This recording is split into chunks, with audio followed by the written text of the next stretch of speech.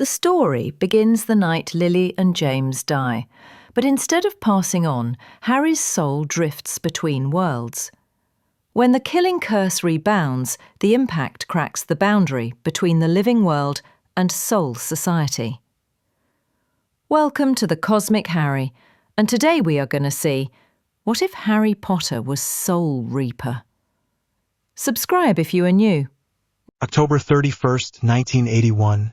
Godric's Hollow. Warm arms. Soft fabric on his cheek. A slow heartbeat under his ear.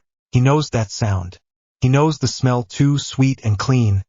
A trace of flowers that means safety. He burrows closer. Tiny fingers clutch at the front of her robe. Breath in. Breath out. The rhythm settles him. A deeper voice had been here. Loud. Bright. Then it stopped. The room feels different now, like something missing has pulled heat out of the air. He twists. He doesn't have words for father or gone. He just knows warmth has thinned. The house feels wrong. No stunts, McGonagall said first, voice tight. You will follow Broom's safety protocols. Understood. Footsteps. Wood under shoes. A wand hiss he doesn't understand. The arms around him tighten. Not Harry. Please. Take me, not Harry. Her voice is high and raw. He feels the way her chest shakes. He doesn't parse the words, but the tone lands like a new shape in the room. Hard. Absolute. Her heartbeat quickens under his ear. His own little heart answers. Hud hud hud. A cold presence draws near. The air tastes sharp like metal. The warm smell of flowers fights with something that pricks his nose. He whimpers and clings. The arms cage him tight. Stand aside. A flat command. The word means nothing. The intent does. The room tightens. The baby squeezes his eyes. No, the chest under his ear lifts. Then holds. Not Harry. A soundless pressure builds. His ears ring. For a breath. The world narrows to her skin against his cheek and the damp of tears in her robe. Green. He doesn't know color. He knows light. It crashes toward them like a wall he cannot see but can feel in his bones. The light wants to cut. The light wants to take. Something in the light scrapes at the edges of him, hunting for the seam between body and breath. Her body moves. A kiss to his hair. The smell of her is everywhere. A whisper at his crown, just breath and heat. He doesn't understand the words, but the shape of them wraps around him like a hand.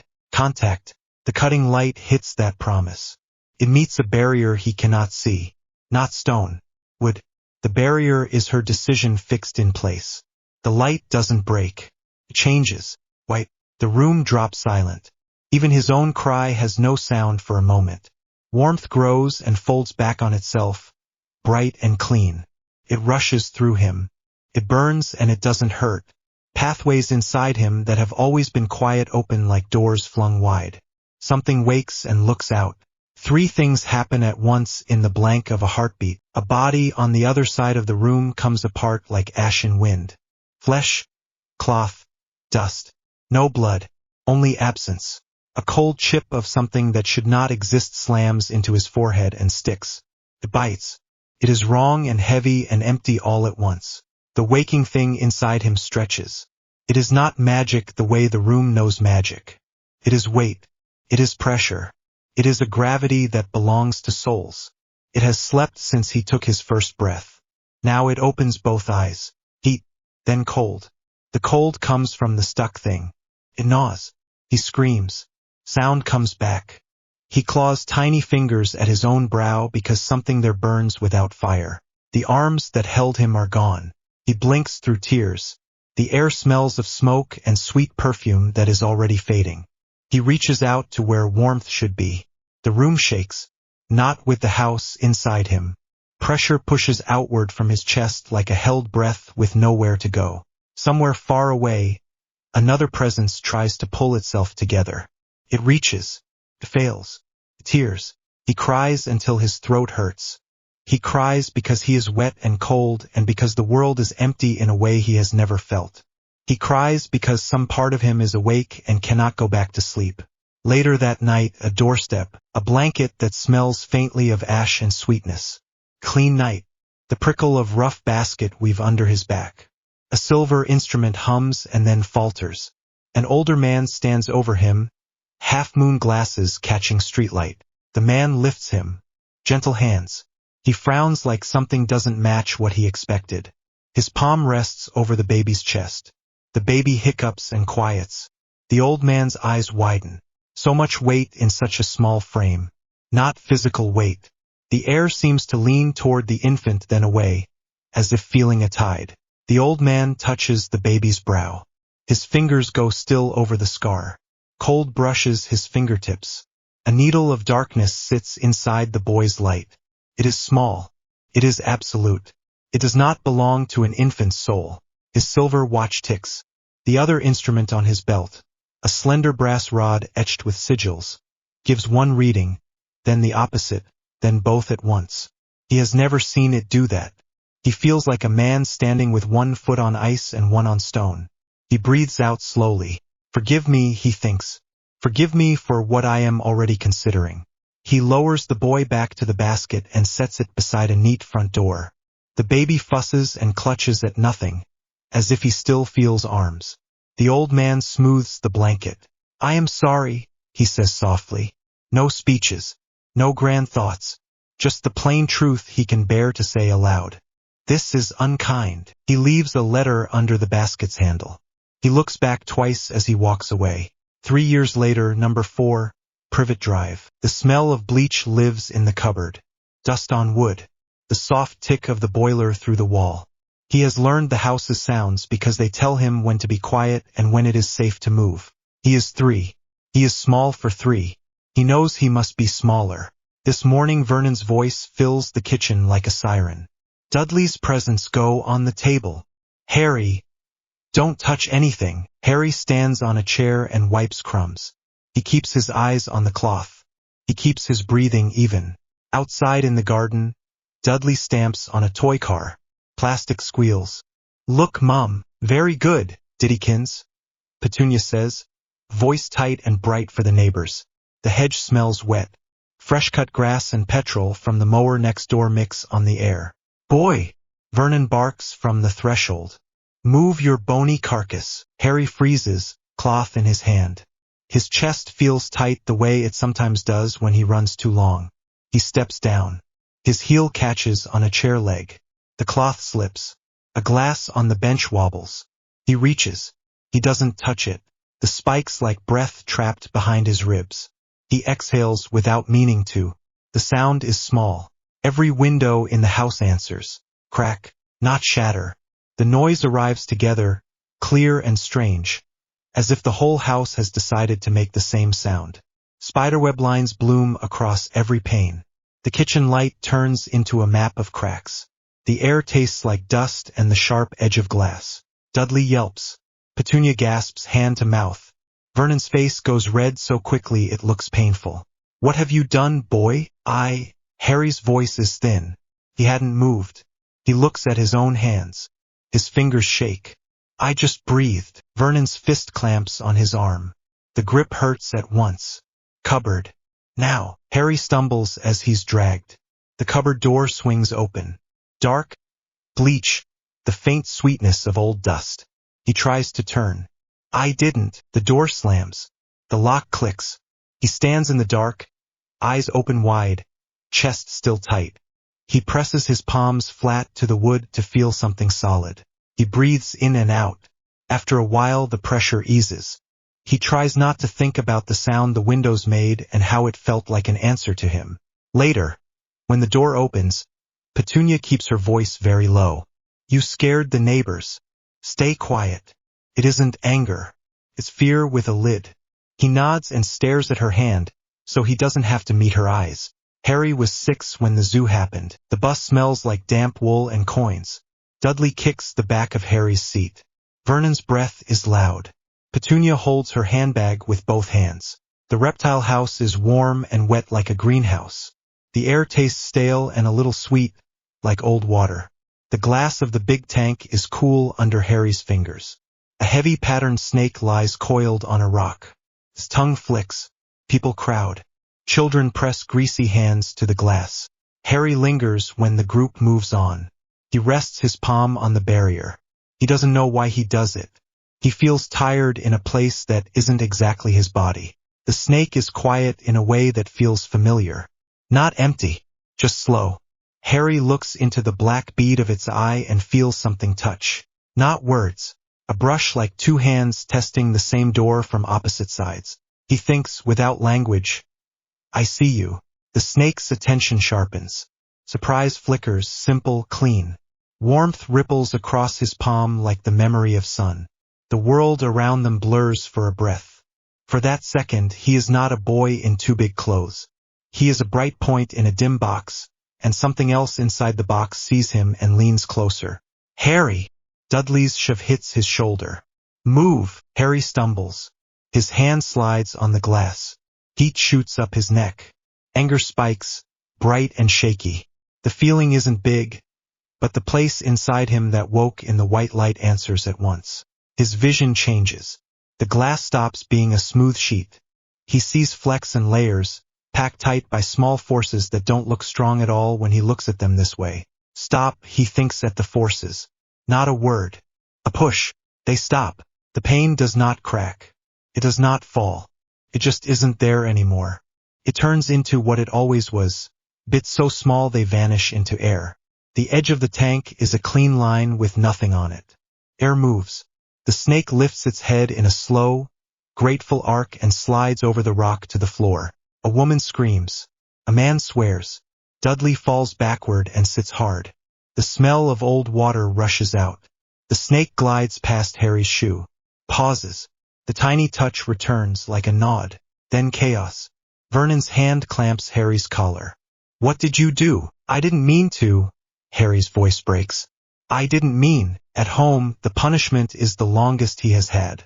The door locks and stays locked. He listens to the house. He presses his forehead to the wood until it cools the hot spot there.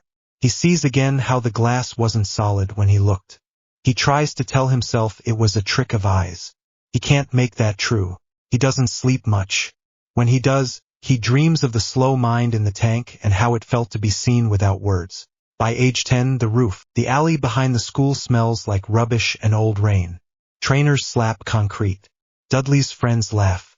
Their words blur into noise. Harry runs until his sides stab. His throat tastes like copper. He turns a corner and finds brick. Got you, Piers says, delighted. Harry looks up. The roofline is 2 meters above him. Nowhere to climb. Nowhere to go. He jumps anyway. For a fraction of a second, the air under his feet is not air. Takes him. It holds. It feels like the world gives him a shelf to step on that isn't there. He lands on gravel, hard enough to skin his palm.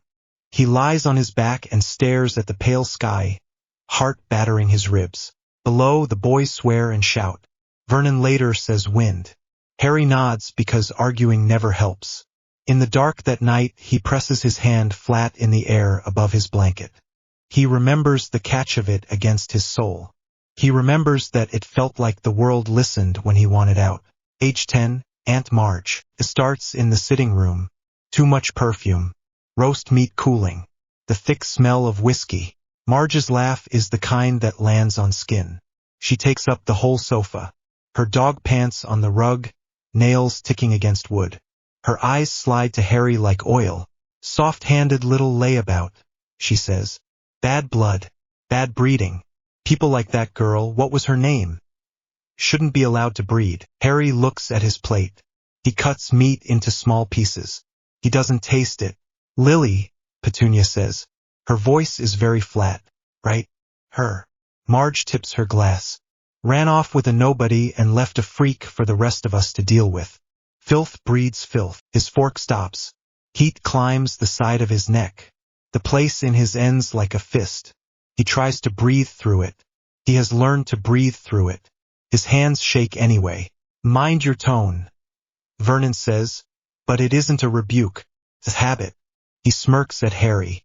Don't get ideas, boy. Marge leans forward. Her face is flushed. If he were mine, I'd have thrashed it out of him. No use being soft on things like that. It's not his fault, mind. It's the bitches. The word hits him like a slap he didn't expect.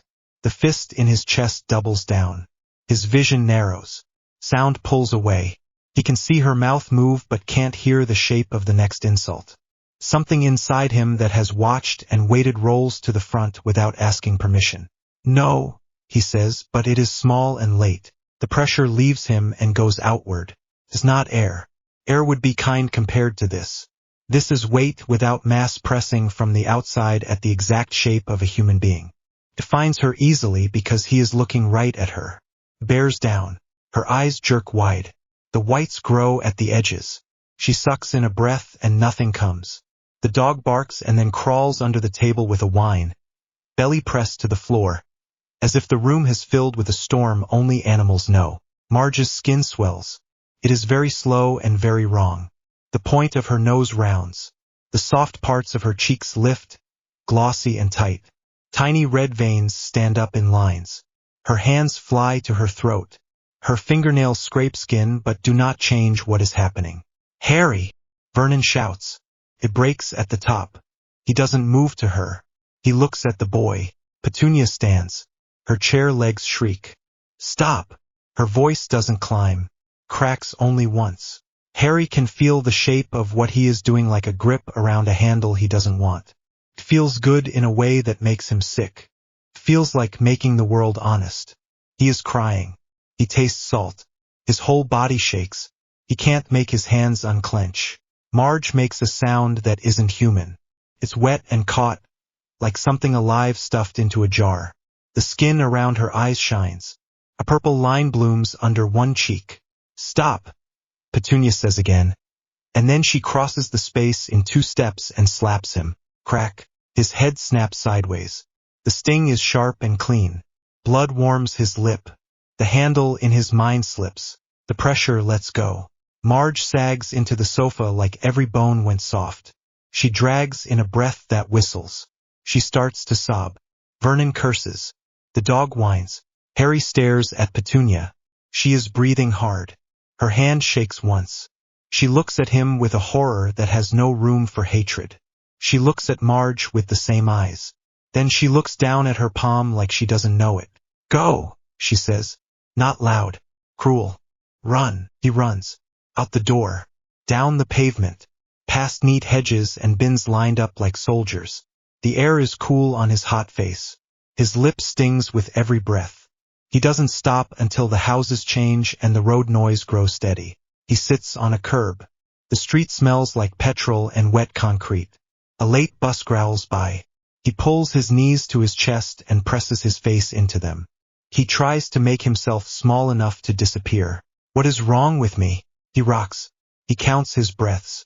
He wipes his nose on his sleeve like a little kid because he is a little kid and there isn't anyone here to tell him not to. When his chest stops hurting, he gets up and walks until his legs are heavy. He goes back only when he has to. Vernon doesn't speak to him for 2 days. Petunia cleans the spot of blood on the skirting board without looking at him. Marge does not come back. Between the years, elsewhere, in an office that smells faintly of lemon oil and parchment, an old man sets a silver instrument on a desk.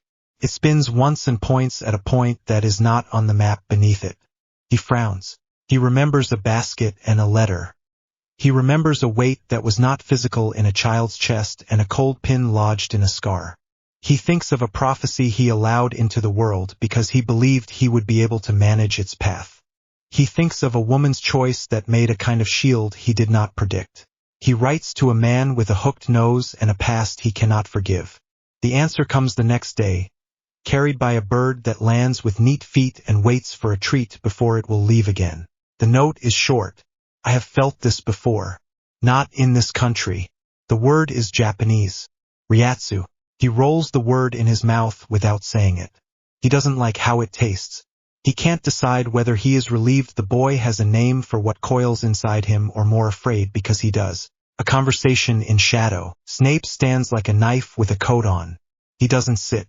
His eyes cut to every instrument in the room and then back to the old man's face. That surge at the end of June, he says. That was him. The old man steeples his fingers. There are contradictory readings. Your toys are not calibrated for this, Snape says. Contempt low and bored. I told you, it isn't only magic. Or if it is, the boundaries you like to draw do not hold. What do they call it? Snape's mouth twists. Reiatsu. Pressure from the soul. I do not care for the terminology. I care that it crushes living things when misdirected. You told me the Muggle woman nearly... He stops, jaw tight. You should remove him from that house if you value those people's lives. The old man studies the thin line of tea in his cup. He does not drink it. I value many lives. Snape's laugh is empty. Yes, in your ledgers. Tidy sums. I believe, the old man says softly, that there is a piece of Tom within the boy. Snape's eyes flicker to the scar in a memory only he can see. Yes, I believe his strength is due to it. The old man hears himself. The doubt sours his tongue even as he speaks. If the piece is removed, that strength might fail. Snape's silence is worse than argument. When he does speak, it is slow. Or the boy is himself dangerous. And the shard is just a shard. The old man does not answer. He hears two paths snap into place in his head, and he hates both. One ends with a child carrying a burden until it kills him, at a time of the old man's choosing. The other ends with a man grown that the old man cannot control. He picks up his quill. He writes numbers, dates, terms he does not say aloud. He tells himself the choice is for the greater good. He does not look up as Snape leaves. He watches the steam go from his tea. July, age 11. Privet Drive drowses in heat. Lawnmowers. Cans clink in the distance. Dudley plays a video game loud enough to shake the wall between rooms. The sound bleeps and barks and repeats until Harry wants to crawl out of his skin. He is in the smallest bedroom now, not the cupboard. It smells like dust and the old sweat of someone who moved out years ago. The bed springs creak if he breathes too hard. He has a fan that rattles. The post falls through the slot like always. A dull flap. Petunia steps on tile. A pause. Vernon. Her voice is too level. There's something. He doesn't move. Movement draws attention. He listens. Paper crinkles. Vernon grunts. Probably another. He stops. What is this? Harry stands in the hallway. He can't help it. His feet move him. Petunia holds an envelope like it might bite. Heavy parchment. His name written in green ink in a hand that cares about each line. Mr. H. Potter. Smallest bedroom. For Privet Drive. Little Whinging, Surrey. He looks at his own name. He has never seen it written that way. Careful. Like he matters. His mouth goes dry. Vernon rips the envelope away. We don't need this rubbish. Harry hears the breath in his chest change. He feels the old pressure lift its head. He swallows hard and clamps his hands to his sides. Please. His voice is quiet but steady. It's for me. Petunia stares at the ink. She isn't breathing. Her knuckles go white around the corner of a catalog she is still holding with her other hand. She nods once. A tiny jerk. Vernon snorts and thrusts the letter at Harry like it's a dead thing he wants rid of. Fine. Open it in your room. Harry goes. The door shuts. He sits on the bed and feels the mattress springs complain under him. His hands are shaking. He slides a finger under the seal. The parchment smells like dust and something sharp, like cold air after rain. The first sheet is printed in formal lines. A list. A place he has never heard of but feels like a door opening just by reading it. The second sheet is short. Handwritten. The letters tilt a little, neat and tired. Mr. Potter, please present yourself at the headmaster's office upon arrival for a brief conversation of some importance. The password will be provided by your guide on the day. There is nothing to fear. Dumbledore. He doesn't know who that is. He reads the note again. The words "nothing to fear" stick in his throat like he tried to swallow bread without water. He holds the letter to his chest. He feels stupid for doing it. He does it anyway. His heart beats hard enough to move the paper. In the hall, Vernon paces. We'll put a stop to this. Petunia says nothing. She stands in the kitchen and stares at the calendar. Her mouth is a flat line. Her eyes are not flat. They look like someone watching floodwater rise a step from their door. Elsewhere, that same day, the old man folds a copy of the same letter and places it in a file already too thick. He puts the file on his desk and covers it with a blotter like hiding the paper could hide the plan under it. He has told himself many stories about mercy. He has told himself that he is leaving the boy in safety because love is warmer than risk. He has told himself that a child raised away from a war will be kinder when he must face it. He thinks, finally, you are also a coward. You are afraid of what he is becoming. He takes off his glasses and rubs his eyes. He thinks of the mark in the boy's scar and of the way his instruments spin when the boy breathes wrong 3 streets away. He tells himself the same thing he told himself on a dark step years ago. Forgive me. Night, Privet Drive. Harry lies awake with the letter on his chest. The fan rattles. The streetlight puts a pale bar on the wall. His lip has a thin scar from months ago where Petunia's hand landed. He touches it sometimes and remembers that it stopped something worse. He reads the list of books again until the words go out of focus. He tries to picture a place where people won't look at him like a live wire. He tries to picture a place where the thing inside him might make sense. His throat tightens. He swallows. He tries not to hope. Maybe someone there will know what I am. The thought scares him more than it comforts him. He closes his eyes anyway and holds it the way you hold a warm cup in cold hands. Close, careful, ready to let go if it burns. Sleep comes slow. When it does, it brings no dreams. Just the sound of paper under his palm and the steady thud of his own heart counting him down to a door he has never walked through. The pub smelled like ale and ash and wet wool. Harry kept one hand on Hagrid's coat so he wouldn't get separated in the crush. His other hand tight around the smooth, plain stick Ollivander would later call an Asachi. The wood felt warm against his palm. He didn't know if that was real or just nerves. Through here, Hagrid said. He tapped bricks with his pink umbrella. The wall rattled and pulled itself apart like a mouth opening. Harry flinched at the sound and the feeling behind it. The magic pressed on his skin. Not a wind. Pressure. His teeth buzzed. Diagon Alley unfolded in crowded lines and bright signs. Not a pretty picture. A noise and smell and heat that hit at once. Roasted nuts. Ink. Parchment. Boiled herbs gone sour. A boy ran past with his mother. A witch scolded a cat in a birdcage. A stall clacked with brass contraptions that clicked on their own. Harry's chest tightened. It wasn't just seeing it. It was feeling all of it. Threads pulling, pooling, rising. He blinked hard. Too loud, he said without meaning to. Loud. Hagrid looked down. In my head, Harry said. He tried to smile so Hagrid wouldn't worry. I'm fine. Hagrid squeezed his shoulder. We'll do your vault first. Then a nice cuppa. They reached Gringotts. The building wasn't only tall. Felt tall. Old stone carried weight that wasn't only weight. Harry stopped in the doorway. Cold slid up his arms like stepping into shade after hard sun. Hagrid, he said. Why does that place feel alive? Hagrid blinked.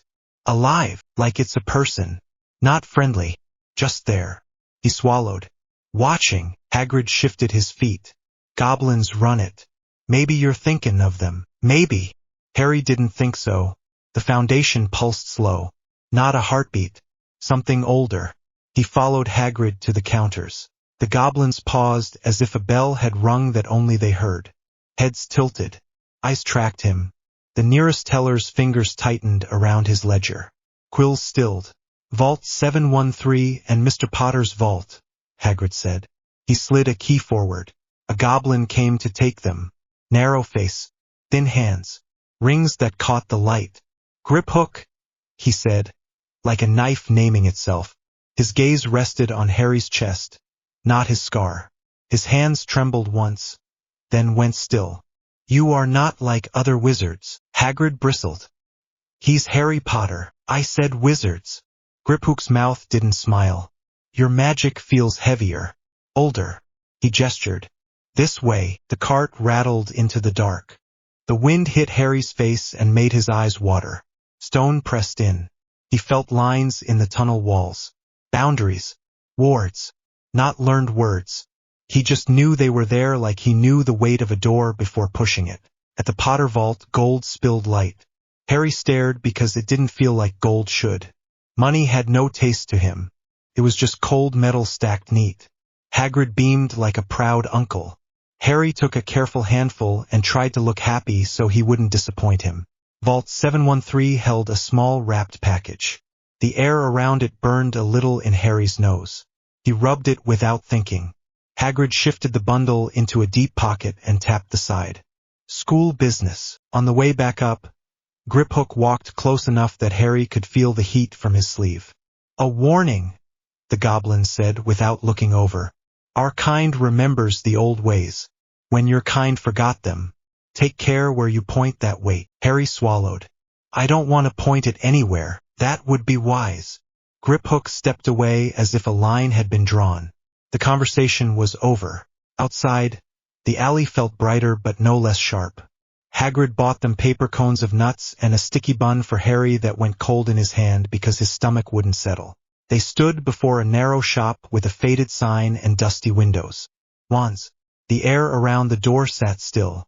Not dead. Waiting. Best get this done, Hagrid said. You'll like Ollivander. Knows his stuff. The bell rang thin when they entered. Dust hung in the air and made the back of Harry's throat itch. Shelves climbed high, crowded with long, pale boxes. Felt like being watched by a forest. A man slid from the shadows like he'd always been there and just chose to be seen. Pale eyes. Hair like cobweb. Good afternoon, he said softly. Mr. Potter. Those eyes flicked to the scar and away. And Hagrid. Dragonheart incident going well? I trust. Hagrid coughed. Air. Fine. Ollivander smiled at nothing and everything, then turned to Harry. Your mother's wand, 10¼ inches, willow swishy, unicorn hair. Excellent for charm work. He tilted his head. Your father's 11 inches, mahogany, pliable, powerful. His eyes sharpened. And of course, we must not forget. A shelf rattled in the back room. Something thumped. Ollivander turned the bolt on the door and muttered a word under his breath. Sir, Harry said quickly. His palms were damp. I don't know what will suit me. Of course you don't. Ollivander looked pleased. The wand chooses the wizard. He vanished into a row and returned with a long box. Try this. Beechwood and dragon heartstring. 9 inches. Flexible. Harry took it. The wood sat wrong in his hand. He raised it because that was the thing to do. The crack sounded like a gunshot. The wand split down the center. Splinters jumped like insects. Harry flinched. Hagrid grabbed his umbrella like a club. Ollivander's smile didn't move. Only his eyes did. Fascinating. He plucked the halves away. No matter. Maple and phoenix feather. 10 inches. Quite whippy. Hagrid swore under his breath. They never do that. Not often, Ollivander said. New box. Oak and unicorn hair.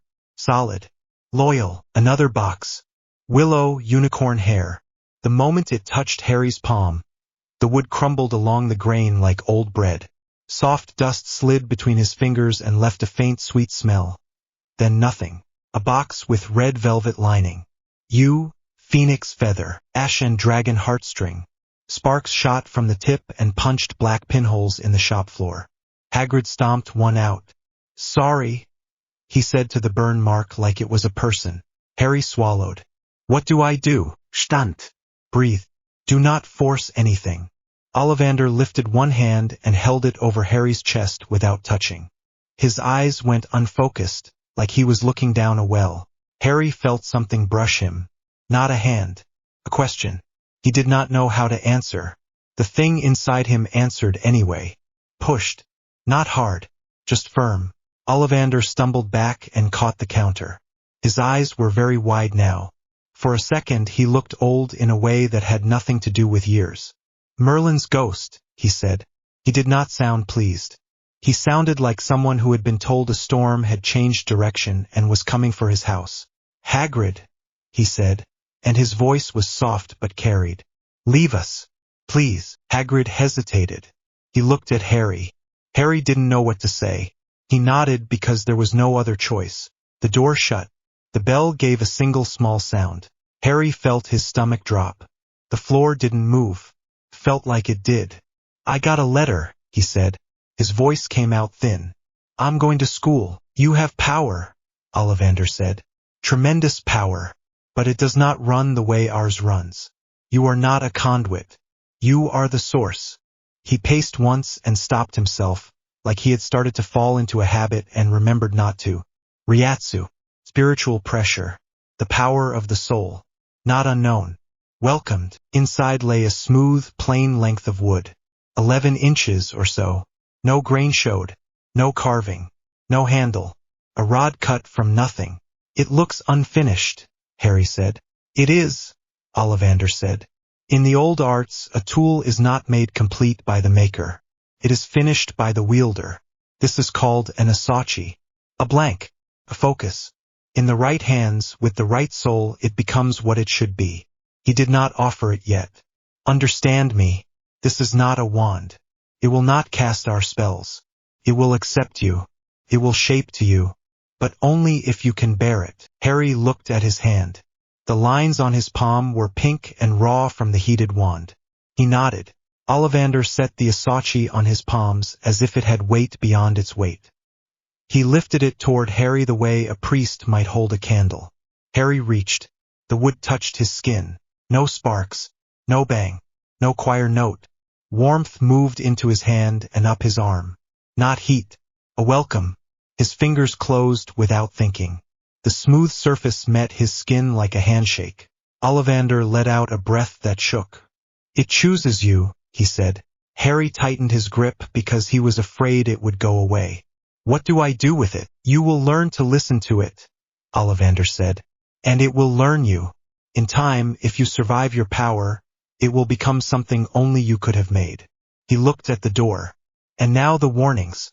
Wizards and Shinigami are not enemies. But we are not friends. We have lived apart a long time. If Albus Dumbledore asked you to see him at once on arrival, he knows what you are or guesses. He asked, Harry said. After the feast, Ollivander went pale. Then he already suspects. Hogwarts has a shadow curriculum that most never see. Some call it the Reaper track. It will teach you control.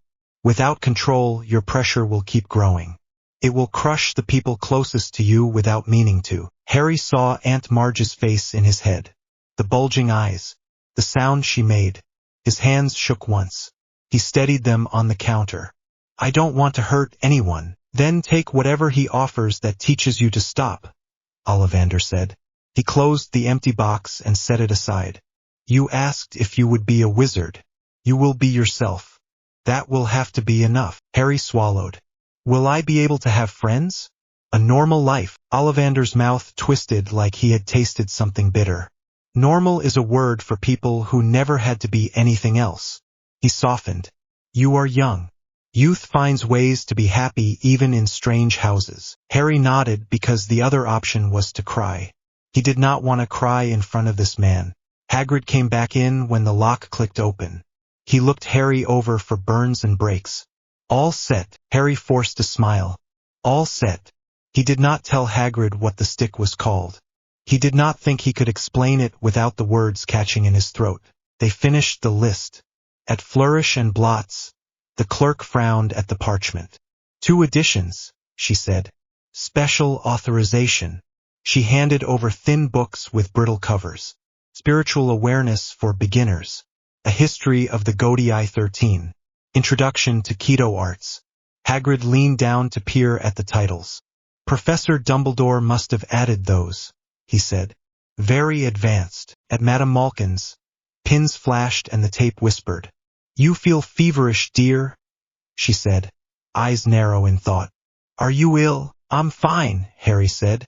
And then he wasn't sure. In the mirror, for a second, he saw a darker shape at his shoulder. Something like folded wings or a chain. He blinked and it was only him again. Pale, thin, tired. The asachi lay across his knees like a ruler a teacher might set down. The bell rang. A boy his age stepped in with a pointed chin and flat eyes. A woman followed like a shadow. Blonde hair set perfectly. The boy climbed the stool next to Harry without looking. But when their sleeves brushed, he jerked like he'd been shocked. He edged away an inch. His mouth tightened. Draco, the woman said. Stand still. Her gaze flicked to Harry and sharpened. A wall slid into place behind her eyes. She reached out and moved Draco back by the elbow. We will return later, she said to Madame Malkin, tone cool. They were gone before Harry could think of something to say. He and Hagrid ate lunch at the Leaky Cauldron. Hagrid pushed the chips toward him every few minutes as if food solved everything. Harry tried to eat. The room hummed against his teeth. He wanted a quiet corner cupboard that smelled like cleaning fluid and dust. He hated that he wanted it. On September 1st, the Dursleys left him at King's Cross with his trunk and a warning not to come back if the school tossed him out. They didn't say it that plain, but he heard it. Harry looked at the solid barrier between platforms 9 and 10 and felt stupid and small. Packed with muggles, a warm voice said behind him. A woman with red hair and a harried look steered 2 boys and a girl and a small one with a toy wand. Harry stared because her voice felt like tea with sugar. He followed them without asking. He didn't know how else to do it. He ran at the barrier and didn't hit it. The platform opened, all steam and chatter and trunks and owls. A whistle blew. Harry froze because something else happened too. People on the platform turned their heads like birds watching a cat. They didn't mean to. They just gave him space without knowing why. He found a compartment with one tall red-headed boy. "Anyone sitting here?" the boy asked. "No," Harry said. "I'm Harry." He braced for the flinch and the stare. "Ron," the boy said. He grinned. "Like the chess piece. I know who you are. I won't ask all the questions." He rolled his shoulders and let the breath out. Ron filled the air with talk about Quidditch and his brothers and how Percy had a rat first and now he had the rat and how it wasn't fair that everyone else had something cool. Harry listened and nodded and let the sound wash over him. It was nice to be talked at by someone who didn't feel him like a pressure change. A girl slid the door open. "Have you seen a toad?" Neville lost one. Her hair was wild and her eyes were bright with a kind of worry that looked like eagerness. "No," Ron said. He lifted his rat. "Want to see a spell?" The girl took out her wand. "I've learned all the course books by heart." "Well, most of them." She lifted her chin. "Lumos." Light bloomed at the tip. Harry stared. Not at the light. At the way it pulled. He could see it. Not with his eyes. The wand drew from the air and from her and shaped it into the neat white point. It was pretty and precise. It felt thin next to the ocean in his chest. He hated himself for thinking that. It sounded proud in his head. He wasn't proud. He was scared. "Are you even listening?" the girl asked. I said, "The spell is basic, but proper wrist motion matters." "Sorry," Harry said. "I was thinking, when you do magic, where does the power come from?" "From your core," she said. "Obviously." She sounded offended. "The wand channels it. It's all in magical theory. You should read ahead if you want to keep up." "My power might work different," Harry said before he could stop himself. She blinked. "Different how?" "I don't know," Harry said. "Just different." She bristled. "Well, if you can't explain it, you shouldn't make claims." She set her shoulders. "I'm Hermione Granger, and I hope you catch up." She left as fast as she came. Ron snorted. "She's a nightmare." Harry watched the door swing shut. "She's lonely," he said. "Did you see how she kept listing the books?" Ron frowned. "How'd you figure that?" "I just did." Harry looked at the rat in Ron's hands. It scurried into his sleeve. Harry felt a twist in his stomach like a bad smell. The thing in the rat wasn't a rat. It stretched thin over itself like someone pulling a shirt over a chair and calling it a person. "Your rat feels sick," he said. "Scabbers?" "He's always like that," Ron said. "Percy had him first. He's lazy." Harry let it go. He didn't have words for the wrongness yet. The boats carried them across the lake in the dark. The castle rose in front of them and set his in a good way. Old power stacked on older power. Layers like stone. He wanted to reach out and touch the air but kept his hands in his lap. Inside the great hall, candles floated and the ceiling showed the sky. Hundreds of voices dimmed to whispers when they saw him. Harry stood with the other first years and tried to make his breathing quiet. "Potter, Harry," McGonagall called. The whispers went sharp. He sat on the stool. The hat came down. The hat's voice dropped where only he could hear, two souls. One bright, one clinging. Out loud, the hat spoke only the house name. It was like a hand pressed to his head from inside. A voice started in his ear and then wasn't in his ear at all. 2, the hat said. It didn't say it quiet. Said it loud. The sound filled the hall. Teachers jerked. Students stared. 2, there are. Harry froze under the hat. He couldn't breathe for a second. The wood stool dug into the backs of his legs. Gryffindor! The hat screamed. It lifted from his head as if it had been pulled. Harry kept his hands in his lap. His face burned. He would have chosen a cupboard over this. Being ignored was easier than being watched.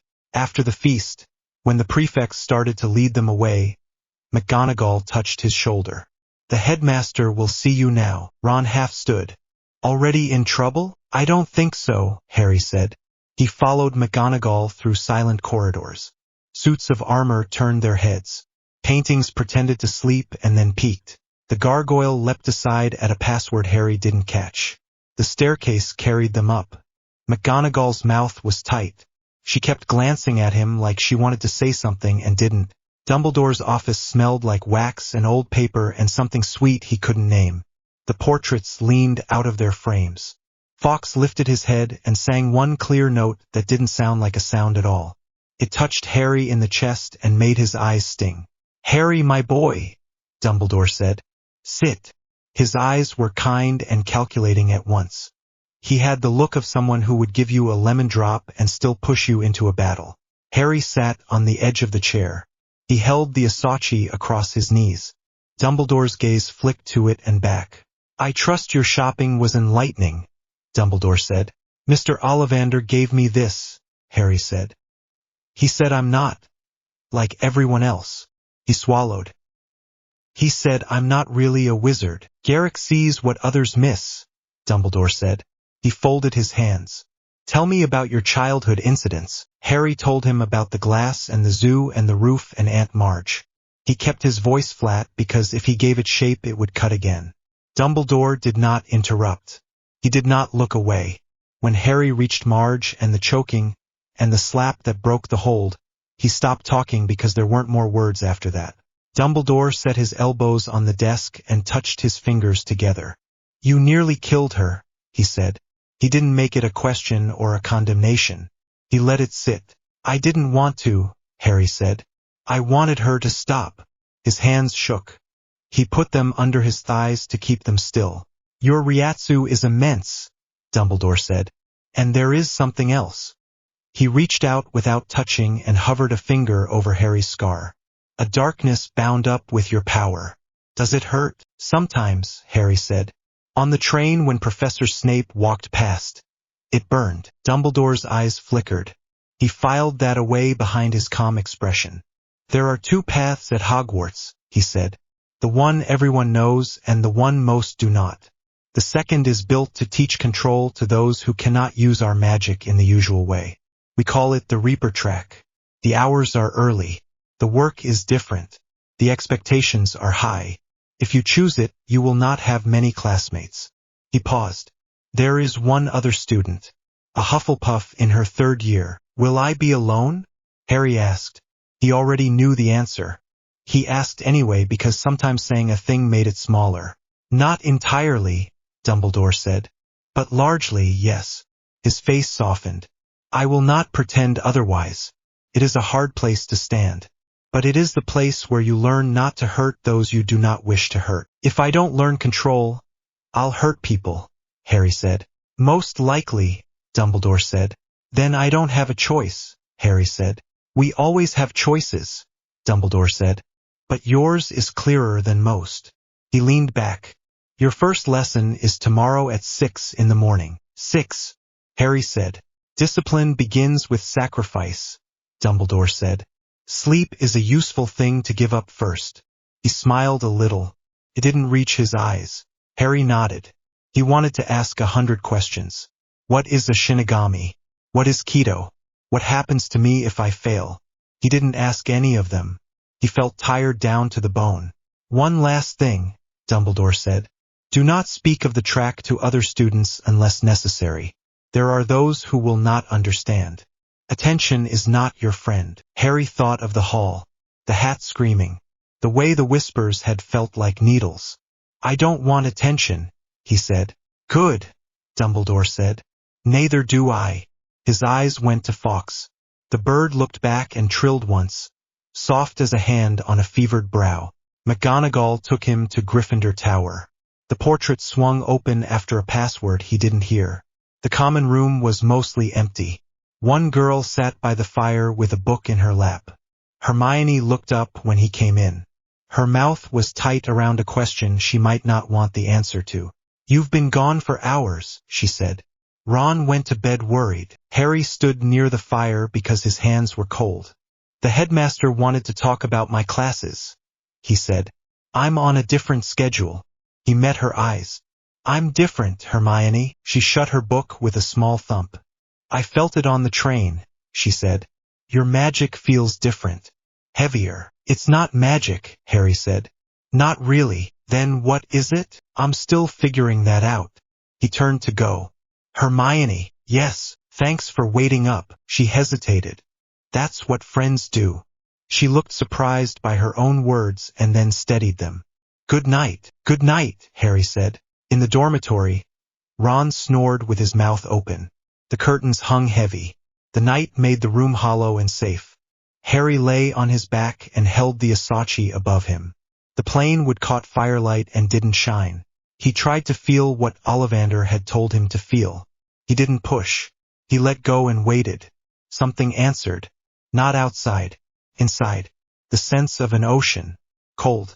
Deep. Dark. Not empty. Full. Just big in a way he had no numbers for. It rolled once and touched him. He shivered. Something moved in that dark. Not the ocean. Something else in it. It turned when he looked at it with his mind like a fish turning to face light. Pressed against him from the inside with a weight that wasn't a weight. The scar prickled. A whisper came with no sound. Not words and still words. Soon. Harry's eyes snapped open. His heart thumped hard enough to make the bed shake. He sat up and pressed the heel of his hand to his scar until the prickling dulled. He listened to Ron breathe. He counted 4 breaths. 8, 12. He lay back down and held the Asachi against his chest like a shield. He didn't sleep for a long time. When he drifted, he dreamed of chains he couldn't see and a door at the bottom of water that would not open and something behind it watching him wait. Harry woke before the castle. No bells. No voices. Just the heavy dark, the scratch of his own breath, and the slow saw of Ron's snore rolling across the room like a sleepy cat. He sat up, ribs tight from yesterday's nerves, and rubbed his eyes until the blur steadied. The Asachi lay on the bedside table where he'd left it. He touched the smooth wood and felt it answer with a small, steady warmth. He dressed in the quiet, moving like a thief. Socks. Tie. Robe. He shrugged into his bag, caught the strap on the bedpost, muttered, fixed it. His scar prickled once, then went still. Harry glanced at the closed curtains around the other beds. Ron turned over. Neville mumbled. Dean flopped and kicked the blankets free. Harry eased the door open and slipped into the corridor. The castle did not like being awake this early. The stairs complained more than usual. A landing shifted late and made him hop to keep his balance. Torches burned low. The air felt colder, old stone breathing in the dark. His legs were stiff by the time he found the narrow passage Professor McGonagall had marked on a scrap of parchment last night. It ran along a wall where the stones looked pressed together too tightly, as if the castle had grown a size smaller around it. There was no sign on the door at the end. No knob either. Harry lifted his hand, meaning to knock, and the wood went warm under his palm. The door opened without sound. Mats covered the floor. No desks. No chalkboard. Bare walls. A smell like fresh linen and faint tea. In the middle of the room a woman sat upright on the mat, legs folded, hands resting lightly on her knees. Black hair pulled high and straight. Black robes that wrapped and tied not like Hogwarts robes. Her eyes were closed. Harry felt her attention land on him anyway like a weight between the shoulder blades. "You're late," she said, eyes still shut. He checked his watch. 6 on the dot. "Sorry." If you're not early, you're late. Sit." She motioned to the space in front of her without opening her eyes. Harry crossed the mats. The room was cool under his knees. He set the Asachi at his side and tried not to stare. I am Professor Shihoin, she said. I teach spiritual awareness, Ho-Ho, and advanced Ryatsu control. I am not here because I want to be. I am here because the Soul Society and your headmaster have an arrangement. And you, Harry Potter, have become significant enough to require my time. He had a dozen questions. One made it out. What's the Soul Society? You ask too many questions before learning to listen. She finally opened her eyes. Dark. Still. Not unkind. But without patience for noise. Silence your thoughts. Close your eyes. Feel. Feel what? Everything. He shut his eyes. At first there was nothing but the usual bits of body. Itch along his hairline. The tight pull of a healing cut on his lip from last week. The small shiver that ran through him when a draft touched the back of his neck. He focused. Breathing in. Breathing out. The mat under his knees. The faint scent of tea and dust. His heartbeat ticking at his throat. Your Ryatsu is a bonfire, Shihoin said. Her voice didn't press on his ears. It resonated low in his chest, as if she were standing inside him and speaking out. You've spent your life standing in it without knowing you were burning. You are warm to others. You blind yourself. Draw it in. Make yourself small and quiet. Then listen. He tried to pull in something he couldn't see. He pictured the ocean he'd felt last night, big and dark and endless, and imagined closing his hands around it. He pulled. At once his breath felt heavy, like he'd put a blanket over it. The air around his skin went from humming to still. The room seemed to widen. A ripple went out anyway. He didn't push it. It happened the way sight happens when you open your eyes. Someone turned over 5 floors up and mumbled about rooks and knights. Ron. Harry almost laughed and lost it. On the other side of the castle, a steady, quick mind clicked from line to line. Hermione reading by wandlight, lips moving on a definition. Quills scratched in a far office. McGonagall, awake too early, marking papers with brisk, neat annoyance. Down on the grounds, Fong's wet snuffle and Hagrid's rough voice. Farther, deeper, the low thrum that was the castle itself, layer on layer of settled power. Harry's eyes flew open. I felt them, he said, breathing fast. Everyone, like candles. I didn't push. It was just there. You stopped shouting, Shihoin said. Her mouth didn't move much when she spoke. That is Raikaku. You will learn to shape it. Stand. He stood. She wasn't in front of him anymore. He startled because he hadn't seen her move. A hand touched the center of his back. Calm. Cool. Your body has adapted to spiritual power without training, she said. Watch. She pushed. He shot forward like he'd been yanked by the spine. Mats slid under his boots. The far wall hit him flat between the shoulders.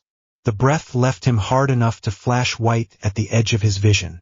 He slid down, wheezing, hands to his ribs. What was that? He croaked. Every movement you make is unconsciously reinforced by Ryatsu, she said. You press against the world with your soul and assume it's normal. It makes you clumsy, dangerous. We will teach your body to move without leaking power. Get up. He got up. He did not want to get up. His knees felt like pudding and his back had a dull ache that promised to bloom later. He stood anyway. Walk, she said. He walked. Softer. He tried to walk soft. Softer. Every step a correction. He learned to place his heel and roll, to let his weight sink without the little pulse he hadn't known he added to each movement.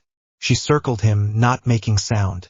When he turned too fast, she tapped his shoulder and he lurched, caught himself, and reset. When he breathed out, she snapped, quieter.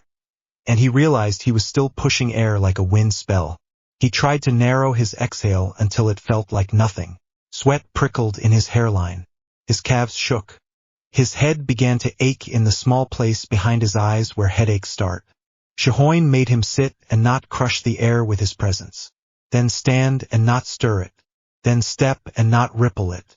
The work was quiet and terrible. He wasn't tired like after a run. He was tired like after trying not to cry for an hour. 2 hours later, she said, Stop! He stood very still, jaw clenched, chest tight, and waited to be told he'd done it wrong. Tomorrow, she said. The same time. Don't be late. He let out a careful breath. Yes, Professor Potter. He looked up. The corner of her mouth moved a fraction. For a first day, you did well. Most students collapse. Some vomit. You did neither. There is promise in you. His throat tightened in a way he hadn't expected. Thank you, he said, and it came out small. The corridor felt warmer when he left. The castle had woken. Voices carried from lower floors. A portrait yawned and asked him what he was doing up so early. He said class. And the painted wizard nodded like that meant something serious. By the time he reached the great hall, his legs were shaking. He smelled toast and bacon before he saw the tables. His stomach made a noise he wished no one had heard. Ron waved him over, eyes bright. Blimey, mate.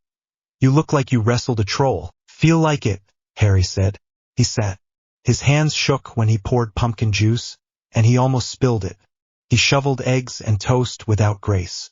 The food hit his stomach and sent a warm pulse through his arms. What class even starts at 6? Hermione asked, hair frizzed from sleep, book already open next to her plate. Nothing on the first-year schedule begins before 8. Spiritual awareness, Harry said, mouth full, then swallowed. It's special. Hermione's eyebrows shot up. Special as in secret? Harry looked at Ron, then back at his plate. The hall hummed with morning noise. Owls above. Cutlery. Voices. Too many ears. He set his fork down. It's the Reaper track, he said low. Dumbledore asked me to take it. I have lessons before breakfast. He lowered his voice. Dumbledore had already given him leave to tell Ron and Hermione. Ron blinked. Reaper like Grim? Riatsu, Hermione said softly, eyes sharp. What you said last night. She leaned in. What does the course teach? Control, Harry said. Listening. Not breaking things by breathing. He tried to smile. Felt weak. I'm rubbish at all the normal stuff. This is supposed to stop me from hurting anyone. Hermione's mouth flattened, not angry, thinking. If it helps you, then it's good, she said. I want to read about it. You would, Ron said, grinning. You'll have read the whole of it by lunch. The Morning Post arrived in a flood of wings. A familiar white shape dropped to the table and landed on the ham. Hedwig, Harry said, relieved at the simple good thing of it. He stroked her head and she nipped his finger, gentle. He opened the note tied to her leg. Tea Friday, 3 o'clock. Bring Ron and Hermione if you like. Hagrid. Harry smiled. The smile held against the ache in his legs. Transfiguration was first. Harry braced himself as soon as Professor McGonagall stood from her desk and turned into a cat in front of them. The class gasped. Hermione clapped once before she remembered herself. McGonagall turned back like it was nothing and told them any foolishness would be met with consequences. He pictured a needle. Steel. Sharp. He raised his wand, whispered the incantation, and pushed power the way Hermione had explained on the train. The match didn't change. Cracked. Not a burn. A snap. It went to dust. A soft, soundless collapse into fine ash that spread across his desk like gray snow. A boy behind him snorted. Harry felt heat climb his neck. Again, Mr. Potter, McGonagall said.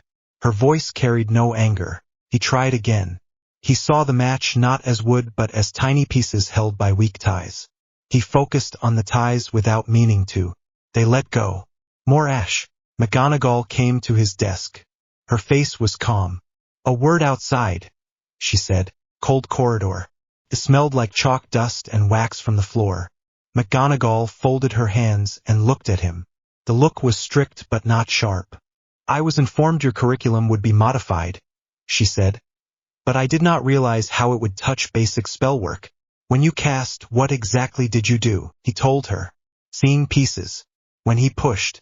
The way the pieces let go instead of changing. She nodded slowly. You did not transfigure it. You broke it down with spiritual pressure. A small breath. That is not the same subject. For now, observe. Learn the theory. I will speak with the headmaster about proper evaluation. I'm sorry, he said. You needn't be sorry for being what you are, she said. You need to be careful. Her eyes softened just a fraction. Go on. Back at his desk, Hermione had already made a neat needle. She didn't smirk. She slid him her notes instead, as if that made the failure less loud. He copied them with cramped fingers and kept his power pulled in as tight as he could. Potions was worse. The dungeon air carried a sharp vinegar bite. The room was cooler than the corridors and smelled like damp stone. Snape swept in, black robes cutting the space, voice low and cutting. He did not call roll. He talked about the slow power of potions, the precise art, the difference between waving a wand and a discipline. When his gaze reached Harry, it stuck. The small muscles at the corner of Snape's eye jumped. He went very still for a fraction of a second, as if something invisible had pressed on him. Potter, he said, tone flat, you will sit at the far table. He didn't look away until Harry moved. Harry found a station at the end near the cold wall. Ron sat with him. Hermione paired with a Ravenclaw and watched them both with worry. She tried to hide behind notes. They brewed boil cure. Simple. Chop. Crush. Stir clockwise. The instructions were clear, and Harry was careful. Still, Snape passed 3 times and each time flinched. A tiny pull around the eyes, before sneering down at Harry's cauldron. Do you intend to fissure the entire classroom with your presence? Snape said finally, voice like a knife scraping on stone. Harry blinked. Sir. Snape leaned in too close, face pale with a kind of contained anger that did not read as theatrical. It read as pain. Your pressure, he said, each word precise, is a bludgeon. Control it or get out. Harry pulled inward as hard as he could. The room's edges wavered, like he'd stood up too fast. A drop of sweat slid from his temple to his jaw. Snape's mouth thinned, but he stopped flinching. They finished without incident. Snape gave them no points. He took 5 from Gryffindor for Harry's disruptive presence. Ron made a face and didn't argue. Harry kept his eyes on his ink. Herbology settled him. The greenhouse was warm and damp and alive in a way that didn't press. The plants felt like quiet breathing. Professor Sprout put dirt under their nails and laughed at Neville's eagerness and did not stare at Harry like he was a bomb. Harry's shoulders loosened for the first time since breakfast. Defense was fine. Quirrell's stutter didn't bother him. The garlic smell did. It crawled up Harry's nose and made his eyes water.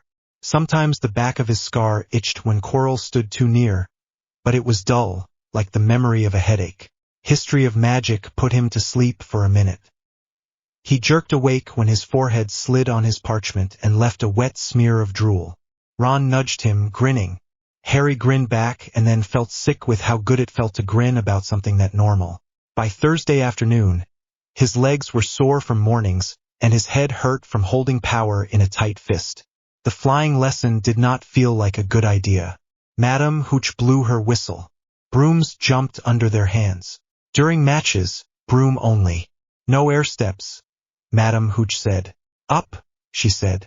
Harry's broom snapped up into his palm like it wanted to be there. He heard Draco snort approval 2 rows down and pretended it didn't matter. Mount.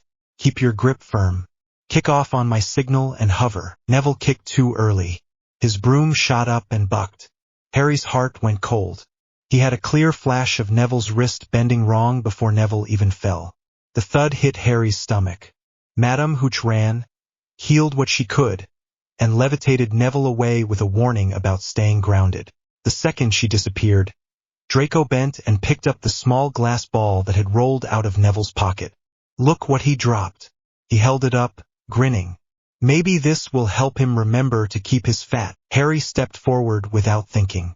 Give it back. Draco swung onto his broom, grin widening. Come get it. He kicked and rose. Harry didn't kick. He didn't mount. He wanted to be in the air. His body answered. The ground dropped away. The air under his boots met him like a step. He pushed off nothing and went up like he'd taken 3 stairs at a time. The broom came with his hand because he was holding it, nothing more. Wind hit his face. Voices cried out below. Draco's grin vanished. Give it, Harry said, and he was already there. He moved the way he'd moved in the dojo when Shahoin pushed him, only now there was no wall. Each step forward felt like pushing off firm floor. His stomach fluttered once. Then something under his feet held. He reached out and took the remembrall straight from Draco's open hand. Draco gaped. "What are you?" Harry hovered 50 feet up. He didn't wobble. The broom dangled from his fingers like a strap. He could feel the air under his soles the way he felt a step. He bent his knees, tested, and felt the world answer. It was wrong. And it was right. And his heart pounded so hard his chest hurt. He let himself sink, one step at a time, down an invisible staircase. The grass met his boots and the noise of the class slammed back in with it. Ron whooped. Seamus swore. Hermione pressed both hands to her mouth. McGonagall was already striding across the lawn like a storm. "Potter," she said tightly. "With me." He held out the remembrall. With me." He followed her through corridors to a classroom that smelled of dust and leather. Quidditch gear leaned against the wall. Inside stood Oliver Wood, tall and serious, talking to a cluster of older students. "Wait here," McGonagall said, then ducked in. Her voice carried low and quick. A minute later she beckoned him. "Mr. Wood, I believe I found you a seeker." Harry stared. "A what?" Wood looked him up and down like a puzzle. "First year." "Yes," McGonagall said. "Special permission is possible." She turned to Harry. "I do not say this lightly. That was the best control I have seen in years." Wood's eyes narrowed. How exactly was he controlling the broom? McGonagall paused. "He was flying like a natural." Wood looked at Harry. "You weren't flying with the broom," he said. "You were walking on air." He glanced at McGonagall. "My girlfriend's on the Reaper track. She told me about Ho-Ho." Back to Harry. "Was that it?" Harry swallowed. "I didn't mean to. It just happened." Wood's mouth tugged into a grin he tried to hide. "You'll be a nightmare for every chaser who ever thought they had you marked." McGonagall pinched the bridge of her nose. "This is not an encouragement to break rules, Mr. Potter. We will inform Professor Shuhoin. And the headmaster." She paused, then added, "Welcome to the team." Harry should have felt warm all over. He did for a second. Then a cold line ran under it because everything he did drew eyes. That evening the common room roared. Fred and George announced they were selling tickets to his first practice as if he were a show. Ron bounced like a rubber ball, listing the best seekers in the league and how Harry would be better. People asked him to do it again. He said no until they stopped asking. The noise pressed on him. Hermione tugged his sleeve and pulled him toward a corner where the fire cracked and the heat soaked into his legs. "What you did wasn't magic," she said without build-up. "It wasn't a charm or a flight hex. You stood on air." "I know." He leaned his head back on the chair and shut his eyes for a second. "Shuhoin is going to make me redo every step I've learned until my legs fall off." "Who is she?" "Spiritual awareness professor. She's not on any roster." Hermione's eyes gleamed. "Because it's not on the public curriculum. Whole disciplines hidden in the school. Magic and something parallel to it. I need to study this." She pulled a small notebook from her bag. "Tell me what she taught you this morning," he told her. How pulling in his power made the world clearer. How he'd felt Ron and Hagrid and the castle like separate pulses in the same body. He told her about walking without pushing the air. About breathing without making a wave. He expected her to laugh or get bored. She didn't. She wrote quickly. Stopped him when a detail didn't match something she'd read. Then wrote again. Ron appeared with a plate of biscuits he swore he hadn't stolen. "When do we see the sword?" he said around crumbs. "It's not a sword yet," Harry said. He tapped the Asachi in his bag. "It changes when my soul imprints on it." "Wicked. You gonna fight with it instead of a wand?" "Not instead," Hermione said. "Alongside." The terms he used suggest a Japanese origin. Ron made his hand a blade and swung it, nearly decapitating a passing first year. "Sorry." He flopped into a chair. "Just don't cut off Malfoy's head before the first match." Harry laughed, and the laugh loosened something tight behind his ribs. He climbed the dormitory stairs late. He washed his face. He put the Asachi on the table and touched it once, like a promise. He lay back. He was asleep almost before his eyes shut. He stood in a space that was not a room but felt like one wide, tiled, clean. The tiles were too bright, as if scrubbed until the color came up. He heard nothing at first. Then he heard the small crack sound a tile makes when it shifts under weight. He looked down. A hairline fracture ran across the tile by his toes.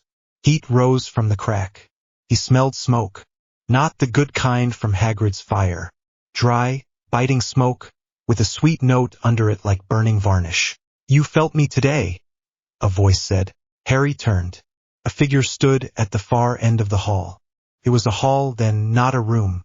A station without benches. A waiting place. The figure was shrouded in shadow that didn't make sense because there were no lights to cast it. It walked closer. The steps made no echo. "Who are you?" Harry said. His voice sounded normal. Not the thin voice he sometimes had in nightmares. "We are what you are," the voice said. Calm. Low. "The blade and the chain. Death and binding." "The blade," Harry said, and his hand moved without thinking toward where he'd left the Asachi beside his bed. "Not yet," the voice said. "You do not know my name. You are not ready to hear it. But you felt the edge when you stood on the sky." The tile under Harry's foot cracked more. Heat pulsed up through the split. Smoke rolled out and carried a wrong smell, old, sour, like wet cloth left in the sun. "Something else lives here," the voice said. Harry's scar began to throb. Not sharp. Heavy. A slow beat that did not match his own. The smoke gathered in a curl and a shape slid through it. Long and thin, eyes 2 points of red like charcoal that had burned down and still refused to go dark. It didn't speak words. Pressed hunger. Pressed stay alive at any cost. Pressed mine. Harry's stomach turned. "What is it?" he whispered. "Your chain," the voice said. "Your curse. A fragment. Not yours. It gnaws. It learns you as you learn yourself." The shadow's head cocked. Harry could not make out a face. He could feel a tension. "How do I get it out?" Harry said, throat tight. "By knowing me," the voice said. "By forging what is yours and cutting what is not. But not yet. You are not strong enough. You will be." The long shape lunged. Harry flinched and threw up his arms. He woke with his heart racing and his t-shirt stuck to his back with sweat. The dorm room swam in dark blue night. Ron snored. Someone muttered. The window rattled once. A nervous little shake. Harry sat up and pressed his fingers to his scar. It burned dull and hot. When he held his breath, he swore he heard a second beat under his own. Slow. Patient. He reached for the Asachi. The wood warmed under his palm like a hand. Tomorrow he would tell Shihoin. He would say he met something in himself and something else that didn't belong. He would ask what to do. He would keep getting up at 6 until his legs stopped shaking when he walked. He would learn to pull in the bonfire until his friends could sit beside him without wincing.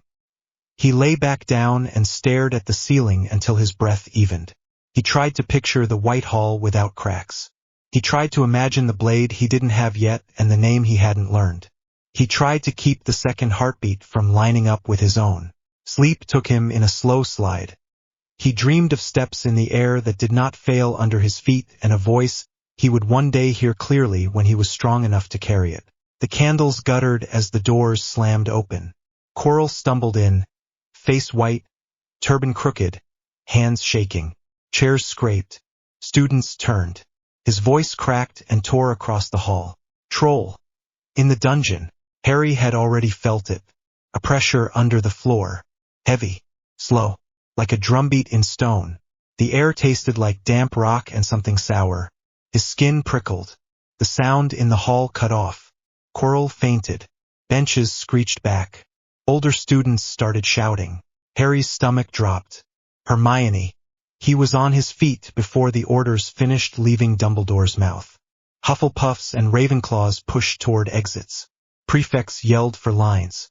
Harry slipped the other way. Ron grabbed his sleeve. Bathroom, Harry said. She never came back. Ron swore under his breath and ran with him. The corridor outside the Great Hall was a thudding echo chamber.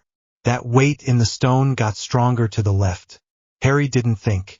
He followed the pulse. Raikaku opened wide and made him dizzy.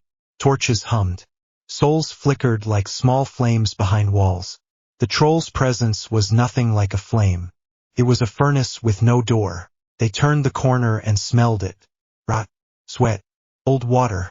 The floor vibrated. Hermione's voice carried thin and high from the girls' bathroom. Help! Harry sprinted. Ron pounded beside him, already red-faced. The bathroom door shuddered under a blow from inside. Tiles rained in a spray. The hinges screamed. Harry slammed his shoulder into the door. It flew open. The troll filled the room. It was gray and wet-looking, skin like old rind, small eyes like stones pushed into mud. It swung a club that was really a carved beam. The beam hit a line of sinks. Porcelain exploded. Pipes spat water. Hermione cowered under a broken stall, arms over her head, shaking. Harry moved without thinking. The club came back. He stepped into the spray. Water slapped his face and tasted metallic. He grabbed Ron's sleeve and shoved him aside. Hey! Ron yelled at the troll with a voice that didn't sound like his. Toothbrush ever crossed your mind? The troll blinked. It swung again. Harry felt the swing before he saw it.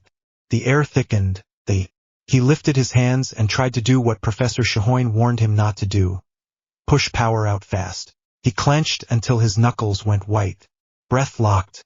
Heat pushed into his arms and through his palms. He let it go in one burst.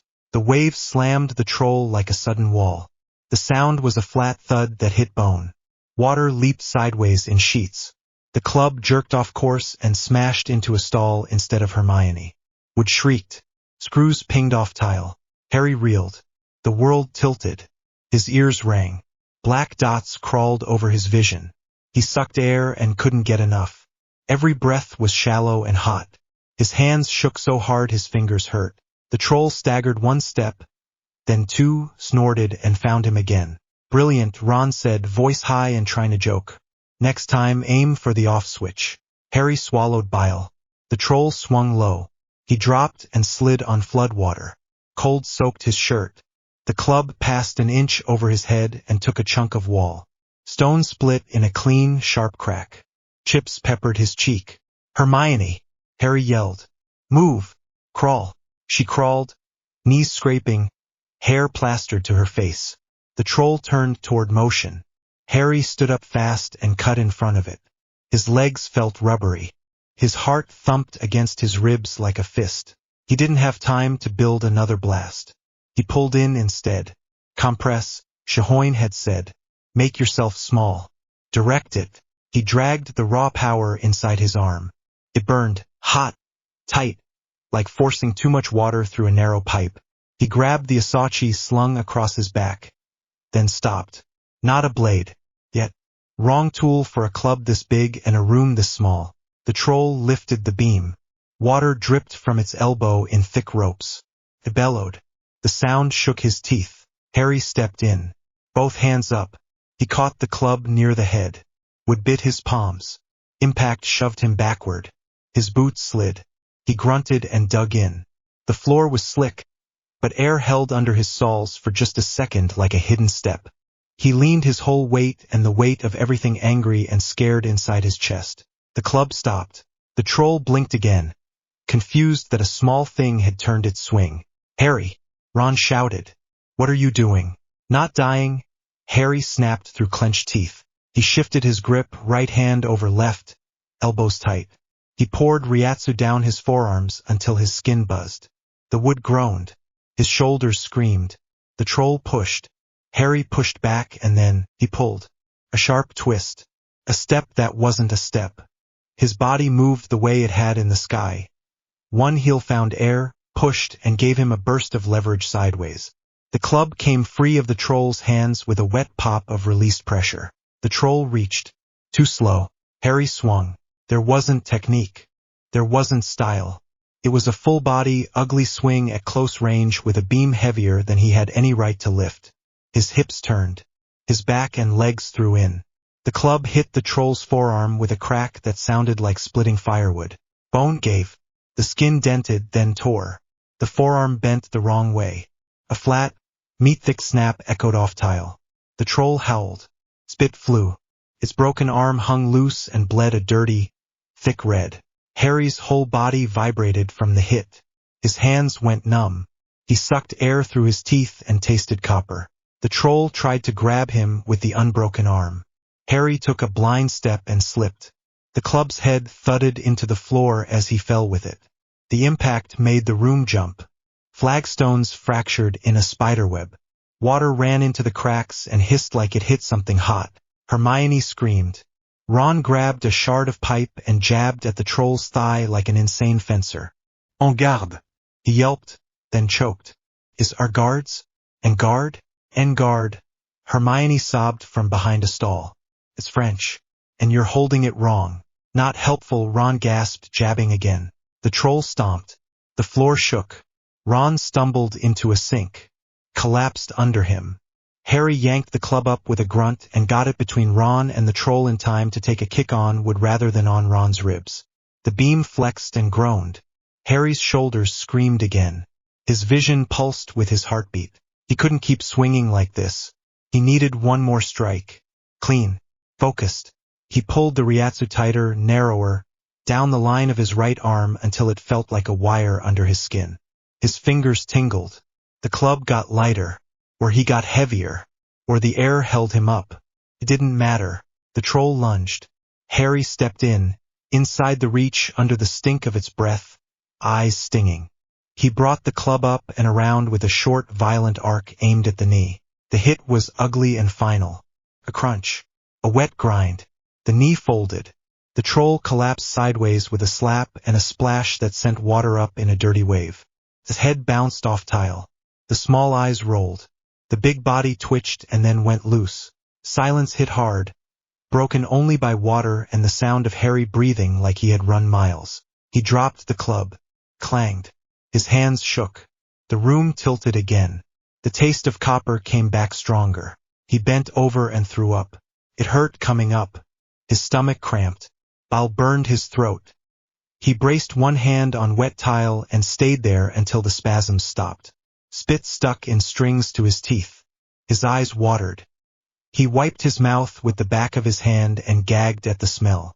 Ron slid down the wall and sat hard. His legs didn't want to hold him either. He tried for a grin and failed. So that's, 1 troll.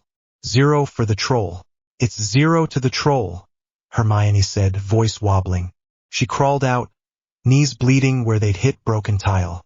She swiped at her face with her sleeve and only smeared dirt. Numbers are, oh Harry, your hands. Harry looked. His palms were raw and bleeding in a crosshatch of torn skin and splinters. They throbbed in time with his head. I'm fine, he lied. Then he had to sit because the room tried to slide sideways again. Steps pounded in the corridor. Shouts. Wands.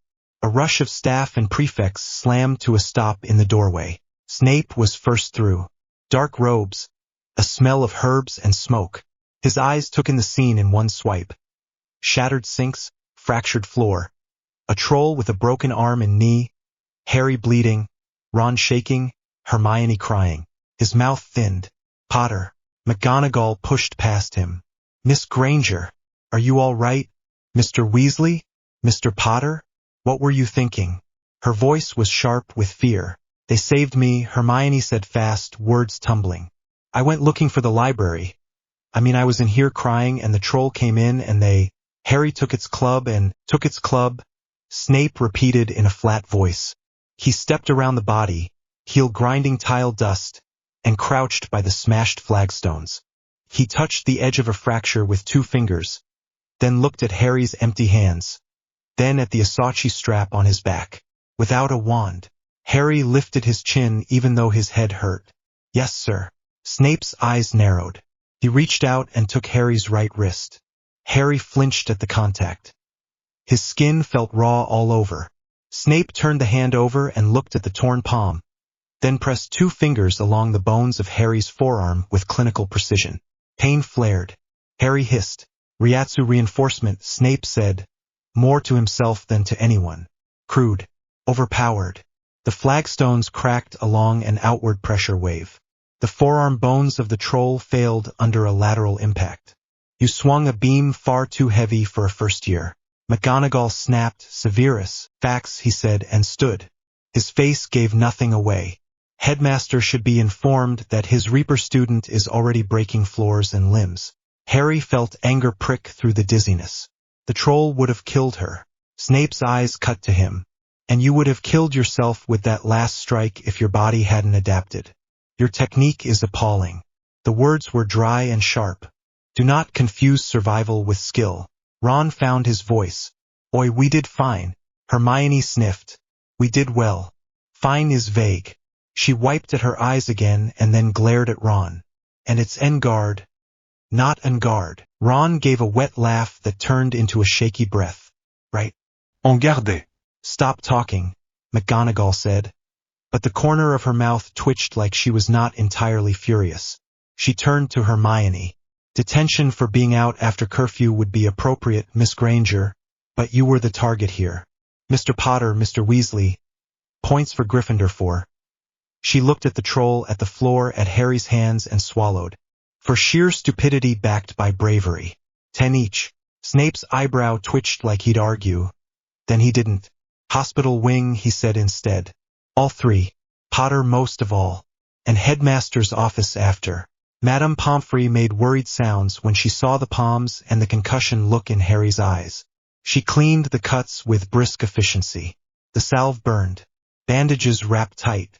She made him drink 2 potions that tasted like old fruit and iron. The room steadied, but the tired didn't leave. It sat on his shoulders like a weight. Ron's hands shook when he tried to drink his own potion. He set the cup down and missed the table. Hermione caught it with both hands and then clutched it to her chest like it might run away. Tears kept coming and she kept scolding them like they were misbehaving. You could have died, she told Harry, then sniffed. Both of you could have died. We didn't, Ron said, voice small. He tried another joke and gave up halfway. 10 points, though. That's something. That's 10 points each, Hermione said, even while crying. Subject-verb agreement matters. Harry let out a sound that might have been a laugh and might have been a cough. His stomach turned again at the memory of the knee breaking. The sound had crawled into his ears and stayed there. The smell of the bathroom was in his clothes. His hands throbbed. Dumbledore appeared at some point, quiet in the doorway, eyes tired and bright. He spoke with McGonagall in low tones. Snape stood with arms folded, watching Harry in a way that felt like being measured for a box. Mr. Potter, Dumbledore said at last, stepping in. You acted to save a friend. That is not a small thing. But you will not engage a mountain troll again without supervision. His voice was soft. Professor Shahoin will expect you at 6 as usual. She will also expect you to be alive. Harry nodded. He didn't trust his voice. They were released back to the tower late. The castle was too quiet. Every step echoed. Ron kept bumping Harry's shoulder as if to make sure he was still there. Hermione walked on Harry's other side with her jaw set like she had decided something. At the portrait, Ron muttered the password wrong twice, then got it right. The common room was dark but warm. The fire had banked down to a soft glow. Most of the house slept. A few heads lifted and then dropped again when they saw who it was. Hermione stopped in front of the fire and turned to them both. She took a breath that hitched and then steadied. I'm sorry, she said. For today. For how I've been. Thank you for coming for me. We're not leaving you in a bathroom, Ron said. He tried the grin again and it was closer this time. Even if your grammar is scary. She made a noise that was half a laugh and half a sob. Someone has to keep you both alive by correcting you. Harry looked at both of them. His chest hurt in a way that wasn't from the fight. Warm. Heavy. Scary. He nodded. We're friends, he said. Saying it made it real. They went up. The dormitory smelled like soap and boy and wool. Ron face-planted on his mattress and didn't move. Harry sat on his bed and unwrapped his palms enough to breathe fresh air on the skin. He lay back and the room spun once and settled. Sleep took him hard. He was back in the white place with cracked tiles. Smoke rose through the gaps. Heat licked at his ankles. The air tasted like ash. Something moved at the edge of his sight. A shape like a figure and a chain and a blade all trying to be the same thing. It didn't step closer. It just watched. From the other side of the cracks, something else watched back. Red eyes in the smoke. Patient. Hungry. Harry didn't say anything. He didn't have words here. His hands still felt raw, even in the dream. A voice spoke behind his ear. Not warm, kind, not hateful either. Clinical, detached. Too much raw output, Potter. Control your flow. He spun. No one was there. The words hung in the white air like they'd been printed on it. Who, he started, and the floor bucked as if something under the tiles laughed without sound. Heat rushed up. Smoke poured over the edges. The shape with red eyes narrowed to slits. The chain-blade figure lifted its head like it wanted to answer and couldn't. Harry snapped awake. He was sweating. The sheets were damp under his shoulders. His heart hammered. The dorm was dark and quiet. Ron snored, soft now, like he'd run out of noise. Harry stared at the canopy and listened to his breathing slow. The voice had been cold and exact like Snape, but inside his skull. It hadn't mocked. It had judged. It had given a fix. He swallowed. His scar throbbed once. He rolled to his side and pulled the Asachi close. The wood felt warm under his bandages. He didn't sleep again for a long time. Ron shakes him awake before dawn. Harry is already half-dressed, eyes gritty. Asachi on the bedside table catching the weak light from the window. Training has carved a routine into him in a week. Wake, wash, move before anyone else. Today he stays in bed a minute longer. His chest feels hollow, sore from yesterday's breathing drills. Every inhale tight. Every exhale held back so it doesn't leak pressure into the room. Mate, you're gonna miss whatever it is you do at stupid o'clock. Ron mutters, hair sticking up. I'm up. Harry swings his legs over the side, palms cold on the wood. He picks up the Asachi. The warmth in it answers the chill in his fingers. He breathes once, slow, and the heat spreads through his hand. Ron watches. Still weird that a stick's friendlier than most teachers. Harry manages a small smile. It's not a stick. Yeah. Sword to be. Ron yawns. Breakfast later? If I make it. Training at 6. Professor Shahoin says nothing for the first 20 minutes and makes him sit. The room is silent except for his breathing and the tiny scrape of fabric when he shifts. The strain is steady and real. Pull the pressure in. Keep it small. Keep it quiet. When he starts to shake, she calls time and makes him run the corridor. Soft feet. No pressure ripples, no breath bursts. His thighs burn. His chest stings. He keeps going until she nods once. At 8 he staggers into the great hall. Ron has a pile of toast ready and a spot saved. Hermione has books stacked in front of her like a wall. You're late, she says, then softens at his face. Eat first. He eats until the hollow feeling fades. Hermione pushes a parchment across the table. I found something, she says in a low voice. Pre-wand practices, not rituals. Early people worked with what they called breath and will. They didn't channel through wood. They shaped pressure with body control and focus. She taps the page with a finger. It's close to what you describe. Ron squints. So Harry's not broken. He searches for a word. Vintage, ancient, Hermione says, eyes bright.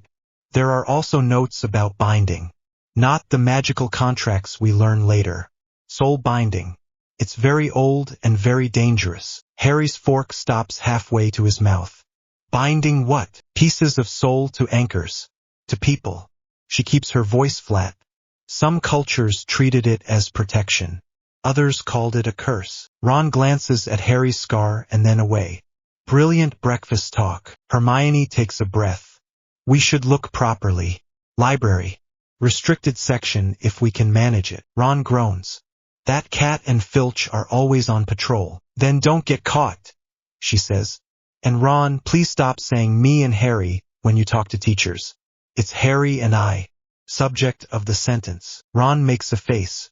This is tense, Hermione. It's tense, she says. Not its real tense. Why? Words matter. She wipes her eyes with the heel of her hand, annoyed at herself for tearing up. Sorry. If this helps him, we do it right. Harry gives her a quick nod. Right? His hands are shaking a little. He puts them under the table until they settle. They go after dinner. Cloakless. Careful.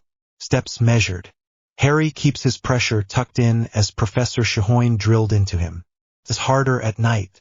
His head aches with the effort. The library is a cave of paper and dust. Warm lamps, the smell of old leather, glue, and something like dried herbs. Madame Pants is nowhere visible. Filch's cough rattles the far corridor and then fades away. Hermione takes them deep. She doesn't push for the chain on the restricted section gate.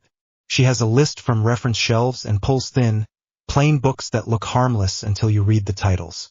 Pre-Wand Disciplines, Vigil of Breath, Chains of the Living. They sit at a back table. Harry reads while Ron keeps time and listens for steps. The words dig into Harry's head. Breath held, breath shaped, pressure pulled in and pushed out in measured lines, never thrown. The text describes hands that can crush stone without bruising skin.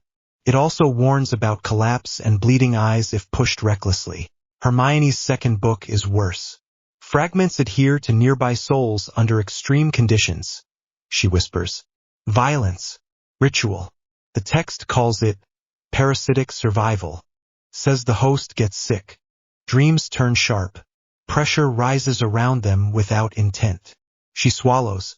There's a drawing of a scar used as an anchor. Ron shifts in his chair. So you're saying? I'm saying we need to be careful how we talk about this. Hermione looks at Harry. If a soul fragment is bound to you, any increase in your power could feed it. Harry's ends. The Asachi propped against the chair is warm. He steadies his breathing. No leak. Footsteps. Sharp. Coming closer. Hermione snaps one book shut and slides another over the top. Act normal, she hisses. Filch rounds the end of the shelf with Mrs. Norris at his heels. The cat's eyes reflect the lamplight. They glow hard and flat. Filch sniffs. After hours, are we? Finishing work, sir. Hermione says quickly. Professor McGonagall assigned reading. Filch eyes the stack. His gaze sticks on a spine before Hermione palms the book and flips it face down. You three again. He leans in. I'll be watching. Mind your time. He shuffles away, the cat pausing to stare at Harry, tail flicking once before it follows. Ron exhales in a rush. That was close. He's got the nose of a Ron. Hermione whispers, skin pale, voice tight. No animal comments. And it's Harry and I were just finishing. Not me and Harry was. Please. Even tense, she corrects. Harry's throat aches with a sudden, stupid swell of relief. She isn't frightened away. She is holding on harder. They read another hour. Harry closes the last book when the pressure behind his eyes starts to pulse with his heartbeat. Enough, he says. I can't hold it in anymore. Hermione nods. We have enough to know one thing. You're not a wizard the way the school expects. Your power is spiritual, separate. And the thing in your scar is not just a curse. It's someone. A piece of someone. Harry doesn't say the name. He doesn't need to. He picks up the Asachi and the warmth steadies him again. He finds the mirror by accident 2 nights later. He isn't supposed to be out. Sleep won't stick. Every time he closes his eyes, he sees the cracked white floor and smoke. He wanders the silent corridors until a cold draft slips under a heavy door. The room beyond is empty except for a tall, old frame covered in dust and a long sheet. He pulls the cloth down. It drags across stone and leaves a smear of gray. The mirror stands simple and heavy. The air around it tastes odd, sweet and metallic. His breath fogs. His chest pulls tight. He steps closer. His reflection is not alone. A woman stands behind him in the glass. Red hair, tired eyes. A man with messy hair that looks like his. Others crowd in. Arms wrap around his shoulders in the reflection. Warm faces pressed close. There is no sound, no smell, no breath, but the hollow in his chest opens wide. It hurts. Clean, blunt hurt. He feels the space they should fill. It is an ache under his ribs, deep and wide. His hands shake. He reaches. The glass is cold. The ache spikes. He drops his hand and bites back a sound. Strange device. Isn't it? He flinches. Dumbledore stands in the doorway, robe hem whispering against stone. The old man's voice is mild. His eyes are not. Harry swallows. What is it? Many things to many people. Dumbledore steps closer. His presence fills the room in a different way than Harry's pressure. The air changes. Not heavy. Directed. Controlled. Tell me what you see. My family. The words scrape his throat. All of them. Dumbledore nods once. Slow. The happiest man on earth would look in this mirror and see only himself exactly as he is. He pauses. It shows us nothing more or less than the deepest, most desperate desire of our hearts. Harry keeps his eyes on the glass. They feel close. He presses a fist to his chest. Here. But when I breathe in, it's empty. Dumbledore's eyelids lower a fraction. A faint tremor moves through the air, then vanishes. Harry's skin prickles. The ache inside dulls, just a little, the edges smoothed. What did you just do? Harry asks, throat tight. Eased a resonance. Dumbledore's tone is gentle and vague. The mirror collects echoes. We must be careful with echoes. Harry watches his mother's face in the glass. The echo of Lily's sacrifice sits near the mirror like warm air left by a fire. It brushes his skin. It almost feels like a hand. The dulling grows stronger. Dumbledore's fingers shift at his side. Tiny movements. Pressure reshapes. The echo grows distant, like a door closing. Please stop, Harry says before he thinks. Dumbledore's hand stills. I am only keeping you safe, Harry. Harry swallows again. His tongue tastes metal. Safe doesn't feel like this. A pause. Dumbledore's eyes crease with something like regret. You should not come here again. The mirror does not give knowledge. It gives dreams. Dreams can trap us. He looks at Harry's reflection. When we want something this much, we can forget to live. Harry's face burns. I just wanted to see them. I know. Dumbledore's voice is soft. And I am sorry. He steps between Harry and the glass for a breath. The warmth in the room thins again. The ache dulls to a manageable bruise. Come, he says finally. Bed. They walk back through quiet corridors. Dumbledore does not touch him. He does not have to. The headmaster's control sits on the air like a lid. Quirrell corners him the next evening on the way back from the loo. The corridor is narrow. The torches burn low. The air smells of damp stone and old smoke. Harry senses the wrongness before he sees the man. Two presences in one body. One thin and unstable. The other a cold smear that pushes at the edges of his senses like grease. P.P. Potter, Quirrell says, voice quivering. His eyes are too bright. Sweat clings to his hairline. Harry keeps his pressure tucked in. His heart speeds up. Professor. He keeps his voice neutral. Quirrell steps closer. The cold presence swells. Harry's stomach flips. The smell of the man's skin hits him. Sour and sharp. The thing inside Quirrell feels the hollow in Harry and reaches. The corridor narrows further in his head. His ends. The Asachi at his side warms. Then heats. Quirrell's smile jerks. You've been wandering at night. Terrible habit. Dangerous. Harry's hand closes around the Asachi. I'm going to bed. Quirrell moves to block him. His hand shoots out and grabs Harry's wrist. Detonation. No sound. No light. A hard, clean shock runs up Harry's arm and into his chest. The pressure he's been holding slams outward on reflex, not a blast, not thrown, dense and close. It meets the cold smear riding Quirrell and chews through it. Harry's vision tightens and goes gray at the edges. Quirrell screams without air. His mouth opens. The sound sticks in his throat. His skin blisters under his own fingers. The burnt smell is instant and thick. His grip falls away. He slams back against the wall, clutching his hand. The skin is white, then red, then wet. His eyes roll. Harry stumbles. He catches himself on the other wall. Breath heaves. Short. Fast. He keeps it short. If he takes a deep one, he'll lose the hold and flood the corridor with pressure. Nausea surges up his throat.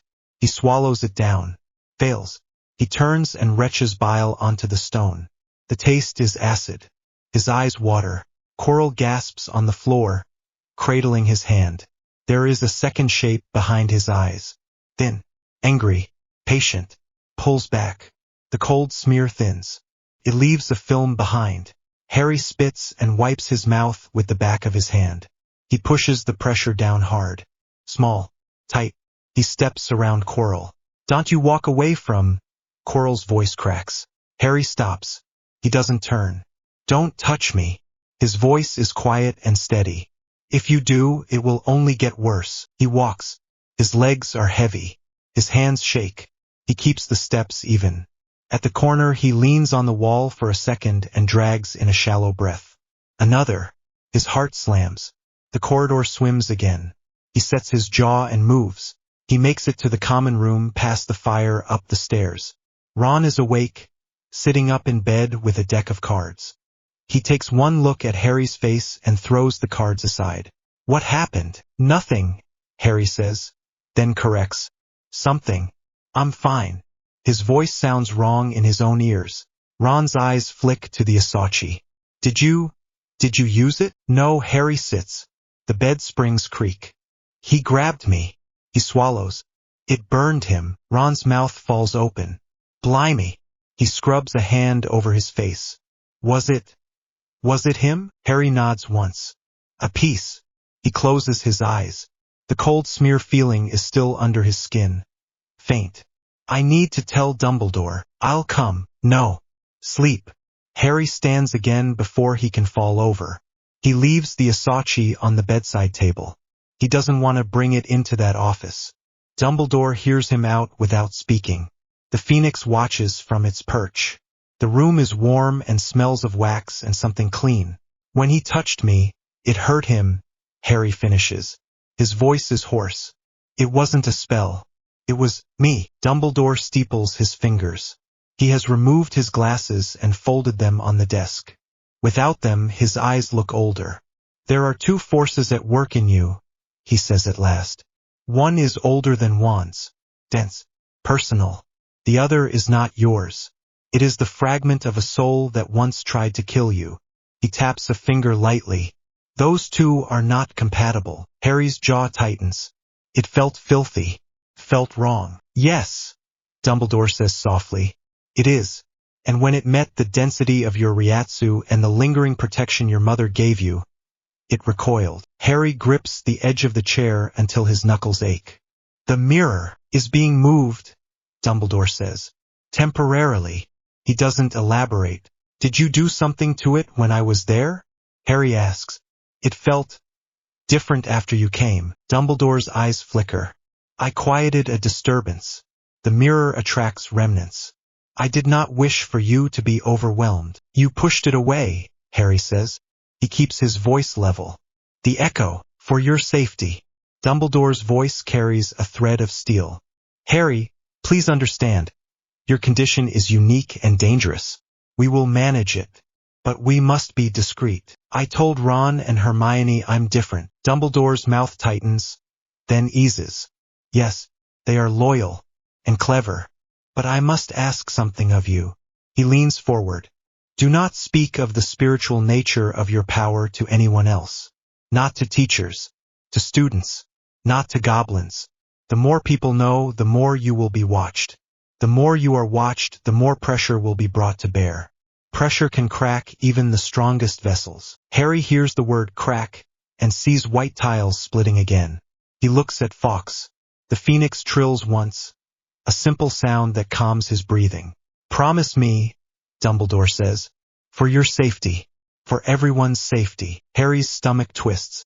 He thinks of Professor Shahoine's steady voice telling him to make himself small and silent. He thinks of Quirrell's skin burning. He thinks of the mirror and his mother's eyes. He nods once. I promise. The words cost more than he expected. They sit heavy in his mouth. Dumbledore relaxes by a fraction. Good. You will keep training. You will come to me if the inner voice changes. And you will not go looking for the mirror again. Harry stands. What if it comes looking for me? Dumbledore's eyes move to the scar and back. Then we will deal with it. Together. His tone makes together feel like a plan already written. Harry leaves. The corridor outside the office is cool. He leans against the stone for a breath and then pushes off. Step steady. Shoulders down. Pressure small. He tells Ron and Hermione as much as he can the next morning by the fire before classes.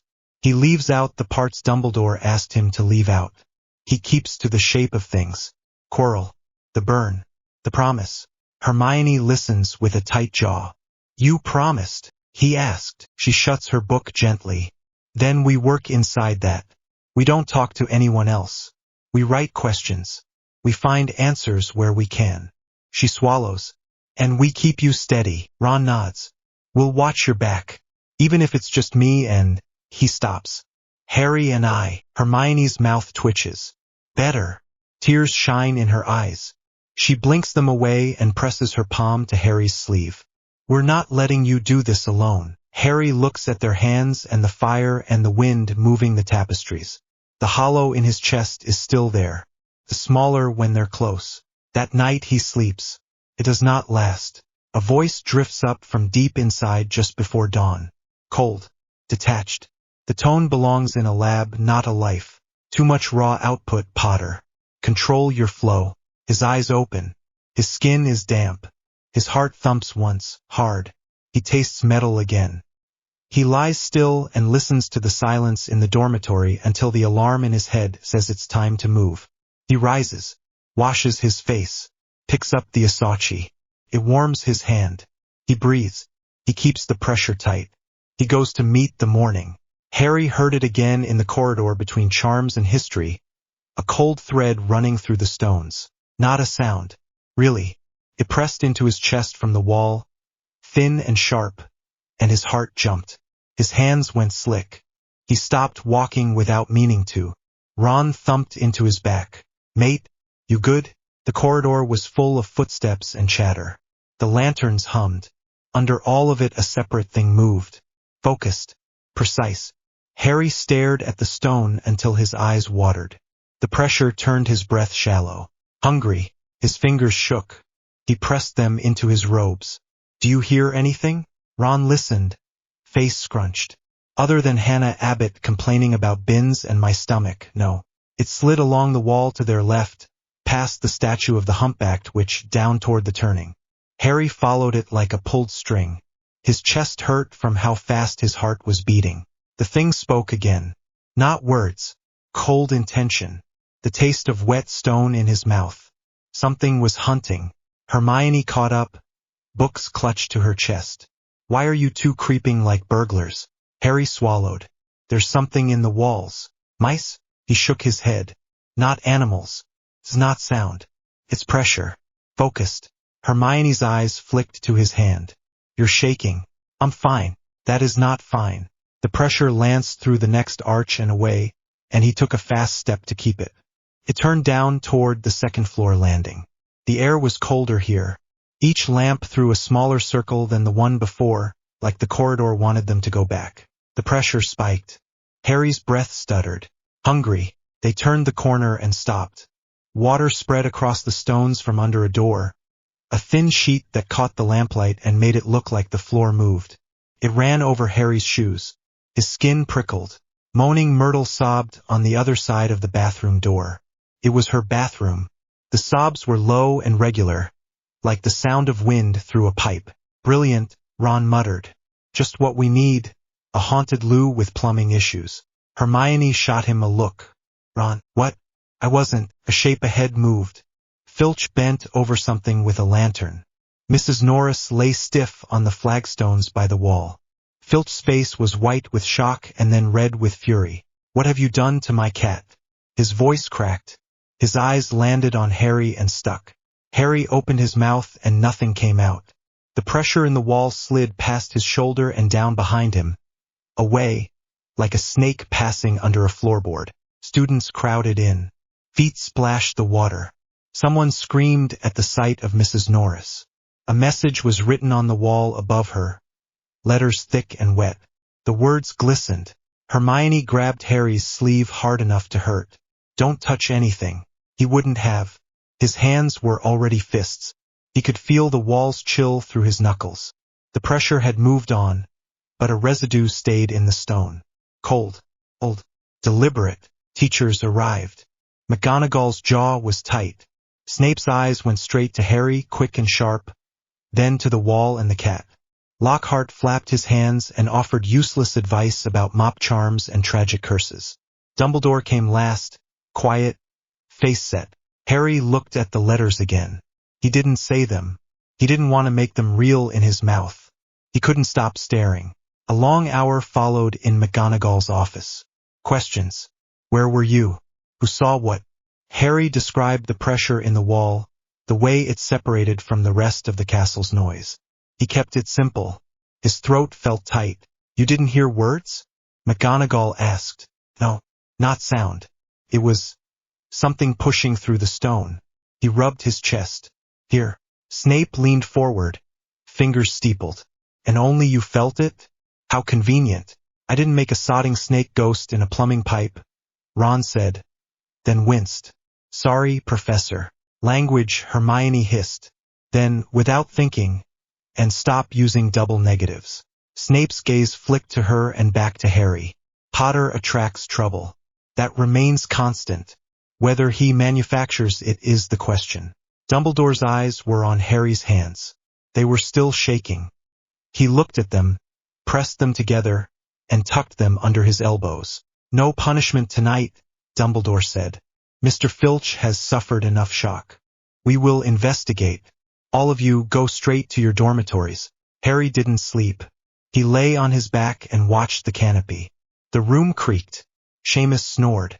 He kept hearing that thin thread of pressure in the walls and the way it slid away from him at the last moment. He felt slow and late and useless. His chest buzzed like he'd drunk too much tea. In the morning, the school felt wrong. Conversation dropped when he walked by. Slytherins stared and smirked. A Hufflepuff he didn't know flinched when he passed. He tried to make himself small in his own skin, pulling his power inward the way Shahoin had drilled into him. Compress. Seal. Listen. He did it until his head hurt. Hermione dragged them to the library between classes. She already had a stack of books, some so old the covers were more tape than leather. Okay. She set them down like she was laying out evidence. There are references to pre-wand energy work. It's not common, but it's here. Early druids. Monks in the East. Spiritual binding. Nothing uses the term Ryatsu, but the descriptions match. She flipped pages, jabbing thin lines with her finger. Direct manipulation without a wand. Pressure in the air. Sensory awareness beyond ordinary ranges. And how does that help us with a monster in the plumbing? Ron asked. Do we flush it? Hermione gave him a look. That isn't funny. It's a little funny. It is not. Also, it's Ron and I. Not me and Ron, she said, the correction snapping out before she could stop it. Ron blinked. We're in mortal peril and you're doing grammar? I correct when I'm anxious. She pushed her hair behind her ear. And I'm very anxious. Harry ran his thumb over the edge of his notebook. If the thing in the walls is a snake, the rumors make sense. But I didn't hear a snake. I felt something aimed. The Chamber of Secrets, Hermione said softly, as if saying it louder would make it more real. Legend says Salazar Slytherin built it and left a monster to purge the school. Ron made a face. Cleanest way to lose enrollment numbers ever. Harry closed his eyes and tried to find the thread again. Nothing. The castle was loud with students and steam and spells. Under it all the big old presence of Hogwarts sat, warm and patient. The cold thread wasn't there. It only showed when it wanted to. They talked plans until the hour ran. By dinner Hermione had shifted from research to action. She lowered her voice while spearing peas. We need to know what Malfoy knows. If anyone's family would pass down chamber stories, it's his. Ron groaned. You're going to say it, aren't you? Polyjuice potion. Hermione tried to look casual and failed. We brew it, we look like his friends, we ask him the right questions. That's mad, Ron said. Also brilliant, but mostly mad. Harry pushed potatoes around his plate. We could do it. If we get the ingredients. Hermione looked from one to the other. I'm not forcing either of you. Ron sighed. No, we'll do it. If we end up as Crabbe and Goyle, I get to be the one who talks. Absolutely not. Why not? Because you will blow our cover in 10 seconds. She leaned in. You'll say ain't, or we was, and he'll suspect. I can act. Harry couldn't help it. He smiled. It felt small and wrong in his face with everything else going on. But it stayed. It took them 4 days to sneak the ingredients from Snape. Each step came with sweat and a heartbeat you could see in the throat. They waited until a double potions period. Snape paced with a jar of pickled rats, talking about infusion times and the difference between brewing and cooking. The room stank of boiled herbs and iron. Hermione's plan was simple and horrible. She would ask a question long enough to turn Snape around while Harry and Ron took what they needed from the locked cabinet. The key hung on a hook by Snape's desk. Now Hermione breathed.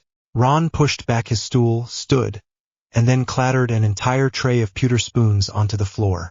The crash made 3 people shout. Snape's head snapped up. "Mr. Weasley." Ron put on his best idiot grin. "Slipped, sir." Snape stared for 1 full beat, then turned to scold Pansy for overstirring. Hermione shot her hand in the air.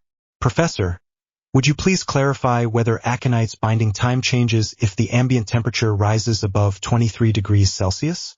And if so, by how many seconds per degree, accounting for local impurities? And is that linear?" Snape blinked. "Miss Granger, if you wish to teach the class, do inform me ahead of time so I can take the day off." While his back was turned, Harry moved. He didn't run. He didn't creep. He walked like he belonged there. Pressure pulled so tight around his body the air barely noticed him. His heart hammered so hard he thought it would shake the jars. Cabinet. The lock clicked. He took lacewing flies, bicorn horn, knotgrass, boomslong skin. Jars scraped wood. His fingers fumbled on the glass and sweat made everything slippery. Ron crouched badly, sweeping spoons into a pile and muttering jokes under his breath. "We should just ask the monster nicely to turn itself in. Save everyone the paperwork. Less commentary." Hermione hissed without moving her mouth. Harry shut the cabinet and hung the key back on its hook. He turned, and Snape was looking right at him. "Enjoying the view, Mr. Potter?" "Just stretching my legs, sir." Snape's eyes dropped to Harry's hands. He couldn't see anything. The ingredients were already tucked into Hermione's bag. Snape's gaze lifted to Harry's face. Something passed there that wasn't normal teacher suspicion. Recognition, maybe, or the memory of a pressure headache. "Back to your seat." Harry sat. His spine felt like a rod. They brewed in Myrtle's bathroom because no one used it. The pipes clanked. Myrtle wailed and told them all to die. Hermione arranged cauldrons with a measured, fussy care that made Harry less shaky just to watch. The polyjuice took hours. Each step had a smell and a texture and a window where it would go wrong if they were sloppy. Hermione's voice stayed steady even when her hands shook. Slowly, not all at once. "No, Ron, that is not a simmer. That's a boil. If you scorch it, we start over. This is definitely the best way to spend a Saturday," Ron said. "Cooking soup in a haunted bog. Stop calling it soup. It's in a pot and smells like feet. It's soup." Harry crushed the bicorn horn as evenly as he could. The powder stuck under his nails. The potion turned a thick gray and gave off a hot, damp breath. They waited the last half hour with their backs against a stall. Hermione checked her notes every 2 minutes. Ron tried to juggle corks and dropped all of them. Harry held his Asachi in his lap and kept his power tucked in tight. He could feel the castle around them. The old weight of it. The thin spaces where pipes ran.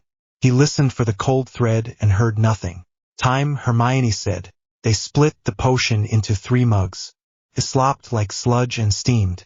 Hermione handed each of them a hair to add. "Crab for me," Ron said. "Goyle for you." Harry nodded. He wasn't thrilled about wearing someone else's skin, even for an hour. He plucked the hair from the stolen robe seam, dropped it in, and watched the potion hiss and turn a muddy color.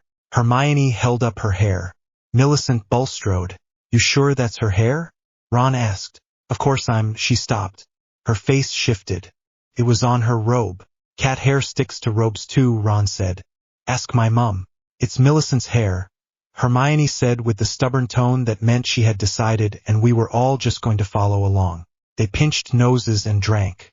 The taste was swamp, mold, and hot metal. Harry gagged. He held it down with force and counted breaths while his body tried to climb out of itself. Heat raced along his skin in strips. His bones creaked. Not pain like a cut. Deeper. The shape of him shifted.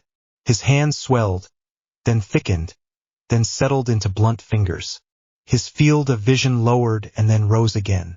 His clothes strained, then hung looser.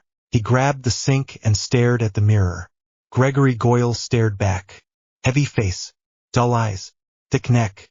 He opened his mouth and saw different teeth. Ron swore. Bloody hell. Hermione made a sound that wasn't a word. Harry turned. Hermione had dropped to her knees. Hair bristled along her jaw. Her ears pulled up into points and slid toward the top of her head. Whiskers pushed through her skin in lines. She covered her face with both hands and shook. Okay. Okay. I followed the steps. It's okay, Harry said. He crouched next to her. His knees wobbled from the transformation. Breathe. I am breathing, she said, voice high and broken. It's who, I need to, this is, Hermione, Ron said, pale. That was cat hair. She made a thin sound and then gulped air. I took it from her robe. I thought, oh, this is awful. Hospital wing, Harry said. Now, we can't go to Madame Pomfrey like this. Panic sped her words. She'll ask questions. She'll tell McGonagall. We'll be expelled. You can't breathe through your nose, Ron said. We have to. Hermione's eyes shone. She nodded once, hard. Fine. Cloaks. Hood up. They wrapped her and half-carried her through back corridors. The potion's effects made Harry's feet heavy. Every step felt wrong in his body. His stomach rolled. He kept his power tight out of habit and it made him lightheaded. Madame Pomfrey took one look, gasped, and cut them off before they could explain. Don't say a word. I don't want to know which rule you snapped in half. Bed. Now. And you two out. But they left Hermione in a screen and slouched into a side corridor. Harry leaned his head against the wall and tried to breathe through the nausea. We're still doing this, Ron said after a minute, voice low. If we came this far and don't at least make Malfoy spill his pumpkin juice, I'll cry. We go. Get out. Fast. Ron nodded. Try to look stupid. You don't have to try, Harry said, and for a second the edge came off the fear. They found Crabbe and Draco in the Slytherin common room after bluffing the password from Malfoy himself near the dungeons. Goyle, Harry. Got a nod and nothing else. The room smelled of damp and polish. Green lamps made everyone look sick. Draco launched into a theory about the chamber with the pleasure of someone who liked the sound of his own voice. He talked about bloodlines and old families and cleaning the school. Ron clenched his jaw. Harry forced his hands to stay loose. So you know how to open it? Then Harry said in his best Goyle grumble. Draco snorted. If I did, I wouldn't be sitting here listening to you breathe. Father says it will be handled. Handled how? By the right people. Not Weasleys with second-hand books. Ron started to stand and Harry pressed a heavy Goyle hand on his knee. Draco didn't notice. He was too busy bragging about nothing. He knew stories. He knew fear. He didn't know the entrance. They left with nothing but a thicker knot of disgust in Harry's stomach. The potion wore off on the stairs to the kitchen corridor. The shift back snapped through Harry's bones. He gagged and leaned on the wall until the wave passed. Sweat ran down his neck. Hermione spent 2 days in the hospital wing. Ears covered, tail hidden, voice flat with anger at herself and at bad luck. When Pomfrey let her go, Hermione glared them into silence and said, Not a word to anyone. Wouldn't dream of it, Ron said. 9 lives and all. Ron, right? Not funny. Harry found the diary by accident after a flood in Myrtle's bathroom. Water ran from every tap and out of every drain. Myrtle screamed about Olive Hornby and death and toilets. Filch hovered outside and shouted about fines. A small black book lay near a cracked tile. Soggy but somehow not ruined. No name on the cover. No title. When Harry picked it up, he felt it. Not cold like the pressure in the walls. Dense. Low. A weight in his palm that wasn't mass. He held it and something in him leaned toward it the way a tired body leans toward a warm fire. He hated that feeling at once. He opened it. The pages were blank and dry. Ink didn't spread when he touched them. Nothing smelled of mildew. Drop it, Ron said. Anything that tidy in this bathroom is cursed. Hermione stepped in. hair still extra frizzy from a week of stress. What is it? Harry didn't want to say what he felt. He turned a page. The edges were clean. The paper felt stronger than it looked. He breathed out and wrote his name. The ink sank. Letters bled and then lifted. A neat hand wrote back, "Hello, Harry Potter." The weight in his palm dipped, then steadied. A voice bloomed in his head that wasn't sound. Not like the snake thread. Softer. Polite. Curious. He wrote questions. The answers came clean and fast. Tom Marvolo Riddle, a student here 50 years ago. He had cared about Hogwarts. He had seen terrible things. He wanted to help. He pulled Harry into a memory. It happened without a wand. The diary pulled him by the chest, and he stood in a corridor not his. The air felt thinner. Colors were dull. People walked through him like smoke. Tom stood at the end of the hall with a prefect's badge. He looked tidy and calm. His smile seemed practiced. "You wanted to see," Tom said, voice low. "I can show you." They watched Hagrid. They watched a huge shadow in a crate. Harry's stomach twisted. He knew Hagrid. He knew Hagrid wasn't a monster. He tried to move, to talk, to change the scene, but the memory didn't care. It ran to the end and stopped. Harry pulled out of the diary like a diver breaking a surface. He was on the floor of Myrtle's bathroom. Ron shook his shoulder. "You went all glassy." Harry sat up slow.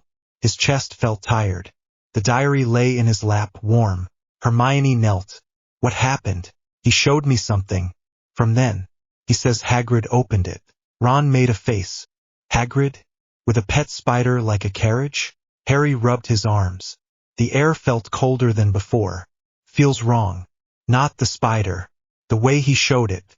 Like he picked the exact thing he wanted me to see and not one more second." Hermione's mouth tightened. "Of course he did. Memory can lie by selection." Harry nodded. He looked at the diary again. The weight in his hand had a draw. Not loud. Patient. He put it in his bag, and his bag felt heavier on that side.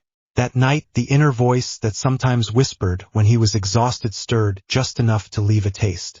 It didn't speak words. It watched. The diary warmed on his bedside. Closed. Innocent. He told Professor Shahoin about the sensation during morning training. She listened with arms folded, expression flat. "The object has a signature," she said. "Not a large one. Dense. Old. It will pull at you if you let it. Do not let it. What if it's important? It is important. That does not mean it is safe." She held his gaze. "You are drawn to bindings because you are bound. That does not mean you feed them." He left the diary in his trunk for 3 days. He slept better for 2 of them and then worse. On the 4th he took it out again because not knowing made him itchy. He told himself he was being practical. He asked Tom about the pipes, about old blueprints, about places students couldn't go. Tom was helpful. Tom was kind. Tom wanted to guide. Harry hated that he liked the feeling of someone steady on the other end of a blank page. Ginny started looking thinner. The skin under her eyes turned gray. Percy scolded her and then told her to go to bed earlier. Fred and George tried jokes. Nothing stuck. Harry asked her if she was okay and she flinched like he'd shouted. Then she was gone. It was before breakfast. The dormitory woke to noise in the common room. Harry came down the stairs pulling on his jumper and met a wave of faces gone pale. Angelina was crying. Lee held her elbow. A first-year boy had his hands over his mouth. Percy stood too straight with a sheet of parchment crushed in his fist. McGonagall's voice carried over everything. "Return to your dormitories. Now." "Prefects." Harry's stomach dropped in a slow, heavy way that made his knees feel weak. What happened? No one answered him, but the word rolled anyway. "Ginny." The world went thin at the edges for a second. His hearing narrowed to a hiss. He shoved through, ignored the hands that tried to stop him, and ran. The second-floor corridor was already roped off with conjured cord. Filch hovered like a vulture. The message on the wall was new. Wet. Ugly. "A student has been taken to the chamber." Harry didn't read the rest. He didn't need to. His chest knew. The pressure in the stone was back in a way that almost doubled him. Not a thread now. A knot. It sat near Myrtle's bathroom and pulsed slowly like a second heartbeat under the floor. Harry. Ron's voice was raw. He had run to catch up, face white. We have to tell someone. We are telling someone, Hermione said, wild-eyed and already crying. Professor McGonagall. By the time they organize a committee, she'll be dead. The words came out of Harry before he could make them gentle. He forced his breath into his chest and down, tried to make his hands stop shaking. I'm going now. Where? Ron asked, even though the answer sat on the air between them. Harry turned toward Myrtle's bathroom. The knot in the stone pulled at him like a weight on a rope. Students parted without knowing why. Teachers shouted after them and their voices sounded far away. They stepped into the bathroom. The taps still gleamed from Pomfrey's last cleaning charm. Myrtle floated out of a stall with a wet sniff. Someone died again, she said with a strange mix of glee and sorrow. Always in here. Harry ignored her. He set his palm on the sink with the entwined serpents. It was warm, not from water, from something working under the stone. He drew his power in tight and then pressed a line of it into the crack between porcelain and tile the way Shahoin had taught him to test for hidden structures. The energy ran along the seam and hit a wall. Not physical. A seal. The seal felt old. The pattern of it matched the cold thread he'd felt all term but thicker and more deliberate. It repelled him without force. Not a shove. A refusal. To shut, he said. His voice sounded like someone else's. It was open before. Sealed now. Can you break it? Ron asked. Harry swallowed. He pushed again, slow testing. The seal flexed and then held solid as iron. He shook his head. Not without blowing the floor. If I hit it hard, the tunnel will collapse. Hermione grabbed his sleeve. Then we need the key. The opening method. Parseltongue. I can't speak to snakes on purpose, he said. It just happens. Try. Her nails dug through his sleeve. Please. He closed his eyes. He pictured the snake-carved tap. He pictured the cold pressure moving in the wall. He stood in the soundless place inside himself where power sat like water in a tank, and he waited. Nothing moved. The room felt too bright. His mouth tasted like old copper. He opened his eyes and looked at the carving again. Sealed. Hermione's face crumpled. Ron put his hands on his head and made a sound like he was going to be sick. Harry pressed his palm harder into the porcelain until it creaked. For 1 second, the inner voice slid up from the dark place where it lived and looked at the seal with him. Cool. Detached. Counting. Control your flow, it said without sound. Not brute force. Pattern. Match frequency. Harry jerked his hand back like he'd been shocked. His heart pounded so hard his vision pulsed. What? Ron asked. Harry shook his head. We need help. But not a committee. Someone who can open old things without smashing them. And we need to move now. He looked at the door again. The knot in the stone still pulsed. He felt it in his chest, slow and heavy. He pictured Ginny's face the first day on the platform, hopeful and shy and safe, and his stomach turned. They ran. The dread followed, sitting between his ribs like a stone. The castle watched. The seal held. The bathroom is cold and wet. Water drips from a cracked pipe, tapping a flat rhythm on the tiles. Ron holds the broken wand like it might bite him. Lockhart smiles too wide and keeps smoothing his hair with shaking hands. Harry, you sure? Ron asks. No time, Harry says. He's shaking not from cold. From the voice in the walls. It isn't sound. It's a line of pressure sliding along the stone, thin and cold, like a string pulled tight through his chest. The sink ringed with snake stares back. Harry lifts his head. He doesn't think. He lets the shape of the sound rise from his throat. A rough hiss. The taps grind open. The sink drops. Air moves. The pipe yawns like a throat. Lockhart gives a breathy laugh. Well, down we go. He lunges for Ron's wand. Don't, Harry says. Lockhart swings the wand and shouts something. The wand backfires with a bang. The ceiling cracks. The world tilts. Ron grabs Harry's sleeve and yanks. Stone slams down between them. Dust fills Harry's mouth. He coughs. Coughs again. He hears Ron shouting his name, faint through rock. I'll find Ginny, Harry yells back. Keep him there. I'll shout if I. The pipe slopes into dark. He climbs. Metal is slick, cold under his palms. The air smells like damp stone and something old and reptile sour. He drops into a tunnel that eats sound. His breath sounds wrong in it. Too loud. His heart pounds against his ribs. Stop wasting movement, says the voice inside. Not cruel. Warm. Clean, clipped. Tired of his mess. Breathe lower. Keep the output tight. Not now, Harry mutters. But he does it. He draws his power in until it sits heavy under his sternum. His head clears. The tunnel opens to a cavern with wet pillars and a floor filmed with slime. Bones crunch under his shoes. He stops. Closes his eyes. Lets his Raikaku stretch. There. A weight like thunder held in a fist. Huge. Slow. Asleep. Then awake the moment his awareness touches it. The air cools a degree. The hair on his arms stands up. He moves forward with small steps. The chamber opens. All stone and shadow and wet echoes. Tall pillars carved with snakes climb into dark. At the far end, a statue looms. A man's face.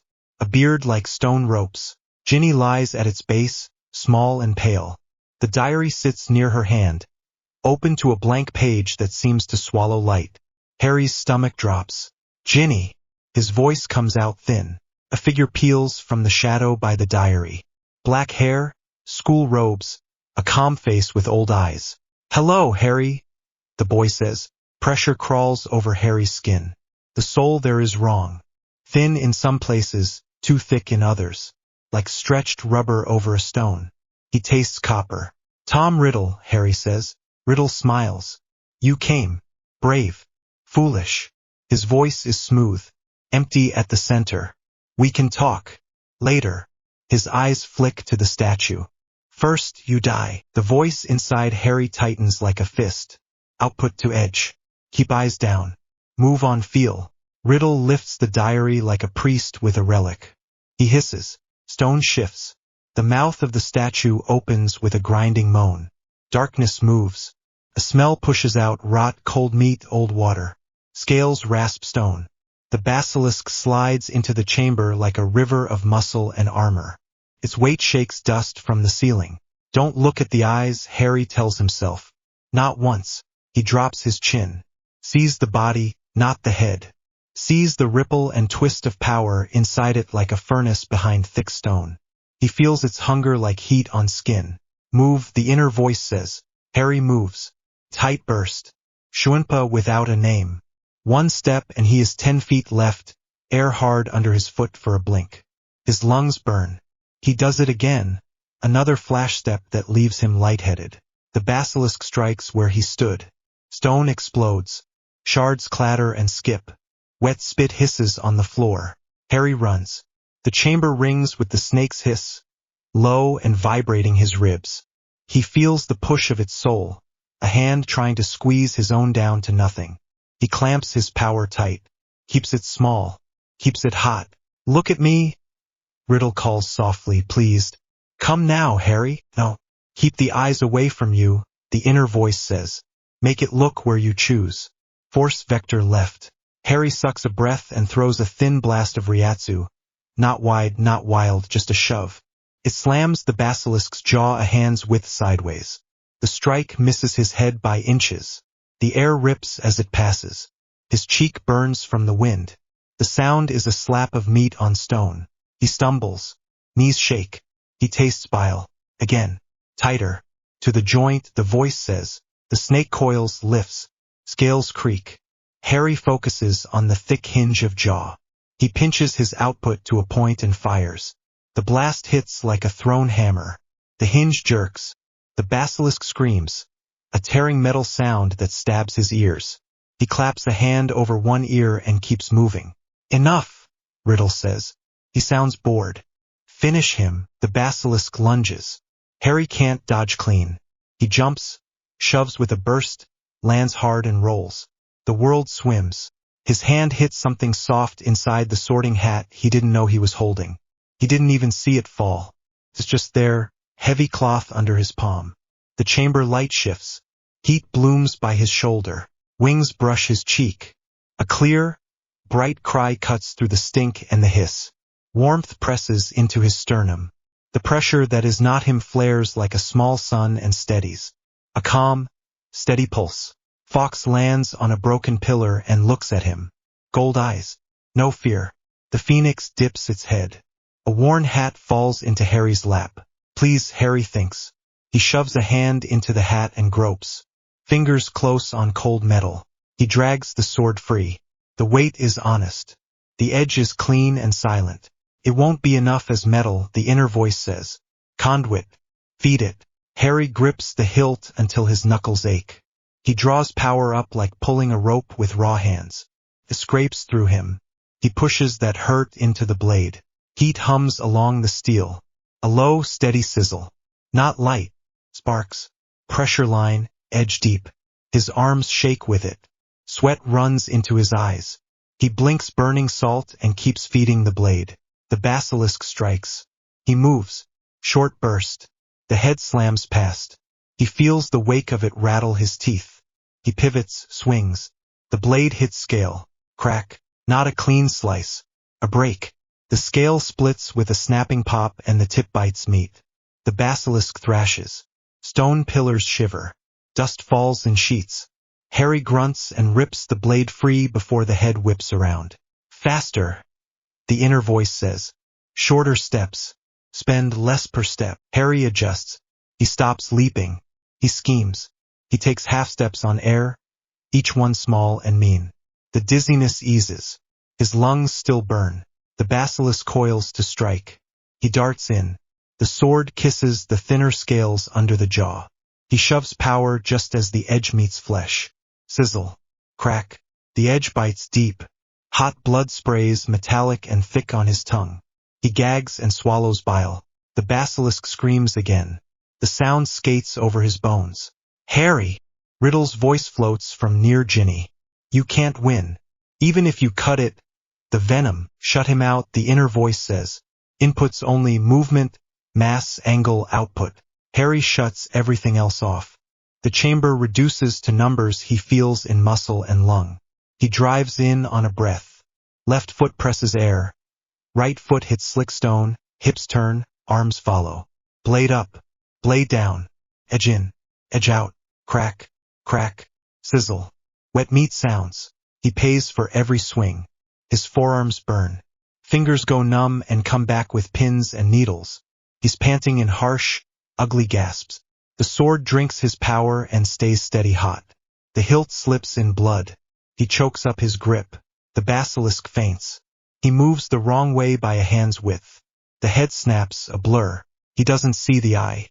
He sees a wall of scale, the scarred hinge, the mouth a cave of yellowed fangs.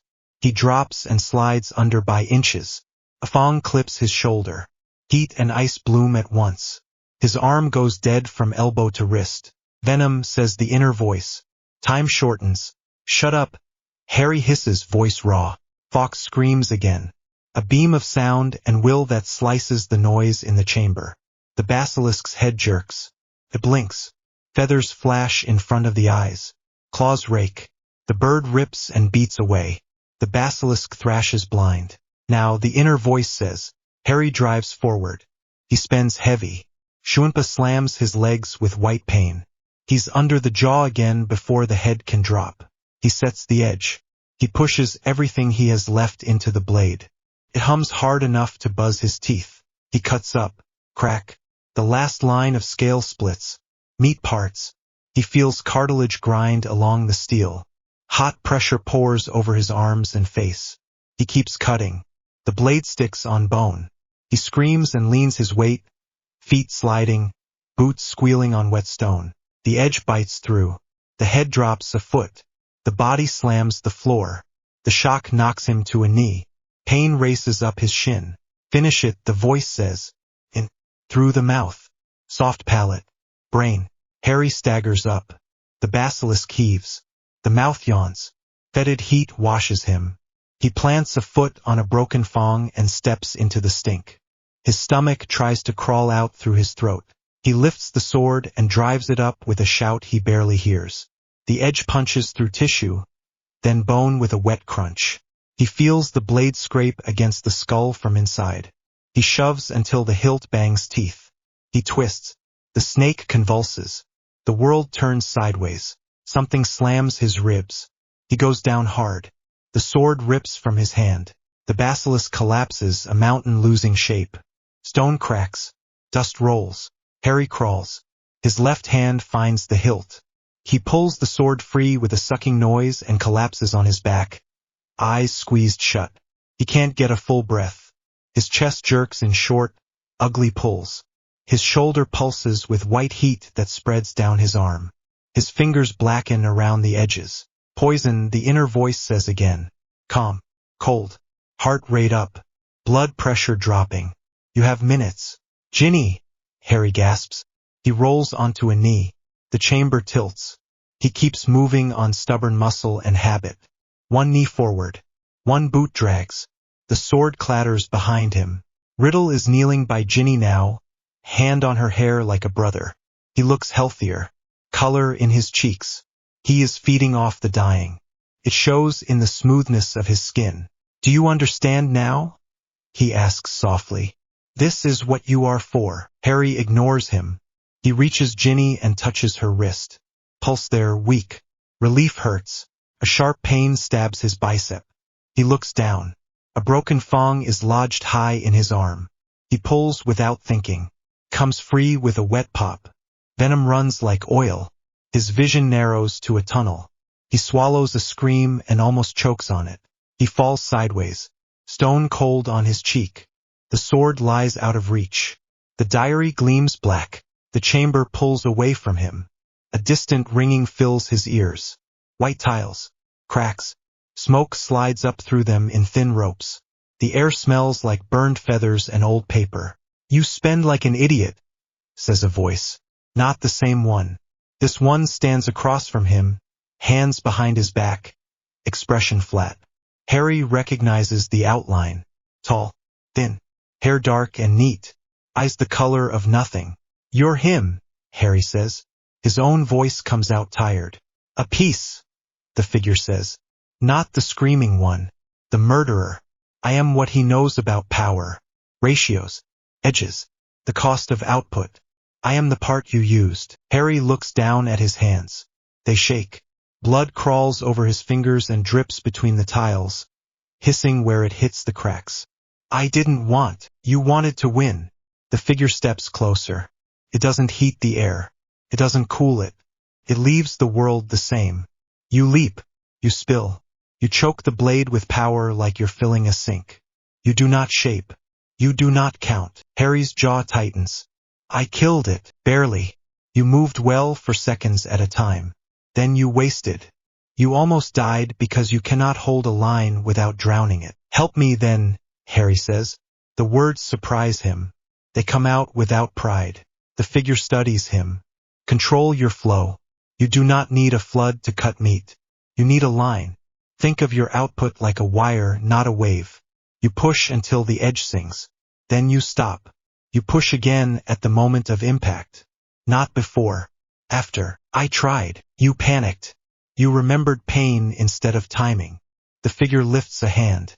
A sword appears there, plain as the one Harry knows, unlit. Again. Watch. Count. Steps, lifts, drops. The motion is clean, simple, almost boring. Step. Breath. Output. Impact. Stop. Breath. Again. Set your feet. Shorten your range. Stop lifting your shoulders when you swing. You waste energy and you telegraph. I'm poisoned, Harry says. His voice wobbles. I don't have time for a lesson. A flicker of approval touches the figure's mouth. Almost a smile. Correct. It lowers the blade. The tiles crack wider. Fire glows below. You will either accept the help offered and live, or you will not. What help? He hears it then. A clear note that isn't sound. A thread through his chest from far away, warm and steady. Promise. A hand at the center of his ribs. Phoenix, the figure says. Old medicine. Efficient. Its eyes sharpen. If you live, remember what I said. Wire, not wave. The tiles buckle under Harry's feet. He drops. Heat on his face. A weight on his chest. A tear hits the puncture wound and runs like liquid light into the skin. Fire burns under his flesh for a heartbeat, and then the cold peels away. His fingers unclench. The tunnel of his vision widens. Fawkes cries once, softer now, and nips his ear like a scolding. The bird's breast feathers are streaked with red. Harry drags a breath. He coughs and his whole body shakes. He rolls onto hands and knees and throws up. Acid burns his throat. He spits, coughs again, and wipes his mouth with the back of his hand. His arm aches where the fong went in, but the black edge has faded from the veins. The hole is closing as he watches. Riddle watches, face smooth but eyes tight. Phoenix tears, he says. How touching. He stands. No matter. Harry's gaze drops to the broken fong in his fist. Slick, heavy, honest. The diary lies open, blank but wrong.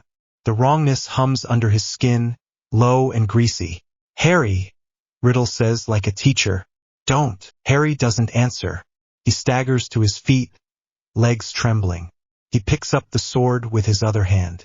The blade hums a little on its own now, a low glow in his grip like heat that doesn't burn. The air around him tastes like copper and something clean, like the world after a storm. The glow spreads an inch from his skin, lightless but felt. It ripples when he breathes. First release, the inner voice says. Not words exactly, more like a note that finds his bones. Accidental, brief. Riddle steps back. What are you doing? Ending it, Harry says. His voice is a rasp. He kneels by the diary. His hand shakes, but he holds the fong tight. He thinks of wire, not wave. He thinks of simple lines. He drives the fong down through the page. The chamber lurches. The diary screams without sound. Ink floods from the hole and boils like tar. The air stinks of rot and burning paper. Riddle staggers and clutches at his chest as his edges come apart. He reaches for Harry and his hand passes through the boy's shoulder like fog. Stop, Riddle says, voice cracking, empty center finally showing. Stop, stop. Harry pushes the fong deeper. The phoenix sings. The diary jerks and goes still. Riddle tears like smoke in wind. He tries to hold together. He can't. He looks at Harry and his face empties to nothing. He is gone. Silence drops. Harry sways. The glow around him flickers. He holds on to it by instinct, like clutching a railing on a moving train. It slips anyway. He is too empty to keep it. The glow fades to a whisper and then to nothing. He sags to the stone and sits hard. His legs don't want to hold him. His hands are sticky and shaking. His breath rattles with each pull. Harry! The voice is tiny. Ginny pushes up on her elbows, eyes wet and wild. What, where? She sees the snake. She goes clammy and starts to shake. It's dead, he says. The words come out flat. It's over. He doesn't try to stand yet. If he stands, he'll fall. Fawkes steps onto his knee and leans in. The bird's head presses against his chest. Warmth runs into him. Not power, just warmth. Enough to keep him upright. Ron's voice echoes from beyond the rock fall, faint and frantic. Harry! Ginny! Are you? Answer me. We're okay. Harry tries to shout. Scrapes. We're here. He pushes to his feet at last. The chamber spins and settles. He wipes his face with the back of his wrist. It leaves a smear. He doesn't look at it. Come on, he says to Ginny. We're going home. They walk. Slow. The sword drags a line in the slime behind him where his arm can't keep it up. The basilisk lies in a broken curve, huge and still, steam lifting from cuts. The stink follows them out. It gets into their clothes. Fawkes flies ahead toward the rockfall. The phoenix vanishes in bright heat, then reappears beyond the stones with a cry. A hand pulls rock from the top. Ron's fingers. Bloody knuckles. He jams his face into a gap. Harry! I can see you. Ginny. She's... Oh, thank Merlin. He laughs and then swallows it like it hurt. We're going to get you out. Just stay there. Harry leans against the wall and closes his eyes. The world tilts. He opens them again. The inner voice gives him one last line. Less output. More aim. Then it goes quiet. He breathes. The sword is warm in his hand. The glow is gone. A thin echo remains under his skin, like the ring after a bell stops. His knees try to fold. He locks them and sways. Harry! Ginny's fingers grip his sleeve. I'm fine, he lies. He isn't. His vision swims at the edges. Every muscle trembles. His mouth tastes like blood and bile. Fawkes lands on his shoulder and presses close. The bird's weight steadies him. Rock shifts. The gap widens. Ron's arm reaches through and grabs his wrist. Got you, Ron says. His voice shakes. We've got you. Harry nods once. The world grays out and back. He sets the sword down before he drops it and takes one step toward the gap. The chamber blurs. Heat brushes his skin. A soft wave rolling off him for a heartbeat and then dying. A last, faint release he can't hold. He smiles once, tired and small, at nothing. Then his eyes roll back and he drops into black. The last thing he feels is the phoenix pressing tight against his throat to keep him upright and Ron's hand crushing his wrist to keep him here. Fawkes watched him from the perch with his head tilted, bright eyes steady. The office smelled of candle wax and old wood and something clean that made Harry's chest loosen. The sword lay across the desk, wiped free of blood. The ruined diary sat in a sealed glass box. Harry's hands still shook when he looked at it. Sit, Harry, he sat. The chair was too soft. His body wanted to keep moving. Dumbledore folded his hands and said nothing at first. The silence stretched. The portraits breathed and pretended to sleep badly. How are you feeling? Dumbledore asked. Harry swallowed. Tired, tired? Dumbledore repeated, as if testing the word for cracks. And besides tired? Harry stared at his fingers. The skin near his nails was raw where he'd scraped them against stone. Hungry. A bit sick. My legs keep shaking. A normal response, Dumbledore said gently. Your body has been through much. Your heart more. Harry kept his eyes on the desk. The sword's edge caught the firelight and held it. Ginny's okay? She is in the hospital wing with her family.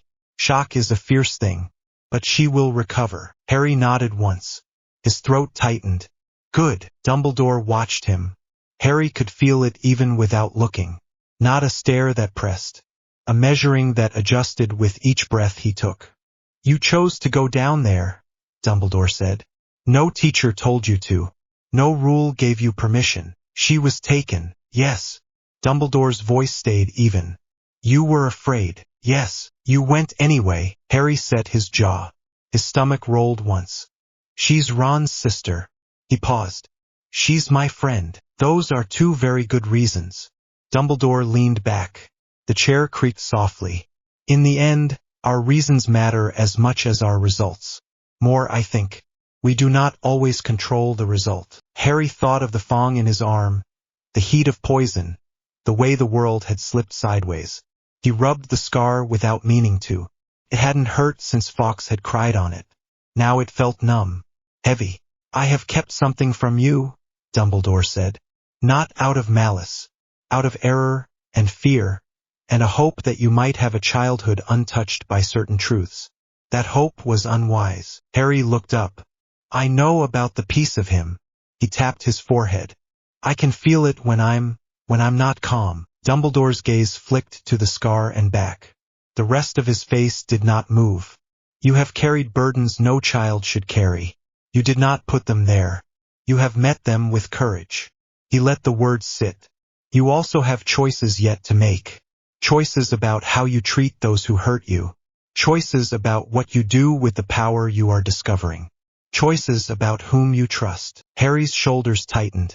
Do you trust me? I do, Dumbledore said at once. More than I have earned the right to, and I intend to prove that trust by being better at telling you what I can. When I can. What can you tell me now? That love leaves marks even death does not erase, Dumbledore said. And that your mother's love has moved through your life in ways you cannot see. It does still. That is not a platitude. It is a working truth. He watched Harry breathe. You stood in a place below the school where fear and old hunger have slept for a very long time. You did not stand there alone. Harry thought of warmth against his skin when everything else was cold. He thought of a bird's cry and the weight of a blade in his hand and the way his chest had filled and emptied until there was nothing left. I didn't feel alone, he said. Came out small. Dumbledore smiled, tired at the edges. Good. He grew serious. I will not press you for details that you are not ready to speak aloud. I will ask this, however. He nodded toward the sealed diary. Do not take on more than your share of blame for what other people do when they are frightened and alone. Not even in your own head. I don't. Harry stopped. Sometimes I do. Then practice not doing so, Dumbledore said. Practice is a fine habit, for courage as for everything else. He glanced toward Fawkes. The phoenix trilled once, soft and clean. Heat stroked Harry's skin. You will find that help arrives in many forms when you choose to stand for someone else. Harry drew a slow breath. Will people keep staring? People stare when they do not understand, Dumbledore said. Sometimes they stare when they do. Curiosity is a human failing and a gift. It can be managed. He folded his hands again. What matters is that you do not let other eyes decide what you are. Harry let out a breath he didn't know he was holding. He nodded.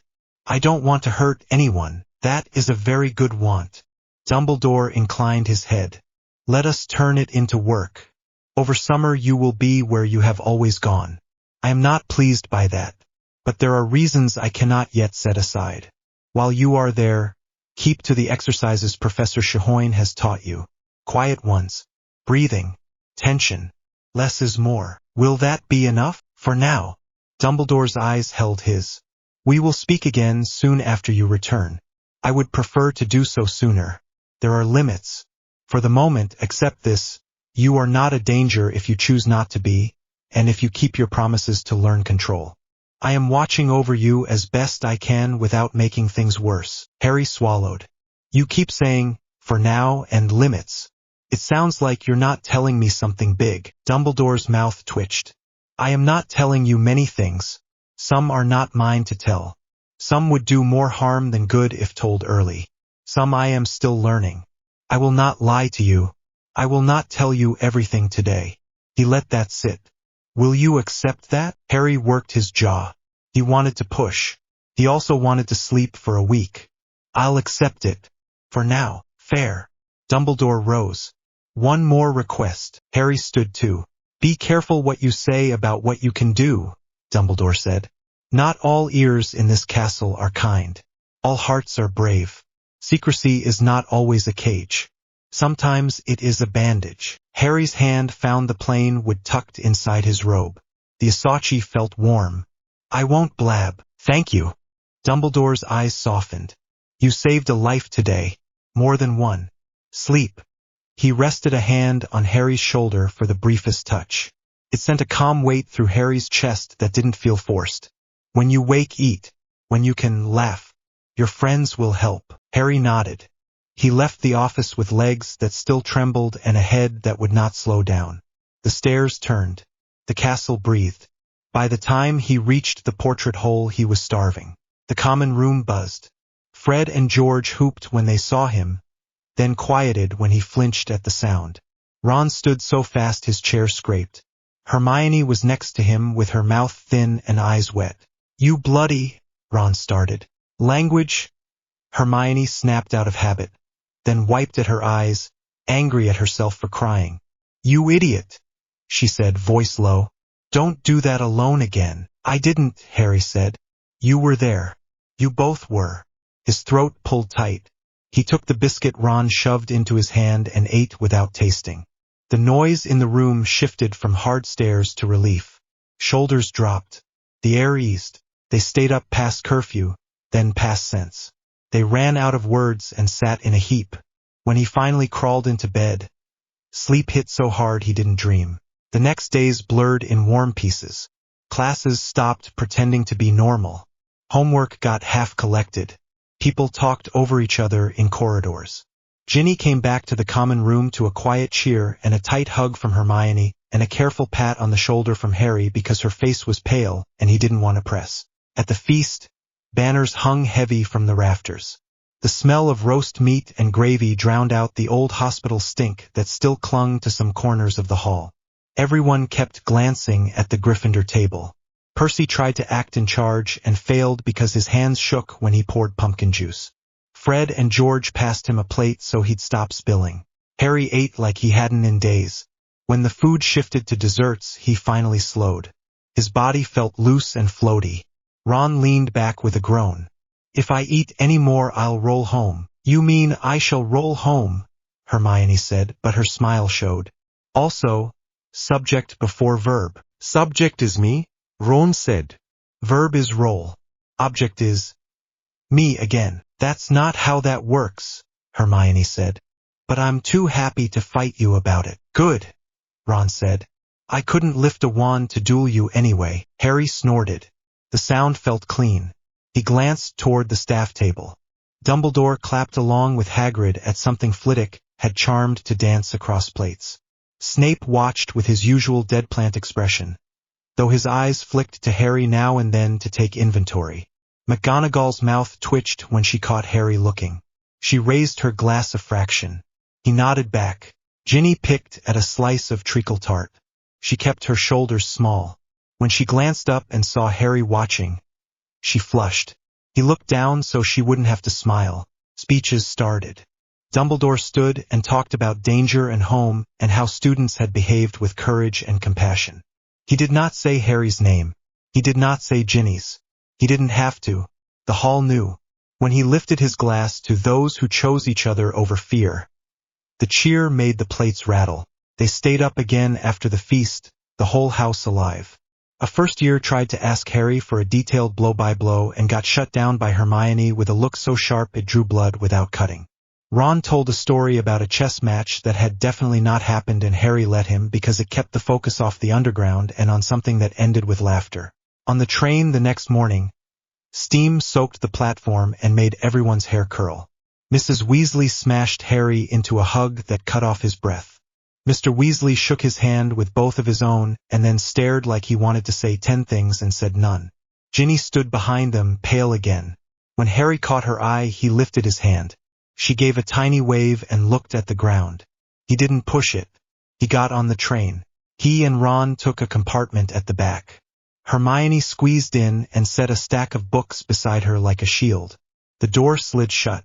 The train jerked, then moved. For a while they just watched fields blur and said nothing. The quiet wasn't heavy. It was tired and safe. Ron broke first. "Right? Summer plans. I intend to sleep, eat, and then sleep while eating." "You cannot sleep while eating," Hermione said, not looking up. "You would choke." "Bet I could if I trained," Ron said. "Potter thoughts. I think you should not die by treacle tart," Harry said. "Fine. Then I'll live, eat, sleep, and get very good at Quidditch." Ron grinned at Harry. "You flying with us first match next year is going to be mental." Hermione closed one book and opened another. "Minimal," she said. "Not mental. And we don't even know the schedule yet." She paused. "But yes, it will be very good." Harry leaned his head against the glass. The vibration settled his bones. "I don't know about Quidditch yet," Ron groaned. "Don't start. You were built to catch tiny golden things at absurd speeds." "That's not a sentence," Hermione said, but she was smiling again. "And he's allowed to think about it. He's allowed to think about anything." "I'm thinking about not thinking for a bit," Harry said. "Excellent plan," Ron said. "I'll join you." He closed his eyes and immediately snored. Hermione watched him for a second and laughed softly. "He can sleep anywhere." She glanced at Harry. "How's your arm?" "Fine," he said. He flexed his fingers. "No pain. Just a memory of heat and a ghost of weight." "Phoenix tears." "Miraculous," Hermione said. She rubbed the corner of her eye. "I looked up the snake. Its lifespan. How long it was likely down there. No wonder the castle felt odd all year. A creature that old changes a place." She stopped herself. "Sorry. I promised myself I'd talk less like a book on the way home." "Don't stop," Harry said. "It reminds me the world makes sense to someone." "It makes sense to me," she said. "Sometimes that's worse." He let out a quiet laugh. "You stayed up with me when I came back," he said. "Thank you." She nodded and looked at her hands. "You'd do the same." The door slid open. Draco stood there with Crabbe and Goyle. He had color back in his cheeks and a fixed sneer that didn't reach his eyes. "Enjoying your victory lap, Potter?" Ron woke with a snort. "Oh good." A rat brought his furniture. Hermione put a hand on Ron's sleeve. "Don't." Draco glanced at her and then back to Harry. "You think this makes you some kind of hero?" His voice was too sharp, too quick. "I don't think about it," Harry said. He was too tired to perform. "You should go." "Or what?" Draco's mouth pulled into a smile. "You'll stare me into dust?" Harry's shoulders went tight. He kept his voice even. "Leave." Something in him reached when he said it. Draco's face changed. Not fear. Recognition he didn't want. He stepped back without meaning to. "Come on," he muttered, and left. The door shut. Ron let out a breath. "I wish he'd trip over his own pride." Hermione shook her head. "He's a boy who wants to be a man. It's hard to watch." She looked at Harry. "You didn't do anything to him, did you?" "I told him to go," Harry said. He went. He rubbed his hands together. They were cold. They ate from the trolley later. Chocolate softened in their fingers. The sun drifted. The train hummed. They told small stories that didn't hurt to tell. Ron described a prank on Percy that hadn't happened yet. Hermione planned what she would read in what order and pretended not to notice when Harry zoned out and leaned into the window. The platform at the end came with shouts and smoke and the slap of feet. Hugs. Waves. Promises to write. Ron picked up Scabbers with 2 fingers and made a face. "You need a bath, mate. And also a new body." "That's not funny," Hermione said. But her mouth twitched. Mrs. Weasley pulled Harry in for another breathless hug. "You come to us if you need anything," she said into his hair. "Anything." Mr. Weasley nodded hard and then had to rub his eyes for no reason at all. The twins ruffled his hair. Ginny whispered thanks, and he almost didn't hear it over the whistle. The Dursleys were a gray wall on the far edge of color. Vernon stood with his lips pressed tight. Petunia's mouth was a hard line. Dudley bounced from foot to foot like he wasn't sure if he should be excited or scared. Harry lifted a hand to Ron and Hermione and then walked toward the wall. The car ride had no sound but the engine. Vernon's knuckles went white on the wheel. Petunia stared out the window as if the glass would give her a different life if she looked hard enough. When the house door opened, the air hit him. He stopped on the threshold. Felt wrong. Not cold. Hot. Empty. A clean that wasn't clean. A quiet that wasn't rest. The air inside Privet Drive pressed against his skin in a way that made him want to step back outside. "Inside," Vernon said. "Now." Harry stepped in. Something inside him pulled tight, as if the space itself asked him to be less. His shoulders came in without his choice. His breath went shallow. "Upstairs." "No funny business," Vernon said. "We'll have none of that this summer." "None." "None," Petunia echoed. She kept her eyes away from him. Harry climbed the stairs with his trunk bumping each step. The cupboard door creaked when he passed. He felt it in his teeth. In his room, the bed was made. The window stuck when he tried it. The smell of cleaning fluid sat heavy in the air. The sound of the lawnmower 2 houses down cut off and left a hole. He set the trunk down and stood still. He could feel the house trying to make him small. He could feel the way the street drank noise and feeling and anything bright. He closed his eyes and drew his breath in the way Professor Shahoin had taught him. Counted it. Held it. Let it out slow. The tightness eased a little. Not enough. He reached into his robe and touched the plain wood. Warmth answered. A human warmth. His hands stopped shaking. "Control your flow," a voice murmured. Cool and exact inside his head. He flinched and looked around the empty room. The voice had no emotion, no heat, just a judgment passed as if it were weather. He swallowed. "Shut up," he whispered. Silence. Not gone. Waiting. He sat on the bed and put his feet flat on the carpet and kept breathing. He could do quiet. He had lived through worse kinds. The street murmured outside. The house watched. His chest lifted and fell and he felt each beat. He placed his hand over his heart and counted until the number lost shape and his jaw relaxed. He was not in the chamber. He was not bleeding. He was not alone on a cold floor with a dead book and a dying girl. He was here. He was breathing. He was choosing. He opened his eyes and stared at the ceiling. The paint had a crack he hadn't seen last summer. He followed it with his finger in the air. He stopped when his hand trembled. He put it back on the bed. "Control your flow," the voice said again. He shut his eyes. He kept breathing. He let the emptiness sit around him and did not let it in. Not all the way. Tonight, tomorrow he would wake up and do again what he had to do. Breathe. Eat. Practice. Write Ron and Hermione. Keep promises. Wait. He lay back, heart steadying under his hand, and listened to the dead quiet of Privet Drive press against the windows while he counted his breaths and refused to be smaller than he was. Far off, something tugged at the edge of his awareness. A colder quiet. He could not name it. It faded when he tried to feel it. He kept breathing and did not chase it. He let sleep take him, light and thin, ready to break at the first wrong sound. The house stayed still. The street hummed its dull tune. He slept and did not dream. Summer pressed down on Privet Drive like a lid. Heat in the pavement. Heat in the cupboard under the stairs when Harry sat cross-legged with the door shut because it was the only place he could be sure no one would barge in. He set the Asachi across his knees and counted breaths. In through the nose.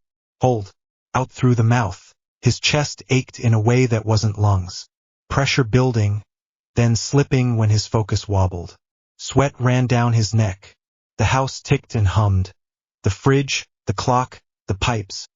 But beneath all that he chased the thin thread that was his own power, the heavy tide under his ribs. "Compress," he whispered, because saying it out loud helped. Small. Quiet. It didn't want small. It wanted out. It wanted to fill the room and the street and the sky. He dragged it in anyway, muscle by muscle, breath by breath, until his skin felt one size too tight and his fingers went numb. The floorboards stopped groaning. The bulb overhead stopped buzzing. For a heartbeat, the world went soft. The next breath broke it. Power pushed. The cupboard door shuddered, and a hairline crack ran up the plaster. Harry swore under his breath and forced it down again. Compress. Again. Again. By the fourth cycle his head throbbed behind the eyes. By the sixth, nausea crawled up his throat. He kept going until his hands shook and his stomach flipped and the world tilted to one side. He tipped forward and hit the carpet with his shoulder. The sword clacked against the floor. He lay there panting. Slow in, slow out. Nose stinging from the dust. He swallowed bile and waited for the room to stop spinning. Didn't. He rolled onto his back and stared at the underside of the stair treads until the wave passed. The dizziness left him sweating and a little cold. "Okay," he muttered. "Too far." He sat up, set the Asachi across his thighs again, and tried a lighter grip. Smaller, less force.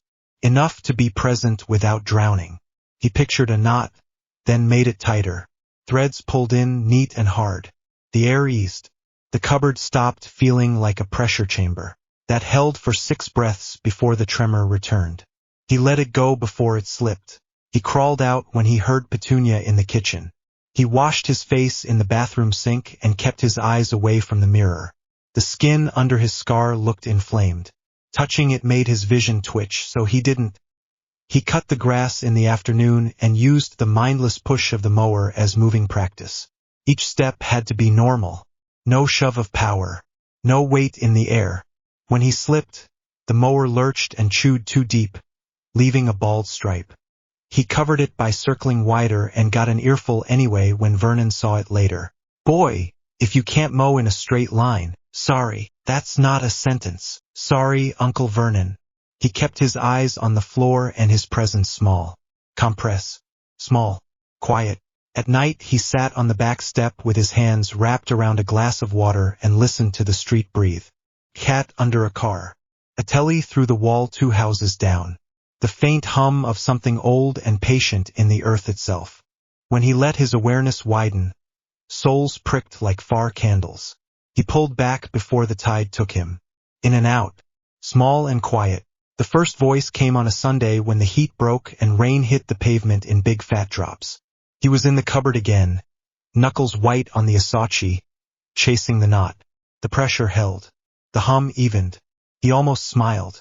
Too much at the edges, a calm voice said in his head. You're leaking at the wrists and throat. Harry's hands spasmed. The knot slipped. Power flared. The bulb popped. And he flinched as glass pattered against the door. The cupboard went dark. Who? His voice came out hoarse. Silence. No cold whisper. Not the snake thing. The hateful rasp that clawed at his scar in dreams. This had been flat. Technical. Like a teacher pointing at a diagram. He swallowed. I don't need you. Nothing answered. He put the blade down and pressed heels of his hands into his eyes until the colors settled. The next day Aunt Petunia sent him to the shops for eggs and bread. He walked the long way. The rain had cleaned the air. He breathed and counted steps and kept his power tucked in tight. Halfway past the alley behind the newsagent, his skin prickled, like the seconds before a storm. Not weather. The hum of the street. A drag low and wrong, like a patch of air had been carved out and left hollow. His heart sped up. His palms went damp. He stopped and tilted his head like he could hear it better if his ears pointed. The pull came from the alley, cold against the skin. He swallowed and stepped in. The bins gave off that sweet rotten stink. Water ran in the gutter. Something moved at the far end, where the alley kinked. A thin shape hunched over a collapsed shape. Hey, Harry said. Because his brain didn't have anything smarter ready, the thin shape lifted its head. Not a face. A mask. White. Smooth. No eyes. Only black ovals and a slit. The air around it was wrong. Silent in a way that wasn't quiet. The collapsed shape under it whimpered. Harry's mouth went dry. The knot in his chest loosened without his permission. Power pushed toward the thing like it had found a drain. Turned. The mask tilted. Something like a mouth twisted in the hollow. He didn't hear it, but he felt hunger push at his skin. His feet moved back. His hand found the hilt without looking. The wood was warm.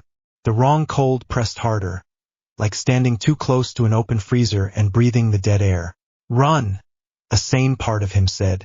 The rest stood still. The thing moved with a sick glide. Not a step. A smear through space. 1 second it was 10 meters away, the next it was 4. The mask split along the slit into teeth like stone. Harry pulled. The knot slammed tight. Power rolled through his shoulders and down his arms before he could think. He swung. He had never trained with the blade as a sword. The movement came out ugly. The Asachi hit mask. The sound wasn't metal on bone. It was a hard crack like a hammer on tile. The blow shoved the thing's head sideways. It didn't bleed. The air around his hands sizzled like fat in a pan. The hollow hissed without sound and swiped. Claws. He barely got the blade up. Impact rattled his elbows. Power jumped out of him in a short burst. The burst threw the hollow into the bins. Metal screamed. Harry's lungs stung. He gasped and tasted copper. The knot frayed. Too much raw output, the calm voice said, very near. You're wasting flow at the shoulders. Direct it. Elbows down. Hips first. Shut up, he grunted, and stepped. The step wasn't a step. The world ticked. For a blink, the air under his foot felt solid. He crossed the space and came down with both hands. The blade met the mask again. The crack went deeper. The hollow convulsed. Its arm shot up, faster than his eyes could follow. Claws raked his shirt. Fabric tore. Skin burned in 4 lines. The cold dug in. He almost dropped the sword. He pushed. Not a blast. A shove. A dense, ugly packet of power straight from the chest into his hands. It jumped through the wood into the mask. The mask lit with hairline fractures. Bright like heat without light. The air popped. The hollow's body jittered like a bad signal and then went slack. He kept pushing. Teeth ground. Fractures widened. The mask split down the middle with a hard final crack. The body fell apart like ash in a wind that wasn't there. Not ash. Nothing. The wrong cold peeled back. It left the taste of iron and the feeling of an empty room. Harry staggered. His knees forgot how to work. He went down with one hand on the wet pavement and the other still clamped on the hilt. His stomach turned. He swallowed once, twice, then failed. He threw up into the gutter. Water carried it away. He stayed on hands and knees and tried to breathe slow. His hands shook hard enough that the blade tapped the ground. He put it down and pressed his fingers into the concrete until it bit. He didn't feel triumphant. He felt dirty. Not on his skin. Inside. Like he had scraped something sensitive across rough stone. Sweat ran cold down his back. The cuts on his chest stung. He touched them and his fingers came away wet. Not deep. He was lucky. Stupid and lucky. Control your flow, the voice said. Quiet. Clinical. Go away, he whispered.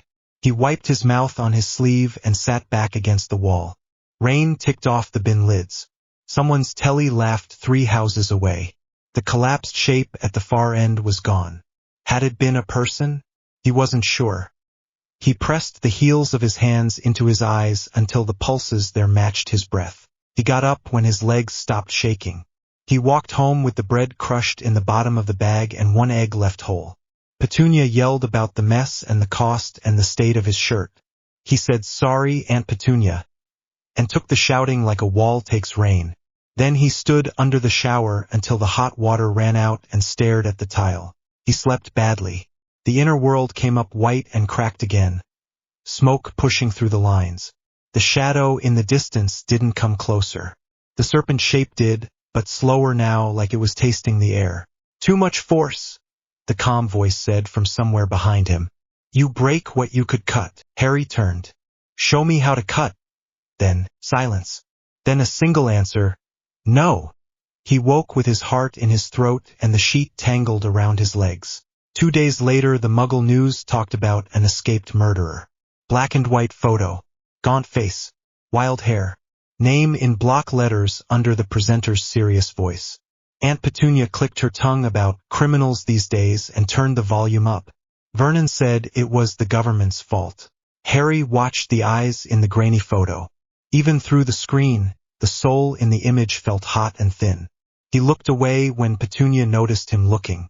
That night, Owl Post dropped a letter on his bed. The Hogwarts crest. A note about books and term dates. A small card tacked on in Dumbledore's looping hand. "Report to me upon arrival, at the end of August," after a tight week of watching his own breath and not picking fights with empty alleys. He dragged his trunk to the street with the Dursleys' car idling. No one helped. Dudley laughed at the wait. Vernon drove too fast to the station and too slow through the car park. Petunia kissed the air near his cheek and told him to be normal. Then they left him on the pavement with his trunk and Hedwig.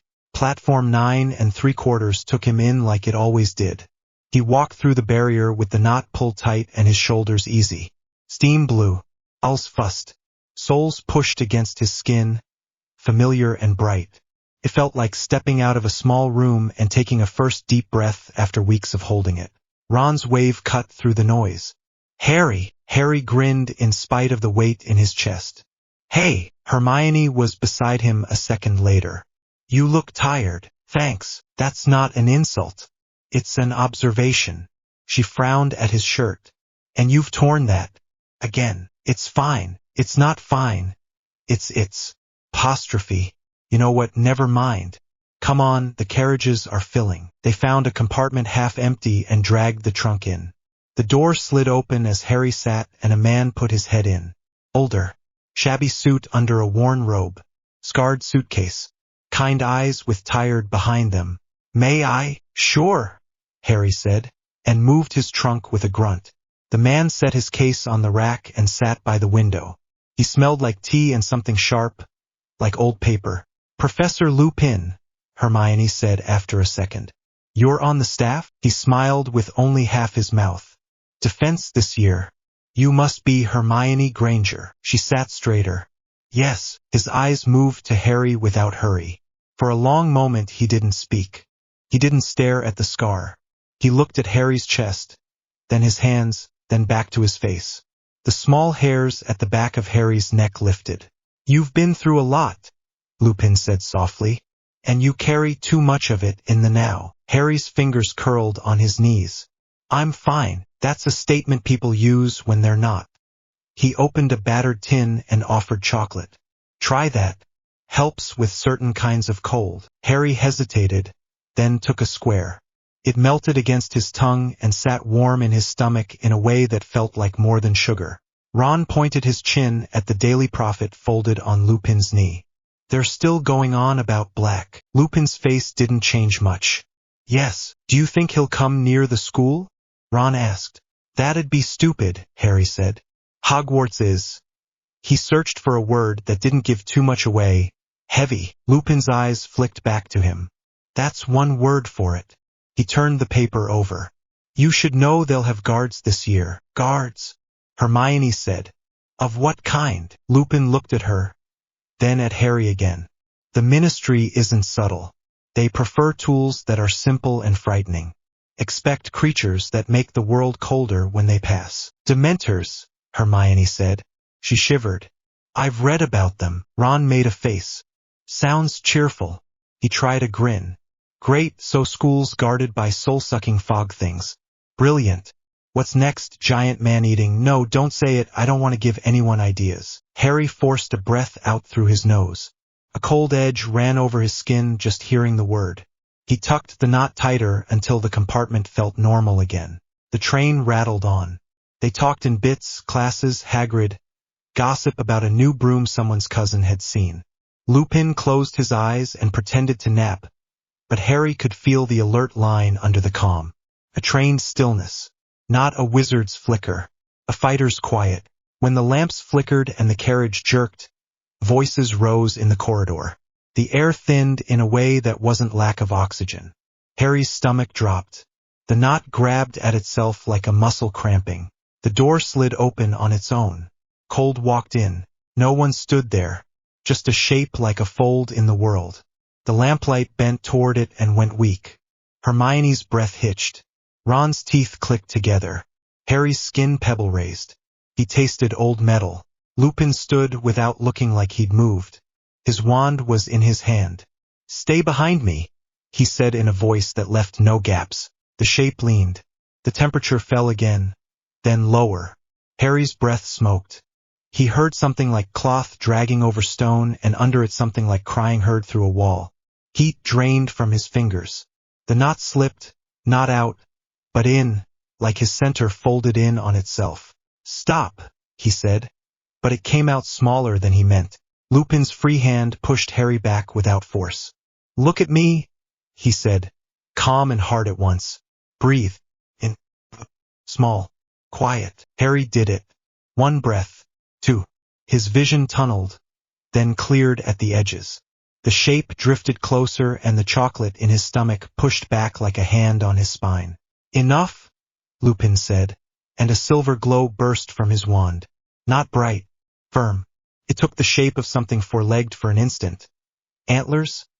Then hit the doorway and spread like a wall. The cold recoiled. The lamps flared back up. The shape slid away down the corridor, the air behind it slowly warming. Ron's voice came out thin. Brilliant. I love trains. Nothing bad ever happens on trains. It's nothing bad ever happens on trains, Hermione said, breath shaking. Verb-adverb placement. Oh, that doesn't matter. She squeezed her eyes shut and opened them again. Professor, was that? Yes, Lupin said. He lowered his wand. They shouldn't be hunting like that through the cars. I'll have words. He looked at Harry. Not the scar. The eyes. You felt it more than they did. Harry swallowed. His hands were still numb. It took the air out. It takes more than air, Lupin said. It takes the good and leaves you with what you can't forget. You carry too much of that already. He handed out more chocolate with a firm look. Eat. All of it. They ate. Warmth crept back, slow and real. By the time the train pulled into Hogsmeade, Harry's hands had stopped shaking and his teeth weren't chattering. He tucked the Asachi under his cloak and kept his knot tight as they crossed the platform toward the boats. Hogwarts rose black against the sky. The weight of it hit him in the chest in a way that felt like being grounded and pinned at once. He let some of his own weight settle into it and the ground under his feet steadied.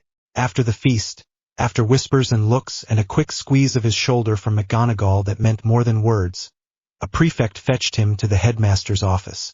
The gargoyle moved when it saw him.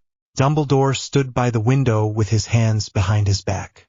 Fawkes watched from the perch and made a low sound that hummed along Harry's ribs. The room smelled like old wood and lemon. "Harry," Dumbledore said without turning, "you had an eventful journey." "Yes, sir." He turned then, eyes bright, mouth in a line that could be a smile if you squinted. "Professor Lupin is capable. And kind." Harry nodded. He didn't sit until Dumbledore waved him to the chair. "I imagine you have questions," Dumbledore said. "About the guards the Ministry has so generously provided. About the man who escaped. About the way the world tilted in that compartment." "I know what they did," Harry said. "I don't know why the Ministry thought that was a good idea." "Because they are frightened," Dumbledore said gently. "And frightened people choose blunt instruments." He studied Harry the way Lupin had, but with different weight. Not measuring stance. Measuring cost. "How is your practice?" "Hard." He didn't bother to pretend. "Small. Quiet. I can hold it longer now. I tried a thing. It made me sick." Dumbledore's eyebrow lifted a millimeter. "Ah!" He folded his hands and set them on the desk. "Harry, there are skills I would prefer you not attempt alone. Separation is one of them." Harry stared at the desk grain. "I know." They sat in quiet for a stretch. Portraits pretended to sleep. Fawkes shifted and made a sound like a sigh. "There is another thing we must speak of," Dumbledore said at last. "Not in detail, yet, but you deserve to know the size of the room you are in." His eyes went to the scar and then away again, as if being polite. "There is a prophecy. It concerns you and the wizard who lost his body the night you were marked. It speaks of choices, and endings, and a power the Dark Lord knows not." Harry's mouth went dry. "Power." He almost laughed. "Everyone keeps using that word like it's a thing I can put down." Dumbledore's mouth twitched. Not a smile. "Power is never one thing. It is capacity. It is knowledge. It is restraint. In your case, it is something else as well. The thing you wield is not our magic. It brushes a broader boundary. It concerns death and the passage beyond it." He tapped the desk once with a fingertip. "It also concerns binding. And you are bound." Harry's hand went up without thinking. He didn't touch the scar. He held his fingers an inch above it like it might bite. "I know. The prophecy does not speak plainly," Dumbledore said. "They never do. But it does suggest that the end of this war is not merely a matter of wand against wand. It suggests that the nature of souls will be part of the reckoning. Yours. His. Others." Harry's stomach dipped. "That sounds big." "It is. And also, it is only yours in the same way the sea is yours when you stand at the shore. You cannot own it. You can only decide when to wade in." He leaned back. "For now, you will train. You will learn to make your presence lighter when needed and heavier when useful. You will eat breakfast. You will attend Professor Lupin's classes. You will keep your blade out of sight. And when the time comes, we will revisit the words spoken long ago in a cold room." Harry swallowed. "Why tell me now?" "Because a door opened on that train and something old looked at you," Dumbledore said. "It will not be the last. I would rather you know, in your bones, that the cold you felt is not the only cold in the world, and that your warmth, your particular warmth, may be needed in places where wands will not reach." He paused. "Also because secrets have weight, and you are already carrying enough." Harry let out a breath he hadn't known he was holding. "Will I?" He stopped. He didn't know what he'd been about to ask. "Will I die? Will I kill him? Will this stop?" Dumbledore spared him an answer. "You will be given choices," he said softly. "You will be given help, and you will be asked to pay a price. Not tonight." The room clicked back into ordinary sounds. Gears in a little silver machine. Portrait snore. The faint rattle of the window in the wind. "Sir," Harry said, because a thought had hit so hard it knocked the air out of him. "The prophecy. Does it say I have to—" He swallowed. "Does it say I have to die?" Dumbledore looked at him with something complicated in his face. "It says that one cannot live while the other survives," he said. "People have taken that to mean many things.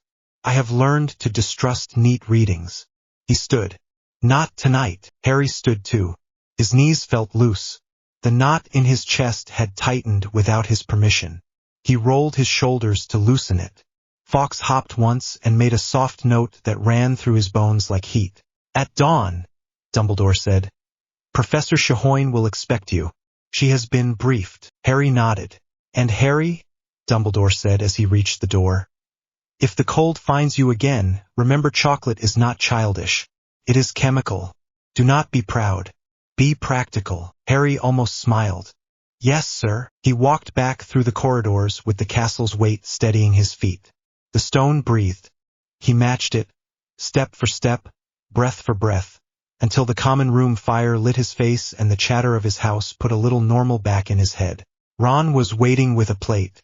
"I nicked extra. Don't tell." He pushed the plate into Harry's hands, then squinted at his face. "You look like someone told you you're the chosen one." Hermione nudged him. "That isn't funny." "It was a joke," Ron said, then grimaced. "Okay, bad joke. I'll workshop it." Harry ate because Dumbledore had said to eat and because Lupin's chocolate had taught him what warmth felt like when you were hollowed out by something that didn't use hands. He ate until the shaking in his fingers stopped. Later, in the dark of the dorm, with the sounds of other boys breathing and turning, the voice came back as he was falling asleep. "Calm. Clinical. Close. Prophecy or no," it said. "You will lose if you bleed force at the joints." Harry's eyes opened to the dark. "I said go away." Pause. "I can't. We share the room." Harry rolled onto his back and stared at the ceiling. "Then be quiet. Control your flow." His heart thumped once, hard. He closed his eyes and tightened the knot until sleep took him on the edge of anger and tired resolve. Lupin cleared a table with one swish of his wand and set a battered gramophone on the floor. The classroom smelled like dust and tea. Rain ticked at the window. He didn't turn the music on. "Patronus work is simple to say and miserable to do," he said. "You push magic through a memory until the memory becomes shape. It has to be clean. It has to be warm." Harry gripped his Asachi because it calmed his hands. "Warm like what?" "Not an idea," Lupin said. "A moment. Sit. Breathe. Think of the best thing that has actually happened to you. Don't invent. Don't decorate. Tell me when you have it." Harry closed his eyes. The room clicked and settled. His heartbeat thumped in his ears. He tried to reach for something bright. The first letter. Hagrid saying he was a wizard. Ron and Hermione laughing after the match. The first sight of Hogwarts across the lake. He held that one. Lanterns on black water. Cold air in his nose. All like a fist loosening in his chest. "Got one. Good." Lupin moved closer. "Now this is important. Your power drags everything toward itself. If you try to use magic while your spiritual core is roaring, it will drown the spell. So you're going to do something that will feel wrong. You're going to make yourself small." "How?" "Think of a big door. Close it most of the way. Leave a crack. Hold the crack steady." Harry pictured the ocean inside him, the one Professor Shehorn kept making him compress, and he forced it back. Not gone. Narrowed. His skin prickled as the pressure eased. The room seemed to stop straining around him. "Incantation only," Lupin said, quiet and steady. "No wand movement yet. Expecto Patronum." Harry breathed in, tasted dust, rain, old wood. Expecto Patronum. A cold puff of mist slipped from his wand hand and vanished. The ocean surged in response, angry at being pressed down. His grip tightened. The pressure leaked and the mist died. "Again," Lupin said. Harry tried the lake again. Lanterns. Water. Ron's elbow bump. Hermione's hair in the wind. Expecto Patronum. Another thread of mist. Curled and thinned to nothing. His stomach tightened with frustration. Lupin watched his face. "You're fighting the wrong fight. Stop wrestling your power. Place it on the floor next to you and walk 3 steps away." Harry let out a breath. "That's not how it works." "It will today." He tried. He pictured the ocean inside him as a wide black weight beside his foot.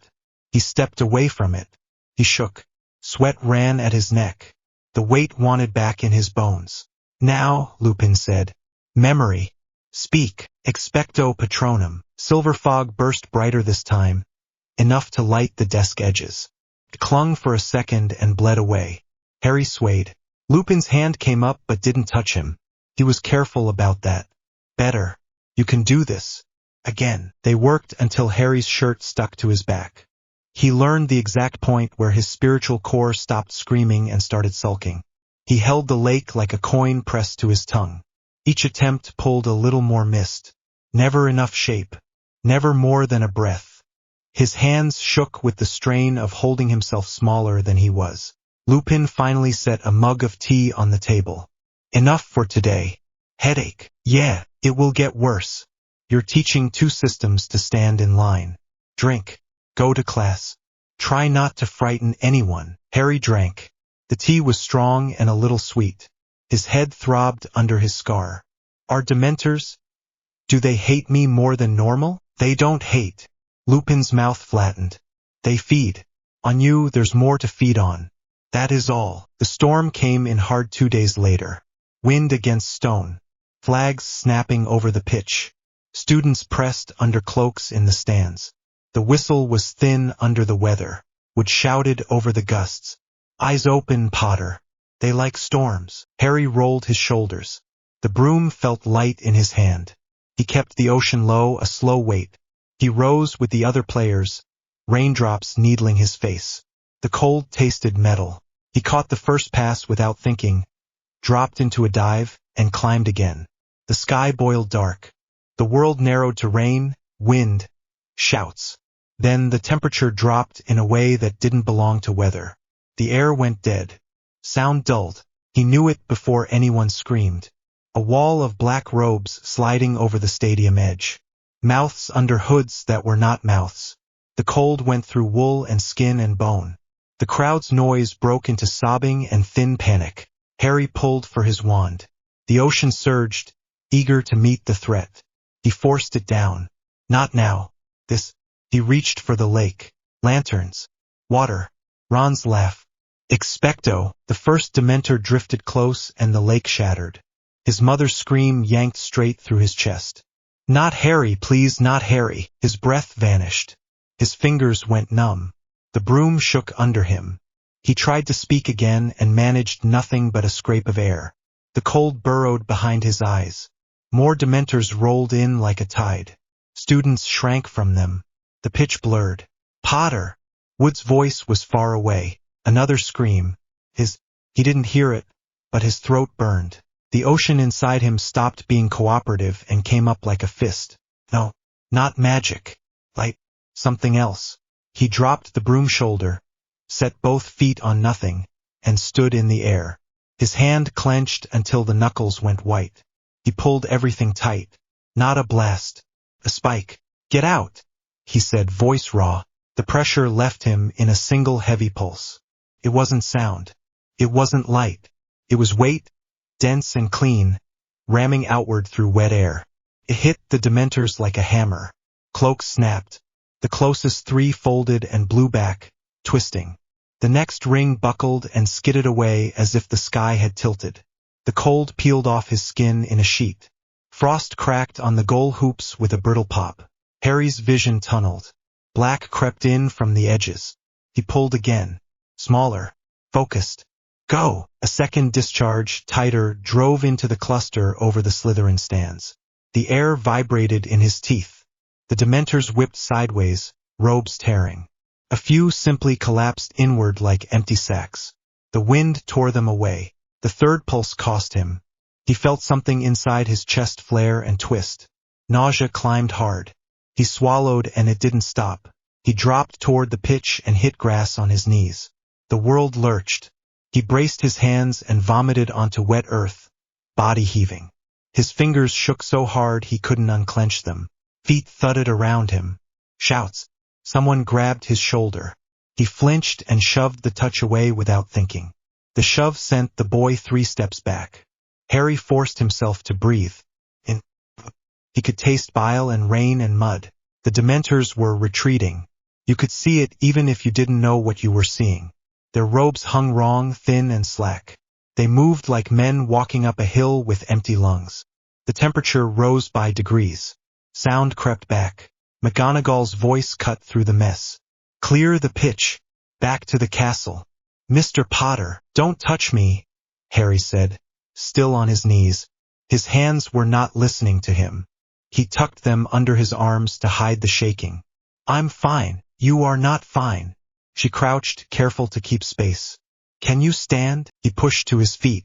The earth dipped and steadied. He tasted copper. Yeah. Ron was at the edge of the crowd, white-faced, soaked. Mate, that was mental. Hermione elbowed him, breathless. That was terrifying. You shouldn't. You have to stop doing. She swallowed. And it's Hermione and I were watching, Ron. Not me and Hermione was. Her voice shook, but she corrected him anyway. Ron blinked at her. Right? Priorities. Harry huffed once. It wasn't a laugh. He dragged the back of his wrist over his mouth. His legs felt hollow. Madame Pomfrey hustled him toward the castle with McGonagall and Lupin flanking, both watchful. Students pressed to the walls as he passed, half fear, half awe. He hated the space they gave him. He hated how they couldn't help it. In the hospital wing, Pomfrey pushed a steaming goblet at him. Drink. All of it. The potion was thick and sweet and hot. It sat heavy in his stomach. He breathed slow until the urge to retch eased. Lupin stood at the foot of the bed. He looked angry in a quiet way. What did you do out there? Harry stared at his hands. They still trembled. Couldn't do the spell. So I told them to leave. That wasn't telling, Pomfrey sniffed. That was a blast. I felt it in the corridor. Mass conso, Lupin said, eyes on Harry. Crude. Effective. You could have blown out your core. Harry looked up. I didn't have time for theory. Lupin's jaw tightened and loosened. No, you didn't. McGonagall stepped away from the door as two men entered without waiting to be announced. Dumbledore, face lined deeper than usual, and Cornelius Fudge in an absurd green hat, damp from the rain. Fudge tried a smile. It didn't stick. Terrible business on the pitch. Very unfortunate. Students alarmed. But all's well now. His eyes flicked to Harry, then away, as if staring hurt. We'll have to review ward protocols. Minister, McGonagall said, crisp. Our wards kept them out of the castle. Mr. Potter kept them off the students. Fudge coughed. Yes, well, there was a wind shift, I'm told. Lucky gust. These things scatter. Lupin's mouth twitched. They don't breathe, Minister. Fudge ignored that. Headmaster, we must take care not to encourage unorthodox practices among our school-age population. Uncontrolled displays can cause panic. And misinterpretation. Harry sat up straighter. Misinterpretation. His voice came out thin and edged.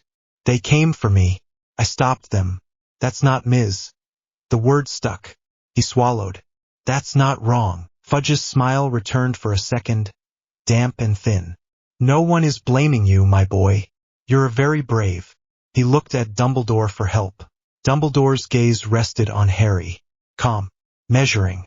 Harry, are you in pain? My hands won't stop. He held them out. They quivered. I can't make them stop. Pomfrey pushed another goblet into his fingers. Nervine. Sip. Slowly. Harry took a mouthful. His tongue went numb. The shaking softened. He looked back at Dumbledore. I tried the Patronus. It didn't work. You knew it might not. Because of me. He kept the sentences short so they wouldn't break. Tell me why. Dumbledore folded his hands. The Patronus requires a certain openness, a giving over to a memory. Your other power does not give. It holds. There is conflict. Fix it, Harry said. It is not a thing that is fixed, Dumbledore said. It is trained, balanced. That's not an answer. Harry felt his temper come up quick. He crushed it down. What happened to them? He nodded toward the window, toward the pitch. They looked wrong after. Thin, depleted, Lupin said. You didn't destroy them. You scoured them. They will feed again, but not today. Fudge shifted. Headmaster, I'm sure Mr. Potter needs rest. We can continue this. No, Harry said. We can do it now. Mr. Potter, McGonagall warned, but there was a thread of pride under it. Harry kept his eyes on Dumbledore. You keep telling me to be careful, to be quiet. You won't tell me what I am. You won't tell me what you're doing to me. He touched his scar because it ached. I am not a problem to be managed. A long silence. The room ticked in the heat. Dumbledore's eyes softened a fraction. You are a boy, he said low, who carries far too much. And that is my answer tonight. That's not an answer. It is the one I have. Harry looked away so he wouldn't say something he couldn't pull back. The potion sat heavy in his belly. He wanted to sleep and could not. Fudge cleared his throat again. Headmaster, a word outside? They stepped into the corridor with McGonagall and Pomfrey in their wake. The door closed. Their voices sank to a murmur and then to nothing. Lupin stayed. He put his hands in his pockets and studied the floor. The lines around his mouth were white. You're angry with me, Harry said. I'm worried you'll kill yourself trying to save everyone else, Lupin said. And yes, I'm angry you had to make that choice at all. I didn't choose. It just happened. I know. He looked up. Harry. The Ministry will pretend tonight didn't happen. They will say the weather changed. They will say the Dementors were repelled by the staff. They will say your role was minimal. Harry stared at the blanket. His jaw hurt from clenching. They can say whatever they want. I was there. Good. Lupin's voice warmed. Hold on to that. The door opened. Dumbledore came back alone. Fudge was gone. McGonagall hovered by the door for a heartbeat and then left as well. Her eyes soft on Harry for a moment. Dumbledore drew a chair closer to the bed. He lowered himself like an old man. Mr. Potter, sleep. I can't. Then rest your eyes. Harry didn't close them. He stared at Dumbledore instead. The headmaster's gaze went past him, maybe to the place where Fawkes would have perched if the Phoenix had been here. The office felt very far away. The rain kept at the glass. Professor, Harry said, voice rough. Sirius Black. Why does he want me? Dumbledore did not move for a long time. He doesn't, he said finally. Not in the way you think. Harry's stomach went cold again. Then what does he want? Dumbledore stood. Not tonight. Harry's hands started to shake again. He clenched them in the blanket. Stop hiding things from me. Dumbledore's eyes met his. I will keep you alive, he said. Even if you hate me for it. He turned and left. Harry stared at the door until the hinge line blurred. They let him out the next day with orders to drink, to eat, to sleep. He did 2 of the 3. Sleep came and went in hard, broken pieces. Classes resumed like nothing had happened.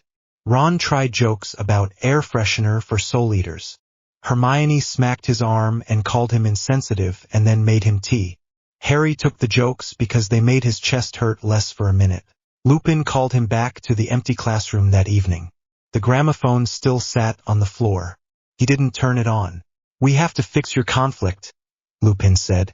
Just enough to make the Patronus possible when you need it. You will need it again. Harry nodded. He already knew. 3 steps, Lupin said. 1. You lower your spiritual pressure to survivable levels in a circle around you. 2. You hold a memory and don't let anything else touch it. 3. You let magic pass through while the rest of you waits. Harry swallowed.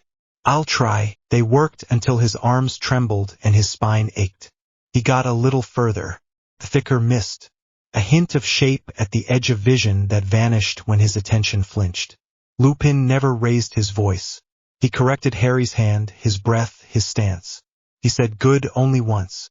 Harry stumbled back to the common room near curfew.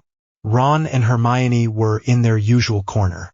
Ron was building a tower of exploding snap cards.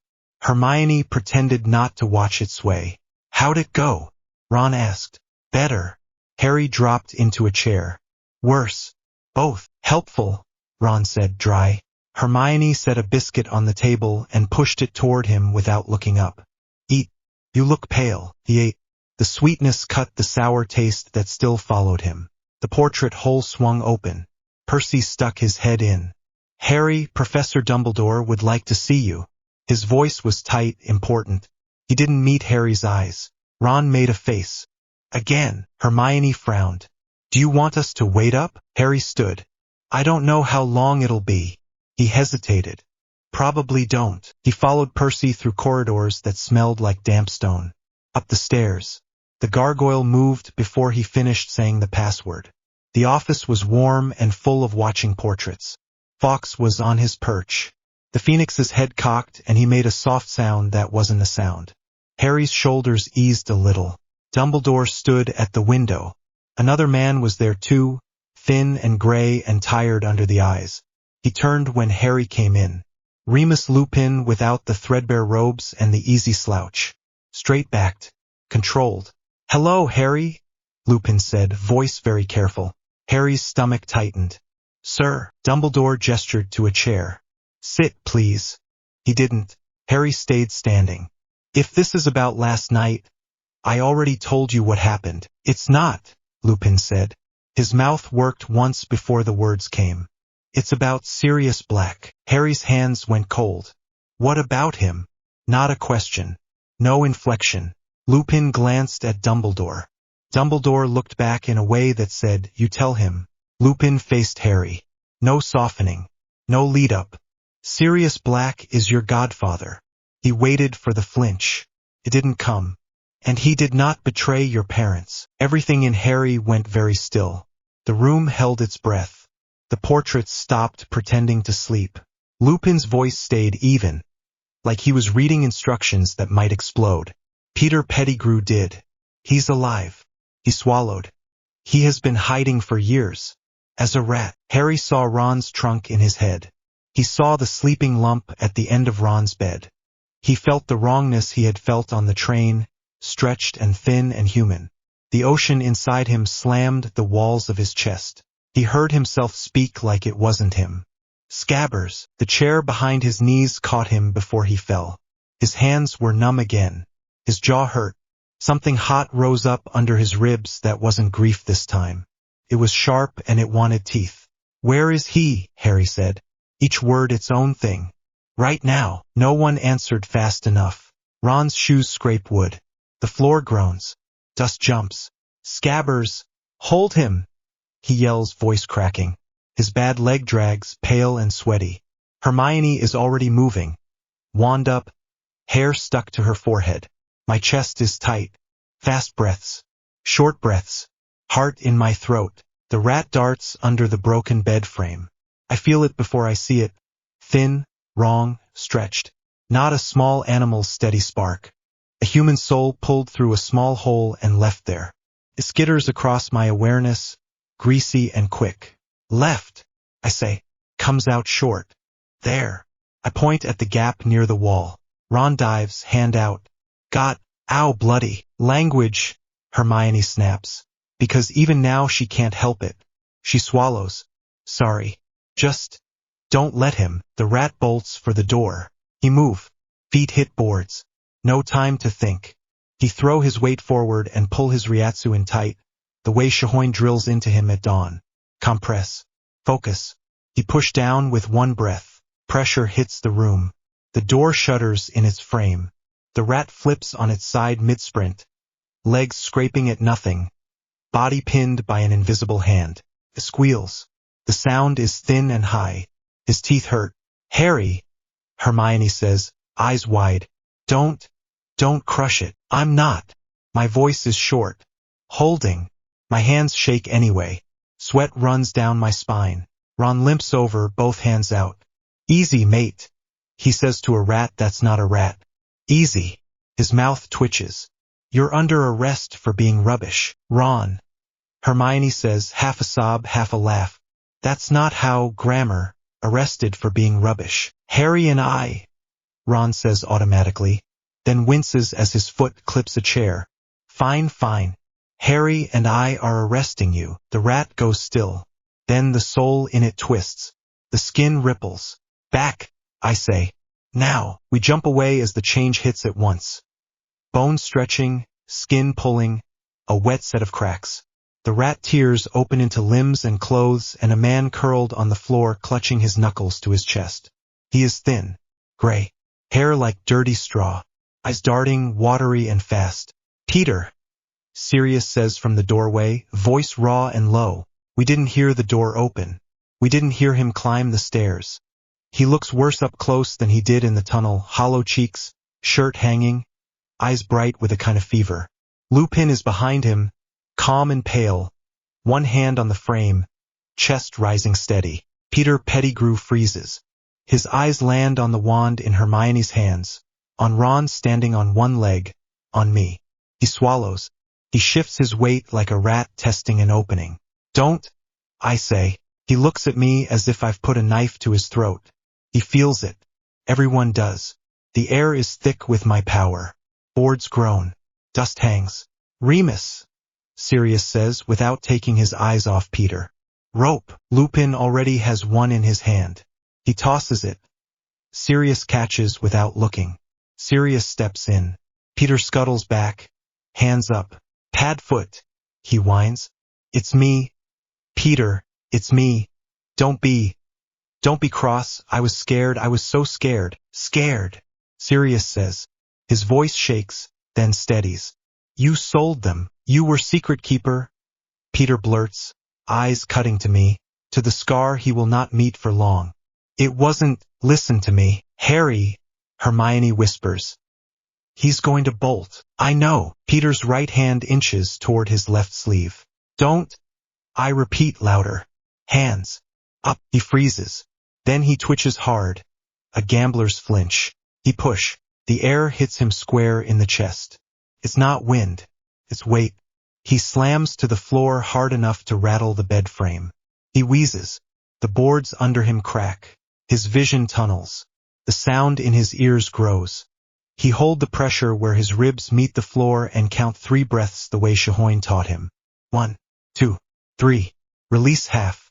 Now, I say through my teeth. Sirius is on him, rope around wrists, rope around ankles. Lupin binds them tight with a flick. Hermione steps in and adds a lock charm. Lips moving clean and precise even though her hands shake. Snape kicks the door in. The wood hits the wall with a bang. He strides in with robes snapping, wand out, eyes already on Sirius.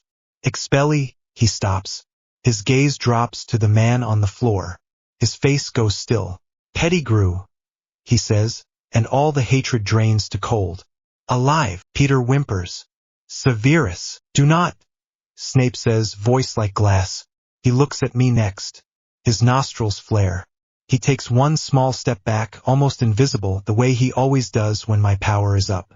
Potter, lower it. He realizes he's still pressing down on Peter's chest. His hands are white. His forearms shake. He let go. The boards breathe. His lungs burn. He swallow bile. Ron, Hermione says, eyes on me now. Sit. I'm fine, I say. I'm not. I sit on the nearest trunk. My legs feel wrong, light and heavy at the same time. Headmaster, Lupin says to no one. We need him here. He is, Dumbledore says from the corridor. He steps into the room with McGonagall and, behind them, Amelia Bones in scarlet robes with the crest of the Wizengamot. 2 Aurors flare shields and take the far wall. Dumbledore's eyes take in everything in one sweep. Ron's leg, Hermione's grip on her wand, Sirius's rope burns, the break in the floor, my hands. Good evening, he says softly. Mr. Pettigrew, Peter sobs. Minister, Bones says to Dumbledore without looking away from Peter. On his way, Dumbledore says. I asked you first. Bones nods once. Her eyes shift to Sirius. Black, Bones, Sirius says. No bow, no smile. Just a hoarse name, years of Azkaban still in it. Wand? She asks. None, Sirius says. Haven't had one since, he stops. He looks down at Peter. His jaw tightens. Aurors step in. We'll take him, one says. Tall scar over his eyebrow. Standard holding. No, Bones says. Not standard. Here. Now. She looks at Hermione. Miss Granger, is it? Lock charm. Yes, Madam Bones. Hermione's voice is small but steady. Good, Bones says. Professor Snape? Snape already has a vial out. 3 drops, he says. Veritaserum. His mouth twists. Unless the minister prefers. Procedure. Procedure, Bones says. Is the truth. 3 drops. Fudge stumbles and 5 minutes later smelling of smoke and fear. Hat Askew. Percy Weasley 2 steps behind carrying parchment. What is the meaning, Black, if this is He sees Peter. He blinks. Who is? Peter Pettigrew, Bones says. Presumed dead. Now found. Fudge goes white. That's not he, Sirius Black. Minister, Dumbledore says. Calm. Watch. They clear a space on the floor. The room is too small, too loud, too hot. I can taste dust. My shirt sticks to my back. Ron leans on the bedpost and grits his teeth. Hermione stands close enough that our shoulders touch. Snape kneels beside Peter. Open. He pinches Peter's nose until his mouth parts. 3 clear drops hit his tongue. Peter's eyes glass over. His breath slows. Name, Bones says. Peter Pettigrew. He answers, voice flat. Affiliations. Order of the Phoenix. Swallow. Voldemort. A tremor goes through the room. Candles pop. Who betrayed the Potters? Bones asks. I did. Ron lets out a sound that isn't a laugh and isn't a cry. Hermione covers her mouth. Percy's quill scratches and then stops. Why? Bones asks. Peter stares at the ceiling. He was strong. He saw everything. He promised I would live. Sirius makes a noise deep in his throat. Lupin's hand lands on his arm. Was Sirius Black secret keeper? No. Who was? Me. Fudge sinks onto a chair like someone cut his legs. Did Sirius Black murder 13 muggles? No. Did you? Yes. Peter's lips tremble. His eyes stay empty. I cut off my finger. I blew the street. I turned. He breathes in, breathes out. His voice is almost calm. I ran. Remove the ropes. Bones says, nodding at Sirius. Oars move at once. Rope falls. Sirius rubs his wrists. His hands shake. He stares at Peter, then at me, then at Dumbledore. He doesn't smile. He just breathes. Madam Bones, Dumbledore says. You have what you need. I do, she says. She looks at Percy. Mr. Weasley, you will file this now. Percy gulps and nods. Minister, Bones says. Fudge pulls himself up and straightens his hat with hands that refuse to lie still. Air. Yes. Yes. Of course. Immediate hearing. Record on site. By my authority, by our authority. He glances at Dumbledore. Headmaster, may we? The hall? The Great Hall is ready, Dumbledore says. Professor McGonagall? She is somehow already organizing. Mr. Weasley, hospital wing. Miss Granger, with him. Potter. She looks me over, lips tight. You as well. I'm fine, I say. My hands tell the truth. They shake. My stomach rolls. Potter. She repeats softer. Now, Madame Pomfrey sets Ron's leg with a snap that makes him swear and apologize in the same breath. Hermione corrects him from the bed beside him. Fewer swear words, she says, eyes red. He snorts even as he wipes his face. Sit, Pomfrey tells me. She presses my wrist, counts my pulse. You're shaking. I'm fine. My voice comes out rough. You're not, she says. Drink. Bitter. Warm. The room tilts less. By the time we reach the Great Hall, there are benches down the middle and a circle of chairs at the far end. Torches burn steady. Portraits crowd the walls. Professors line the side. Students are being held at the house tables by prefects and firm looks. Whispers skitter like insects and then stop when Sirius walks in between 2 Aurors and stands with Dumbledore. Peter sits in a chair with steel bands. The sight of him pulls a low sound from the room. Record, Bones says. A quill floats. Wisengamot hearing, emergency session, Hogwarts School, June. She gives the date. Subject. The case of Sirius Black. Fudge clears his throat and tries a smile that doesn't reach his eyes. Yes, well, unusual, but necessary. Snape stands at the side of the circle with arms crossed and a look that could cut stone. McGonagall's mouth is a line. Lupin folds his hands behind his back and watches Peter without blinking. Mr. Pettigrew, Bones says. We continue. Under Veritaserum. Who framed Sirius Black? I did. Who killed the 12 muggles? I did. How? Blasting curse. High output. He swallows. I hid under rubble. Why hide as a rat? Safer.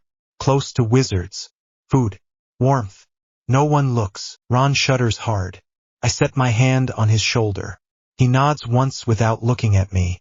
Who gave information to you? No. She stops and corrects herself, almost amused at her own habit in the middle of a hearing. To Voldemort? I did. Thank you, Bones says. Minister. Fudge looks at the room and sees no escape. Right? Yes. In light of, this testimony, and with Headmaster Dumbledore's witness, the Ministry recognizes that Sirius Black was wrongfully imprisoned.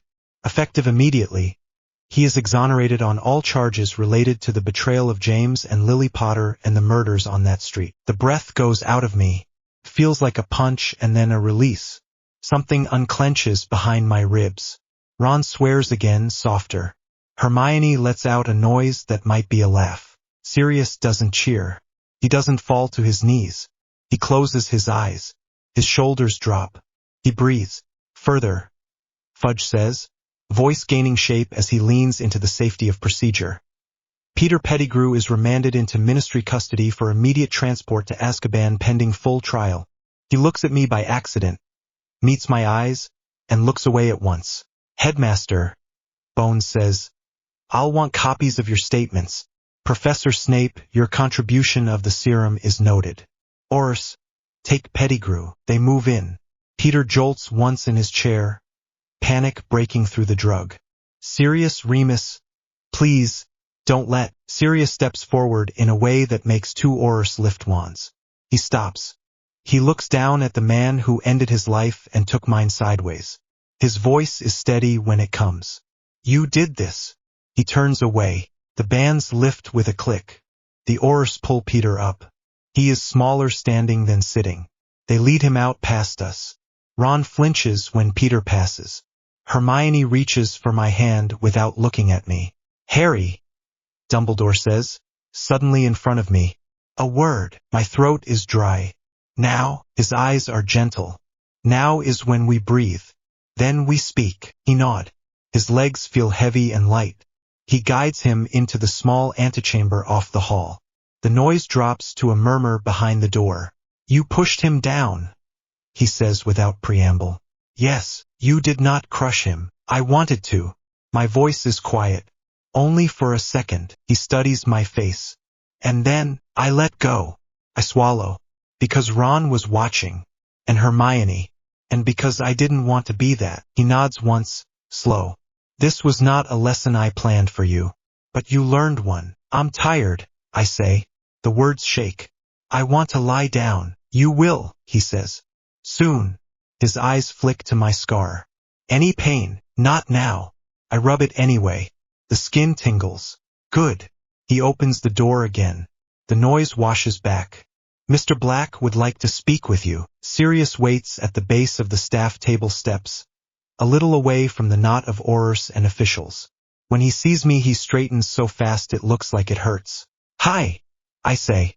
It is a stupid word for a night like this. Hi, he says back, and that's worse. We look at each other.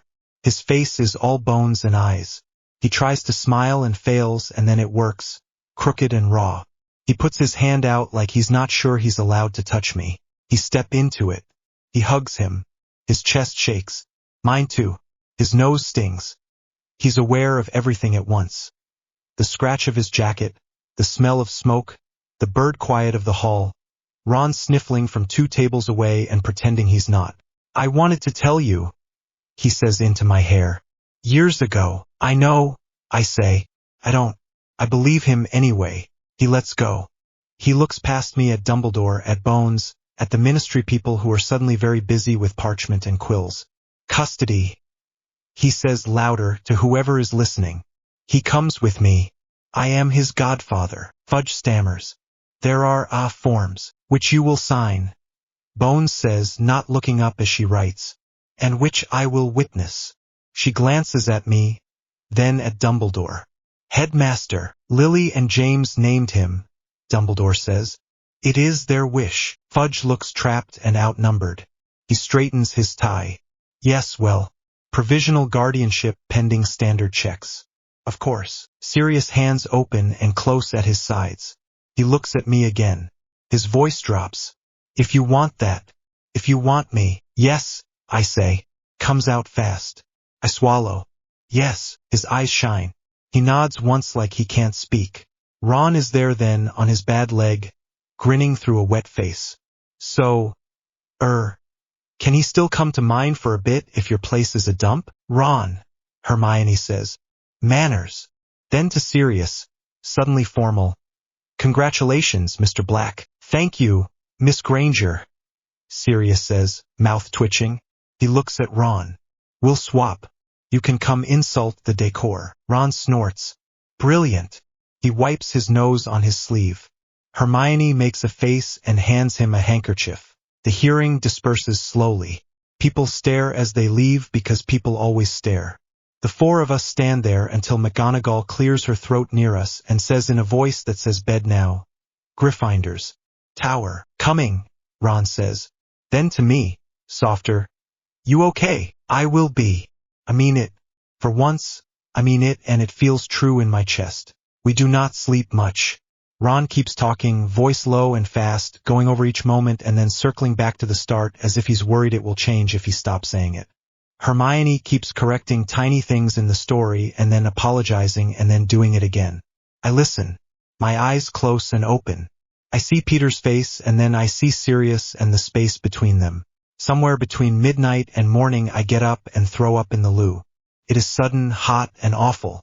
I wash my face and drink water and lean my forehead against the cool tile. My hands stop shaking. My stomach settles to a slow roll. When I finally drop into the bed, sleep hits hard. The voice meets me there. Your pushes are uneven. It says in the dark behind my eyes. Cold. Clean. Too much raw output. Control your flow. I sit up in the dream. The white tile of my inner station is cracked. Smoke moves through it. My Asachi leans against the bench where it doesn't lean in real life. Get out, I say. You called me, it says. You always do when you fight. I don't want you. It is not a question of want, it says. It is a question of control. He wake up sweating with his heart fast and his throat tight around a breath that will not settle. Ron snores. The room is gray with early light. He stare at the ceiling until it is fully morning and then he get up because there is no point lying there trying to make sleep come back. Breakfast is a blur of hands and plates and people trying not to stare. Percy looks 10 years older and 5 inches taller with importance and sleep deprivation. Fred and George keep looking at me like I'm gonna sprout wings. Ginny bites her lip and then smiles small when I catch her eye. My scar doesn't burn but I touch it anyway. Classes stop matching for a day. The teachers let us sit and breathe. By afternoon we are called back to the hall. This time there are fewer chairs and more parchment. Bones stands again, voice clear. By the power vested in me by the Wizengamot, she reads. Sirius Black is hereby cleared of all charges in the murder of 12 Muggles and the betrayal of James and Lily Potter. He is restored to all rights and privileges. Provisional guardianship of Harry James Potter is granted to Sirius Orion Black, to be reviewed after the summer term. She signs. Fudge signs. Dumbledore signs. McGonagall watches the ink dry. Snape stares at the far wall and does not move. Sirius holds the parchment like it will bite him and then folds it very carefully and tucks it inside his coat. Can I? He starts, voice catching. He swallows. Can I take him home? Term ends in 2 days, McGonagall says. You may wait. Her mouth softens. Or you may stay in the guest quarters until then and collect him with the others. We'll wait, Sirius says. He looks at me when he says it, as if the word is new and good. The last day passes in a strain between relief and the strange quiet that comes after a storm. People stop whispering and start smiling at me, which is worse in its own way. Hermione tries to plan the entire summer in one sitting until she realizes she is doing it and shuts the book with a firm nod. Ron tells everyone who will listen that his best friend's godfather is an innocent legend, then adds that I still owe him a game of chess. On the platform, steam hisses. The air smells of oil and metal and sugar from the trolley. Mrs. Weasley cries over all of us and then cries extra over Percy when she hears words like Wizengamot and witness. Fred and George congratulate me in the only way they know how. If you become a Dark Lord, call us. For fireworks. Not funny, Hermione says, but she smiles. Sirius is waiting by the barrier. Hair pulled back, coat cleaner, eyes more awake. There is a small dog biscuit in his pocket. He pretends not to know is there until I find it and hold it up. He actually laughs, short and broken and real. We've got a place, he says. It isn't pretty yet. It'll be ours. Okay, I say. The word warms my chest. We walk out of the station into air that feels new. He keeps looking sideways at me like he can't believe I'm still there. I keep checking the crowd like someone will step out and take it back. Training, he says as we pass a busker and a man selling papers. I'm not Shohoin, but I'm not useless. We'll start with control. You leak when you're tired. You push uneven. You don't breathe right in the third beat. We'll fix it. I look at him. You can feel it? Your godfather is not blind, he says, trying on a swagger that doesn't quite fit yet. And I have eyes in the back of my head. That's not how. Hermione starts, then stops herself, then says it anyway out of habit. That's not how that works. She hugs me hard. Right?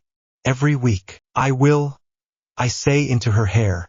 Ron thumps my shoulder. If he feeds you nothing but dog biscuits, you run to mine. I heard that, Sirius says. You were meant to, Ron says, grinning. Mrs. Weasley hugs me like I'm hers and then releases me with a nod that says I'm still hers a little anyway. Then it is just us, stepping into the street, the noise of London rolling around us, the sky wide and bright. I pick up my trunk with one hand and the Asachi with the other. The wood is warm under my palm. Sirius takes the other end because he refuses to let me carry all of it. We walk. I breathe. For the first time in a long time, the world doesn't feel like a trap. The flat is small and smells of dust and old paint. Windows stick. The floor lists. There is a kettle that rattles. There are 2 beds and a living room with a rug that doesn't fit the floor. I love it at once. Sirius puts the kettle on and burns his fingers and swears and goes red when he remembers who he is talking in front of. Sorry, it's fine, I say. I look around again and my chest tightens in a way that is not fear. It's good. We'll make it better, he says.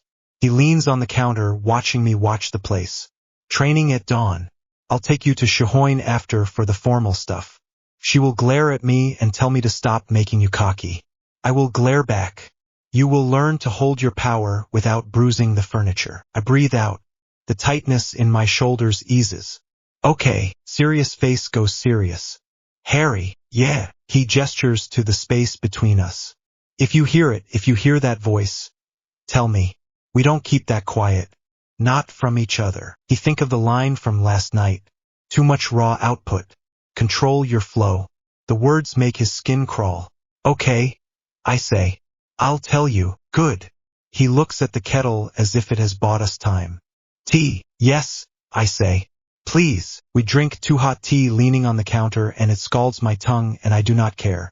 When I lie down that night, the flat hums quiet. No portraits. No castle bones. Just the city breathing outside and the kettle ticking as it cools. He sleep hard. This time there is no voice. Harry wakes in Grimmauld Place to the smell of dust and hot metal. The house breathes in slow creaks. Pipes knock somewhere deep. His body aches from the previous day's drills. He sits up and the room tilts for a second. A dull throb behind his eyes. He reaches for the Asachi on the bedside table and the wood is warm. The warmth steadies him. Sirius raps his knuckles on the door and doesn't wait. Up. Kitchen. 10 minutes. Harry drags on a shirt and stumbles down the narrow stairs. The portraits mutter. The kettle hisses. Sirius is already in the kitchen with sleeves rolled and a map of scratches across his forearms. He pushes a mug across. Drink. Morning. Harry gulps. Bitter. Strong. He coughs. His hands shake anyway. We add pain today, Sirius says calm. You want speed. Shuinpa needs a base. Hips, core, breath. Compress, release. No leaking between the beats. Harry nods. I'm ready. Don't say that. Show me. They start in the basement where the air is cooler and the floor holds marks from months of work. Scuffs, chalk rings, gouges where Harry misjudged pressure. Sirius chalks 2 parallel lines. From here to there. 8 meters. 6 steps. On each step, compress your Ryatsu to a point behind your navel. Hold it while the foot is planted. Release only when you move. If I see dust stir between steps, You're leaking. Harry breathes in. Slow. The ocean inside his chest surges when he calls it. He pulls it tight, small, heavy. First step. The floor thumps under his soul. He feels the urge to push power out into the next stride. He holds it. The second step is clean. Third, dust jumps in a faint ring. Sirius shakes his head. Again, they run the line a dozen times. Harry's thighs burn. Sweat runs into his eyes. By the 20th pass his lungs scrape like he has swallowed cold air. He grits his teeth and shortens each breath. Compress, plant, hold, release. By the 30th, the chalk rings do not move at all. Sirius gives a short nod. Good. Now stacks. He sets 3 bricks on end. Barrier training. Put a shell over your forearms. High density. If the shell dips, the brick will chip your bones. Don't let it. Harry sucks in air through his nose and pictures a thin layer settling over skin and tendon. The first swing is clumsy. The brick skids off his guard and thuds to the floor. His forearms sting through the shell. The second swing is better. He tightens the layer until his fingers buzz. Sirius watches his stance, the angle of his feet. When you feel your head go cottony, you're near collapse. That means stop. That's not weakness. That's survival. You aren't a wand. You are the fuel and the conduit. I know. Remind yourself anyway. They push until Harry's vision narrows and black specks dance at the edges. He breaks and gulps water. Bent over, palms on knees. Sweat drips on the stone in steady taps. Sirius presses 2 fingers to the point just below Harry's sternum. Breathe here. Slow the pulse. Count 4 in, 6 out. The buzzing recedes. The room steadies. Sirius nods toward the stairs. Eat, then drills outside. We add turns. By August, Harry can cross the cellar in 2 steps without stirring a hair on the dusty floor. He can raise a shell that takes a hammer blow and leaves only a bruise. He can hold compression while talking and walking and even laughing at a rude joke Sirius throws at him to break focus. He still finishes most sessions on the ground, panting with his face hot and his hands shaking. The progress sits beside the cost. Sometimes the inner voice speaks. Only a sentence. Always dry. Always precise. Too much bleed on the 3rd beat. Your left hip opens under load. Close it sooner. Harry hates that it is right. He uses the correction anyway. Sirius never asks about the voice, but his eyes narrow when Harry adjusts without being told. On the last night of summer, they climb to the roof. London air is warm and stale. Sirens wail somewhere far. Sirius sits with his legs dangling over the gutter. You're faster, tighter, still too honest with the power. You throw the whole bucket when a mug would do. Harry huffs a laugh and rubs at his scar. It does not hurt, but the skin feels thin. Working on it. Sirius looks at him in profile. We can't keep you safe with lies. Dumbledore will try. The Ministry will pretend not to see. You need control because none of them can give it to you. I know. Sirius bumps his shoulder. Good. Come back alive. Hogwarts returns like a deep drum, felt more than heard. The castle's weight settles in Harry's bones the moment the boats cut through the lake air. He drinks the hum and tries to keep his own power small. Classes hit with their usual mix of good and bad. Defense is clear. Transfiguration is still a wall. Potions is pain. Snape's mouth tightens each time Harry sits. Herbology is quiet and kind. Soil muffles his edges. The tournament changes everything again. An old rule returns. The goblet stands in its pale blue light. Names spit fire. Cedric. Crumb. Fleur. Then a 4th flame. Harry's stomach drops as everyone turns. The hall is noise until it isn't. Dumbledore's eyes find him. Calm on the surface. Tight below. Harry's name burns in blue on old paper. He does not sleep much. Sirius writes back fast. 2 lines. Don't panic. Train the basics. Breathe. Choose your fights. Harry folds the note and tucks it in his pocket like a charm. The second task comes cold and gray. The lake looks flat and cold enough to bite. Students press along the stands. The judges huddle in heavy cloaks. Harry rolls his shoulders and feels the barrier hum over his skin, thin and even. He is not the fastest swimmer. He will not need to be. He steps to the platform edge and closes his eyes. Compress. He pushes a dense layer over nose and mouth, thin as paper and strong as steel. He sends a slow thread of power down his throat and into his lungs, a steady feed to keep pressure even. He lowers into the water. The cold hits like a slap. His skin burns and then goes numb. He kicks. The layer holds. No water leaks. He sinks in a clean line and then pushes, one burst at a time, each kick a release of tight power. Short. Efficient. No flares. No bubbles out of rhythm. He moves in sharp steps through the dark. Mere people hover at the edge of his awareness. Their souls dim, steady. The lake bed rises. Figures are bound to the statue. Ron drifts, eyes closed. A slow pulse of life in Harry's senses. Hermione floats with her hair in a cloud. 2 others. Harry checks the timer charm strapped to his wrist. He ignores it. He shapes his power into a blade and cuts the rope around Ron's ankle without nicking skin. The Asachi stays at his side. Still wood, still blank, but it fits his grip tight in the water. A merperson moves to block him when he reaches for Hermione's rope. Harry shakes his head and taps 2 fingers to the lake bed, then to Ron. He points up. He does not have breath for words. He tightens the barrier and pulls Ron up in bursts.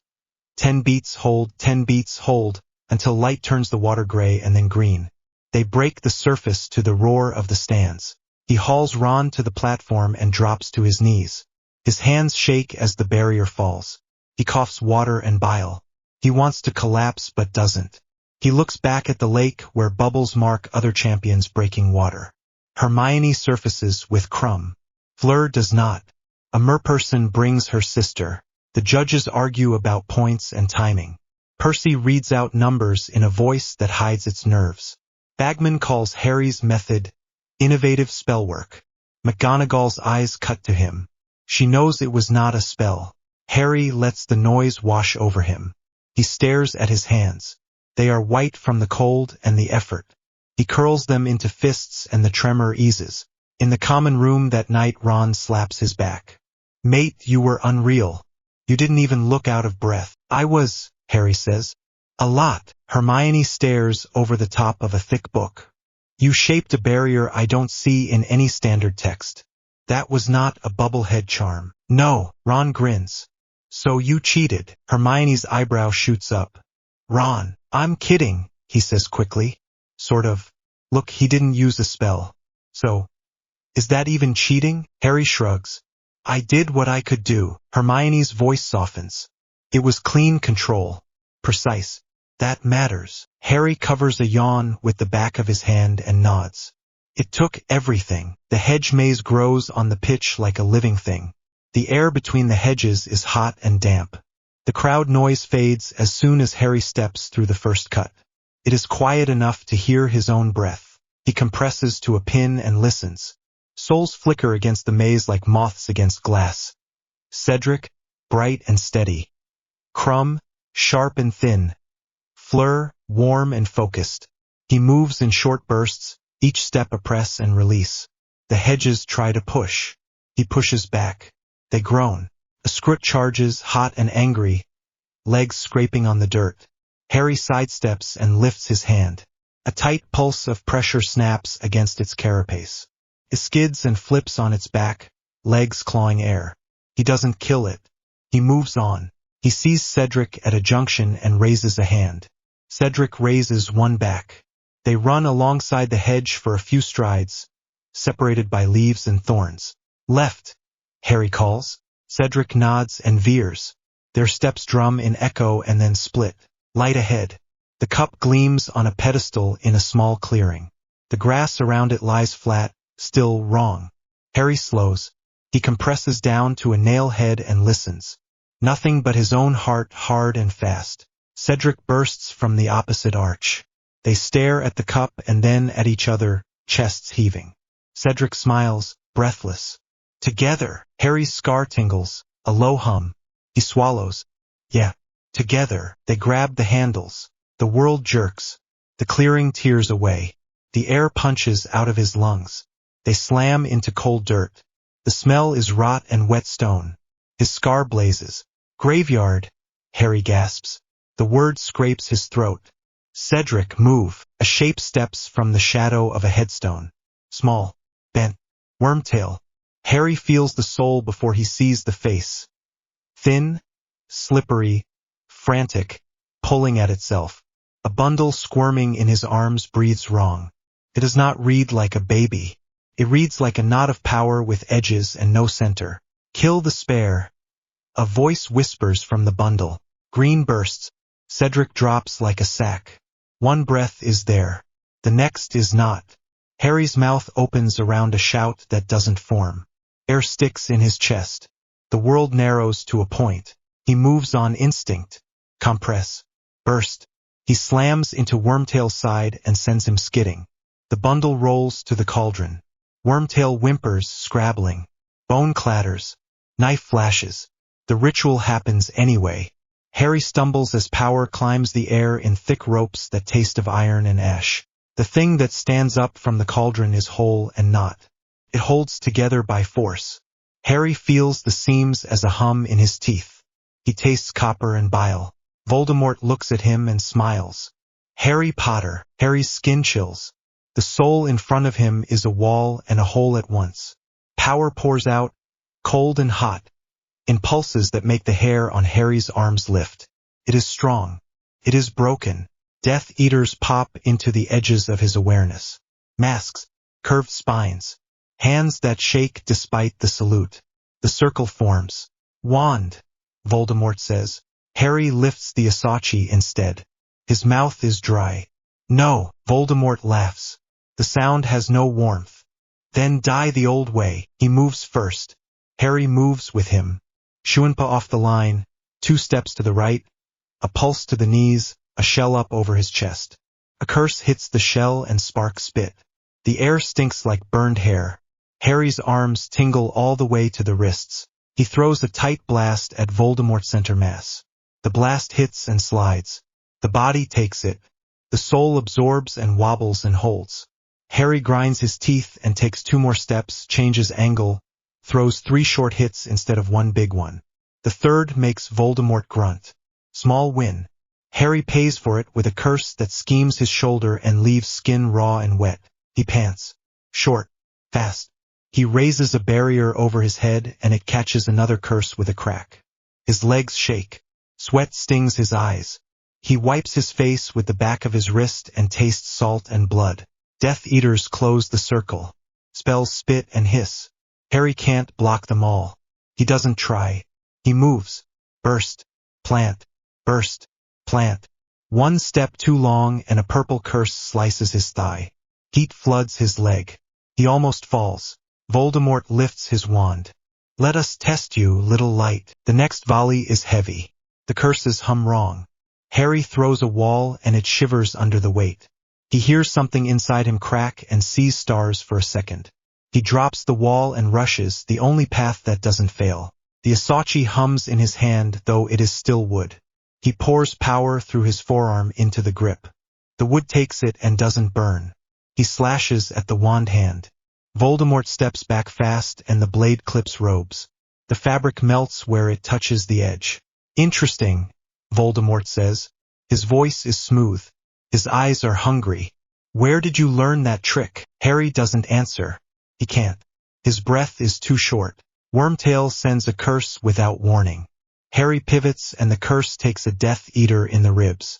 The man goes down screaming. The circle ripples. Fear leaks through the gaps. Harry lets it. He throws 2 quick blasts at the ground under Voldemort's feet. Dirt erupts. Voldemort skids, cloak whipping. Harry uses the half-balance to close and drive the Asachi up under the arm towards soft tissue. Voldemort twists. The blade bites skin and then stops on bone. The contact burns in Harry's arm. A curse hits his side at the same time and he stumbles, the world going white for a beat. His ears fill with a high ring. He smells char. He swallows a groan and pushes more power into the blade. The wood holds. The edge chews through cloth and skin and leaves a blackened line. Voldemort snarls. His mask cracks. He drops a blast that is raw force. It lifts Harry and throws him into a headstone. Stone breaks under his back. His vision doubles. His lungs forget how to work. He rolls to his side and retches bile onto old dirt. Get up, the inner voice says. Too flat to be mercy. If you stay down, you die. Harry pushes up, palms slipping in the mess. He builds a shell again and it wobbles. He tightens it. He takes a step. Then another. Enough, Voldemort says. He raises his wand in a slow, theatrical arc. Harry throws everything small. Not a wave. A spray. 10. The first 3 sink and vanish. The 4th makes the chest hitch. The 5th makes breath catch. The 6th and 7th make the seams show. The 8th makes the shell finally slip. Harry sprints through the gap with a scream that is mostly air leaving his lungs. He slams the Asachi into the opening. The contact is heat. He smells meat and old smoke. Voldemort howls and slams power out in all directions. Everything goes sideways. The blast throws Death Eaters off their feet. It throws Harry into a statue. Stone cracks and dust fills his nose. He hears Wormtail crying. He hears someone laugh on a high note and then choke. Harry lies there with his chest heaving. His legs won't listen. His hands shake so hard the Asachi buzzes against the stone. Cedric lies where he fell. Face open. Eyes open. Empty. Harry crawls. He pulls the cup toward him with a dragging hand. Fingers slip on the handle. Spells whip the air around him. One passes so close it leaves a white line along his knuckles. He closes his hand anyway. The world jerks again. The graveyard tears away. They hit the pitch and the noise slams into him like a wall. People are shouting. Someone is sobbing. The cup drops from his hand and bounces. Harry rolls to his side and heaves. Bile splashes on grass. Hands grab his shoulders. He flinches and swings. He stops when he sees Sirius's face inches from his own. Eyes wide, jaw tight. I'm here, Sirius says. Breathe. Harry can't. He tries. His throat closes. He shakes his head and points toward Cedric. The word sticks. Sirius follows his hand and his face changes. He pulls Harry into him hard. I know, he says into Harry's hair. I know. Dumbledore kneels beside them. His hands do not shake. His eyes are sharp and sad. Tell me, Harry tells him in short bursts. Graveyard. Wormtail. Ritual. Return. He leaves out nothing. He uses small words because big ones will not come. Ministry. McGonagall says behind him, voice flat. They are on the way. They will deny, Sirius says. They always do. Harry laughs once. A dry bark that hurts. He's back. I know, Dumbledore says. His face is calm in a way that hurts to look at. We will act. Mad Eye No Moody limps close. The soul does not match the face. Skates wrong at the edges. Harry's skin crawls. He stares. Dumbledore's eyes flick to him, then to Moody, then back. Pieces move behind them all. The night stretches into small rooms and questions and the weight of too many eyes. The Ministry calls him confused. Fudge pats his shoulder with a hand that trembles and says kind words that mean nothing.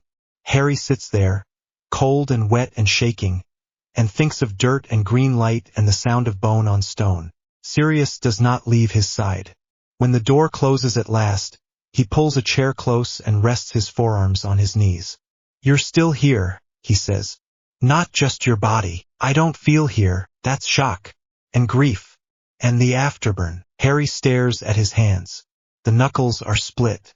Blood sits in thin dried lines. He flexes. They hurt. Good. Real. I threw everything I had. It wasn't enough. It was enough to live. Harry swallows. His throat scrapes. Cedric. Sirius's jaw tightens. We don't make that right tonight. We make a promise. What promise? The words come out flat. That we don't let this power own you. That we learn to drive it without it driving you. That we keep control when fear and rage say spend everything. Harry rubs his scar. It pulses. A low beat that matches his heart and then falls off. He felt wrong, he says. Strong and wrong. I could see the seams. Good. Remember the seams. Sirius leans in. We change how you hit. We don't throw the bucket. We put holes in the dam. Small, fast, same place again and again. You already started. We make that your habit. Harry nods once. Okay. Sirius holds out his hand. Promise. Harry stares at the palm. It is scarred and steady. He places his own hand in it. Promise. His voice scrapes, but it holds. Dumbledore opens the door and pauses when he sees their hands. His eyes rest on Harry's face. The world will pull at you in many ways now, he says. Hold to what is simple and true. Harry's mouth twists. Nothing about this is simple. No. Dumbledore agrees softly. But love is, and choice is. We will speak more tomorrow. He looks older than he did an hour ago. He closes the door. Sirius squeezes Harry's fingers once and lets go. Sleep if you can. I'll be here. Harry lies back on the narrow bed. The room is quiet. His chest rises and falls too fast at first and then slows. His eyelids itch with salt from dried tears. He tastes metal. The night smells like old wood and smoke and the faint tang of potion. When sleep comes, it comes in drops. In one, Cedric's eyes stare and do not see. In another, Voldemort's chest buckles under 10 small hits. In the last, the inner voice speaks from far away and close at once. Better. Still wasteful. We will refine. Harry jerks awake in the dark with sweat on his neck and his hair stuck to his forehead. His hands are clenched so hard his nails cut his palms. He opens them and breathes until the ache dulls. Across the room, Sirius's head rests back against the chair. His mouth is open a fraction. He is asleep. His fingers are still curled like they expect a wand that isn't there. Harry turns his face to the wall and whispers a line no one hears. I promised. Outside, the castle hums at a lower pitch, as if it knows something has shifted. The air feels thinner. The future presses close. Harry pulls the thin blanket over his shoulders, drags power into a small quiet ball in his chest, and holds it there until at last he sleeps.